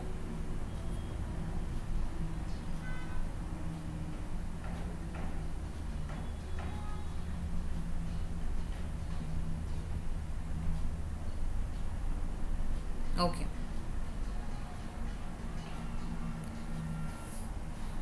One thirty like Chinese or Indian but not American. Chinese, Indian but not American. What does it mean? American should not be there. Chinese and Indian is possible. This is for American, right? So can I say Chinese and Indian will be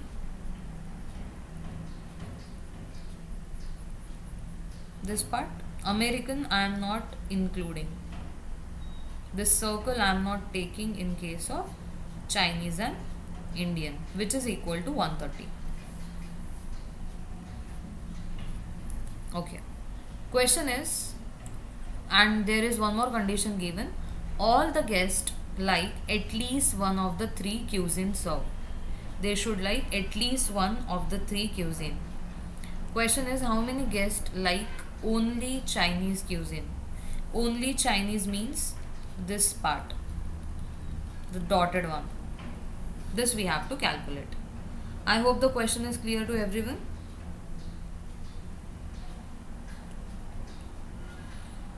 Okay, based on the diagram, try to find out the answer for how many of the people like Chinese.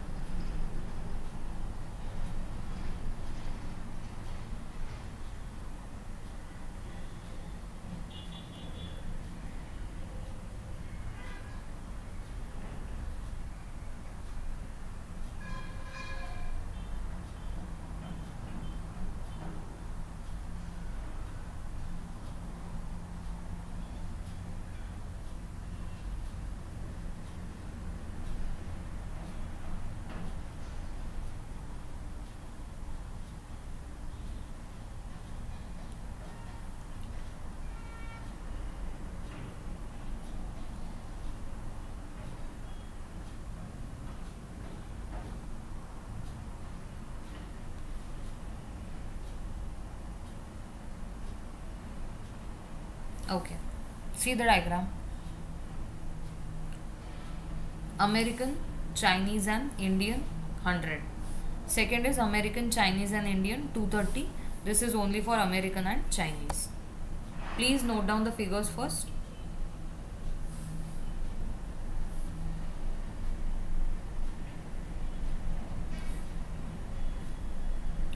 There is one more data given, 80 like neither Chinese nor Indian. means 80 people are there who like only American food. Okay, only 80 people are there who like American food. Next, Chinese and Indian only 130. Now we'll go for the question. Number of guests who like only Indian cuisine. We have to find out that value first. I know that the value of this one is 100, correct? The first figure, if you remember, the value of these three is 100, means at least two cuisine. And only American is 80. It means this value of the circle will be 180. Yes or no? Right? This value will be 180. Okay. Next.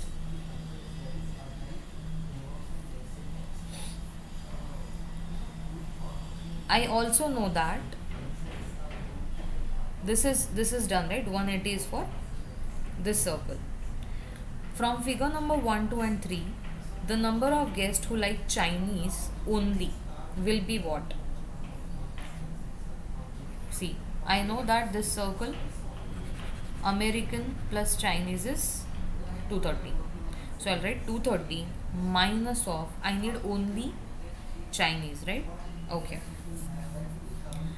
So if I reduce this 180 from 230, can I say I'll be getting the value for only Chinese? Yes.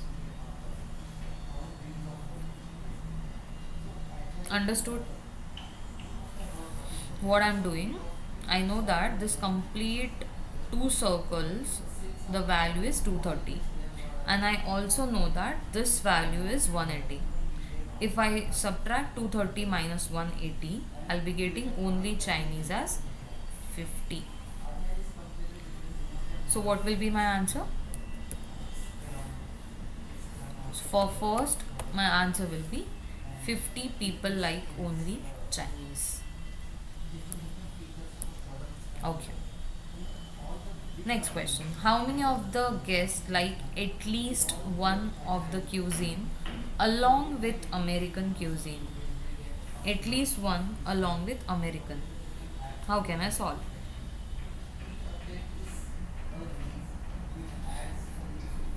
At least one along with American means this circle. This shape, value they are asking.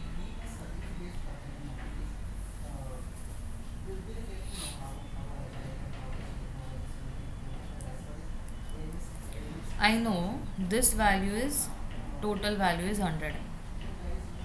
Correct. What about only Chinese? 50. What about only American? 80. Right? And what about Indian then?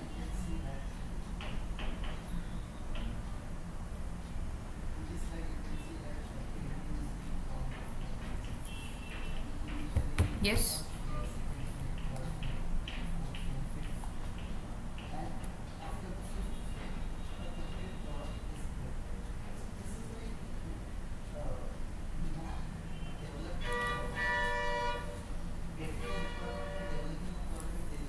It will be 100 minus of 10, which is equal to 90. Okay.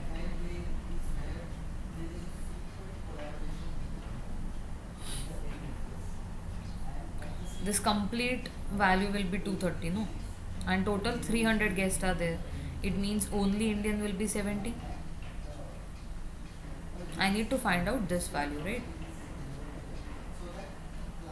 So what will be the answer then? Answer will be 100 minus of 10, which is equal to 90.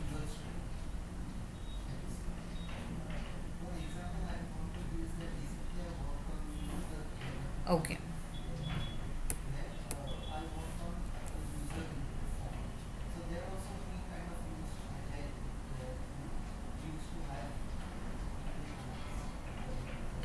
Next part of the question is related to data sufficiency. So what is the data sufficiency question? The best part over here is no need to find out the exact answer. You have to just check whether the question is answerable or not. What you have to check? Whether the question is answerable or not. So what are the type of options available? If statement number 1 alone is sufficient, statement number 2 alone is sufficient, it means within only first statement you are getting the answer. By using second statement you are getting the answer. Using the third, first and second together you are getting the answer. But neither of the statement alone is sufficient. If you combine first and second, then only you will be getting the answer. Option D, either statement 1 or 2 individually sufficient. And what is the last one?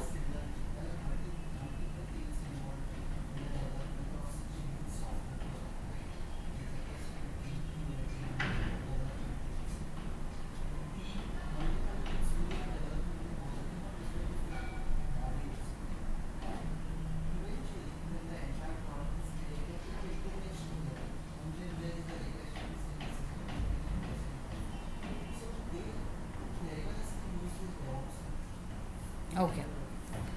The last one is even if you combine both the statements, you won't be getting the answer. Fine? Okay. See the first one. Try to solve the first.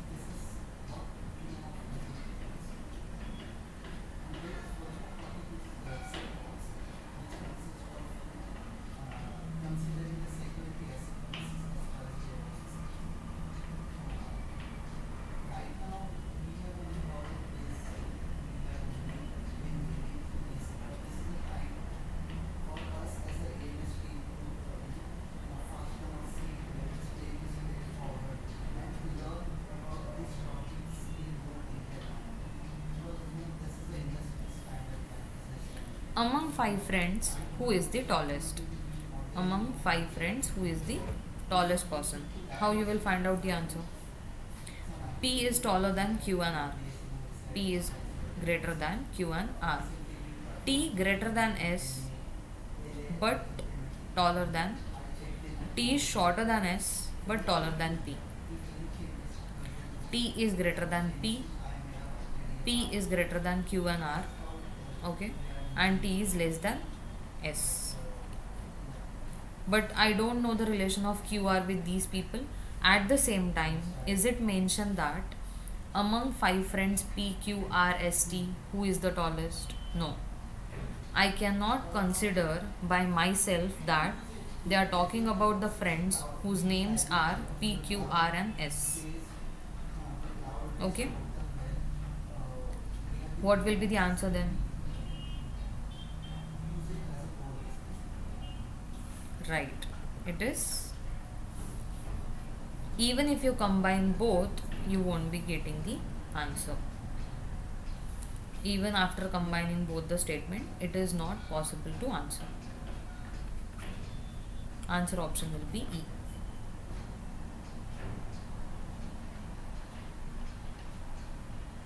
Okay.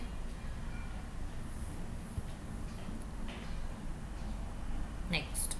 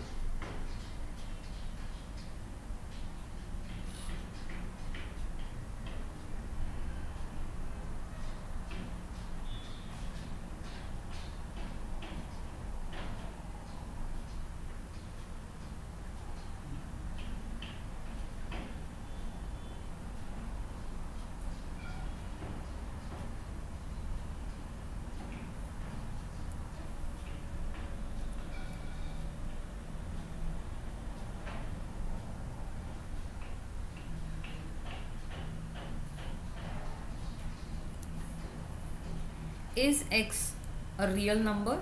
X to the power 2 greater than x to the power 1 by 2. X square is greater than x to the power 1 by 2. What will be the answer?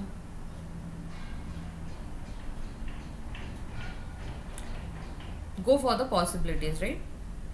If I take x is equal to 1, as x is greater than 0, I'll take x as 1. 1 square is greater than 1 to the power 1 by 2. 1 to the power 1 by 2 is also 1, right? 1 is greater than 1? No. If I put x is equal to 2, 2 square is greater than under root 2. Right. Okay. For first statement, you are getting the answer as yes, as well as you are getting the answer as no. So statement 1 alone is not sufficient. You are getting two answers. One is yes, other one is no. What about second condition? X is less than 1. If x is less than 1, you are getting the negative values.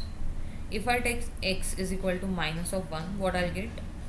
Minus 1 square is greater than under root of minus 1.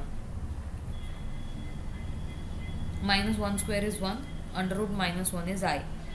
It is imaginary, correct? For this x is equal to minus 1, you are getting the imaginary value. So again the relation is not determined. So statement 2 alone is also not sufficient. If you combine both the statement, you can get the range of x. Right? If you combine both, you will be getting the range of x. X is greater than 0, but x is less than 1. So 0 to 1 is the range. And if we put the value as 0 to 1, then what will be the answer? We can get the answer as no. Okay, for negative value you are getting no, for 1 also you are getting no.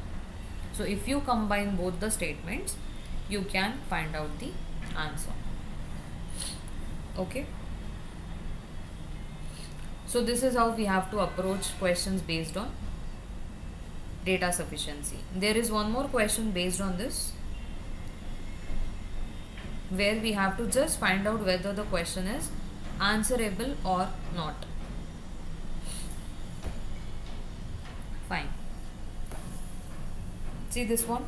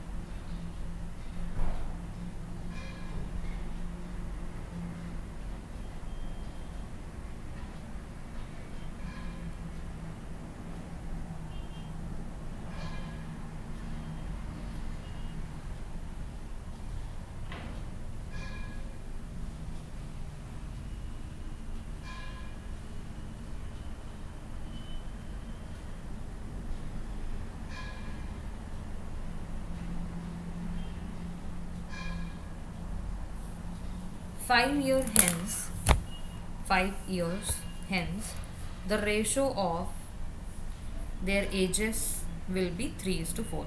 So 6x plus 5 divided by 7x plus 5, which is equal to 3 by 4. 5 year hence means 5 years after 5 years. Okay. So cross multiply. You will be getting definitely the answer 24x plus 20 is equal to 21x plus 15. From here you can find out the value of x easily.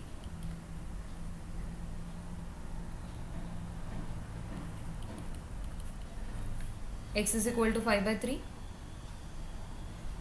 or minus 5 by 3, it is minus 5 by 3, right? Is it possible to decrease the age after 5 years? Not at all, right?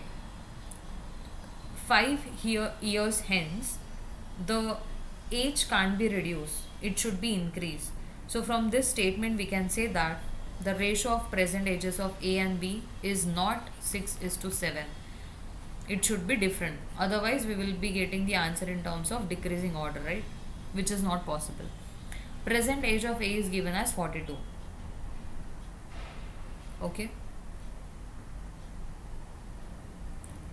but is there any age mentioned for B? No, only present age of A is given as 42. There is no mention for B, so statement 2 alone is not sufficient, but statement 1 alone is sufficient. Okay, fine.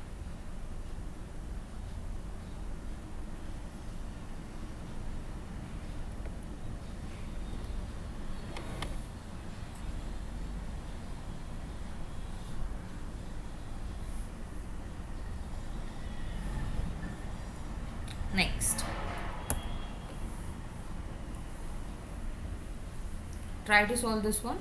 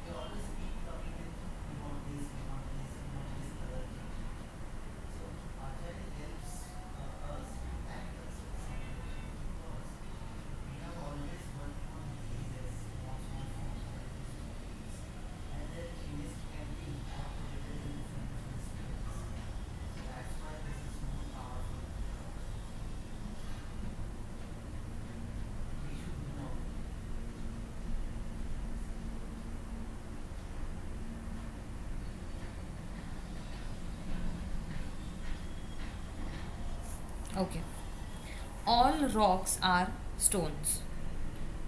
What is the question over here? The question is, each of the following question has a main statement followed by 4 statements.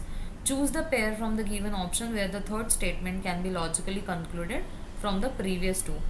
So for example, this statement is the first statement, this is the second, and this is the third. We have to satisfy this condition. I can say all rocks are stones. All rocks are stones means rock is a part of stone. All rock are considered to be stone. Then I'll go for option. Some pebbles are rocks. Some of the pebbles are rocks. I can draw like this, or I can also draw like this. Some pebbles are rocks. I need to check whether it is satisfying the condition of D. Some pebbles are stones. Can I say some part of pebbles are stones, right? It is intersecting this circle of stones, correct? So I can say that AD will be the answer. Okay, if I go for second, B, A, B, all rocks are stones and some pebbles are hard. In order to derive the conclusion, I need only 3 terms. 4 terms are not allowed. But if you look at B and A, you are getting 4 different terms, right? So this is not clear, this is not possible, this is not possible. Now I'll go for D and A. All rocks are stones. All rocks are stone. This is the first condition. D is what? Some pebbles are stone. Some of the pebbles are stone, but it should not go for rocks, correct? But what is given in A? Some pebbles are rocks. If I draw like this, rocks, stones, and some pebbles are stone, then this and this is not intersecting. That is the reason B is also not possible. Okay. So this is how we will choose A over B. Fine. Next, similar to this type.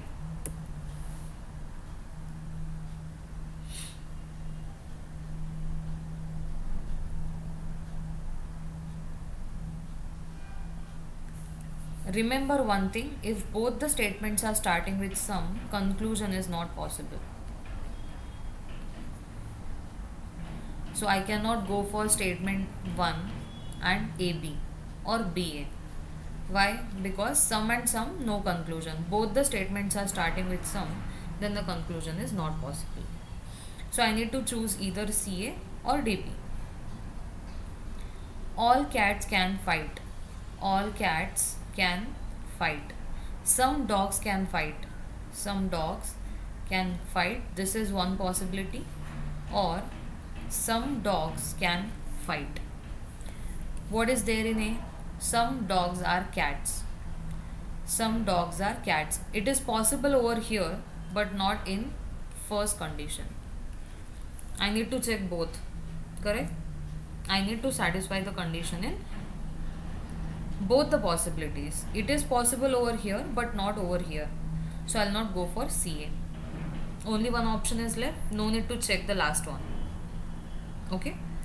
Answer will be D and B. Fine.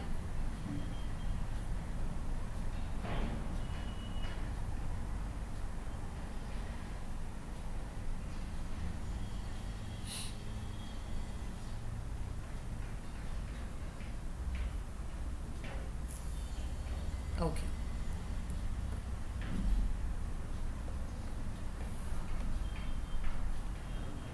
Last question. Try to solve this one.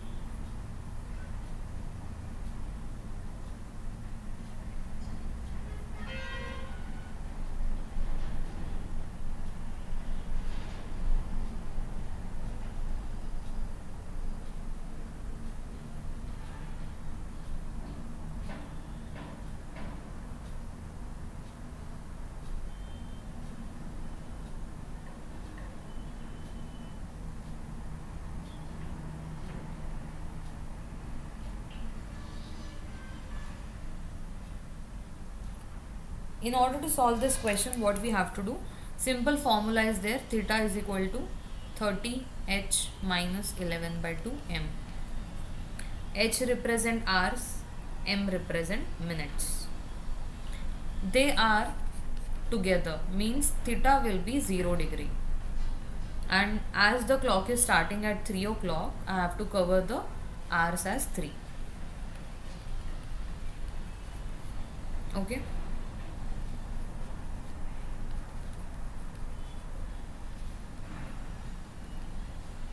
How much it is?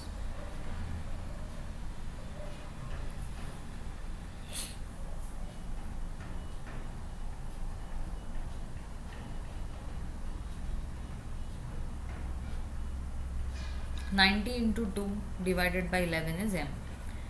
M is equal to 180 by 11. So what is 180 by 11? Try to convert it in terms of fraction.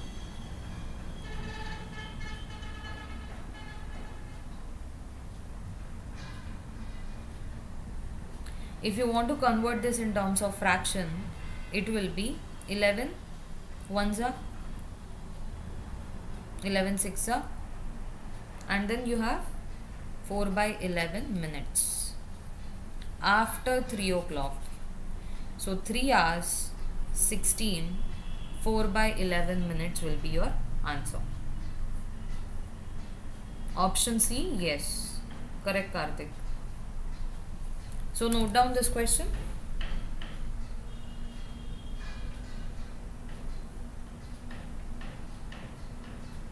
3 hours 16, 4 by 11 minutes is correct.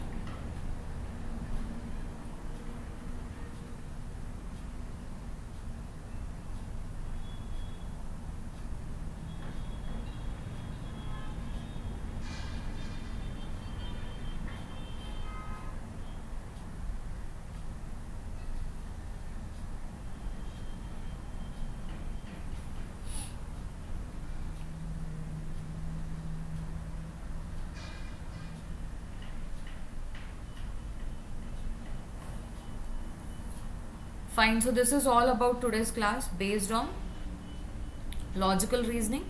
Tomorrow we will go for a combination of cons as well as verbal. Okay? Please note down this question.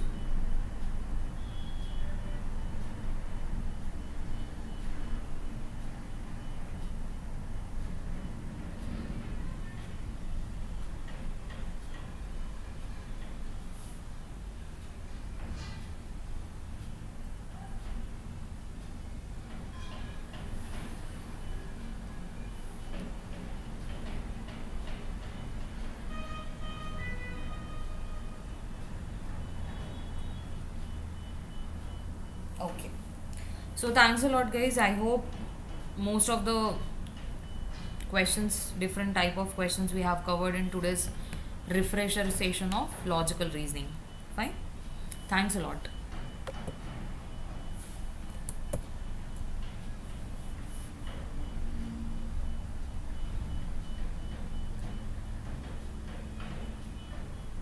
Verbal will be there in afternoon session, Karthik. Okay, in morning we will be having con session.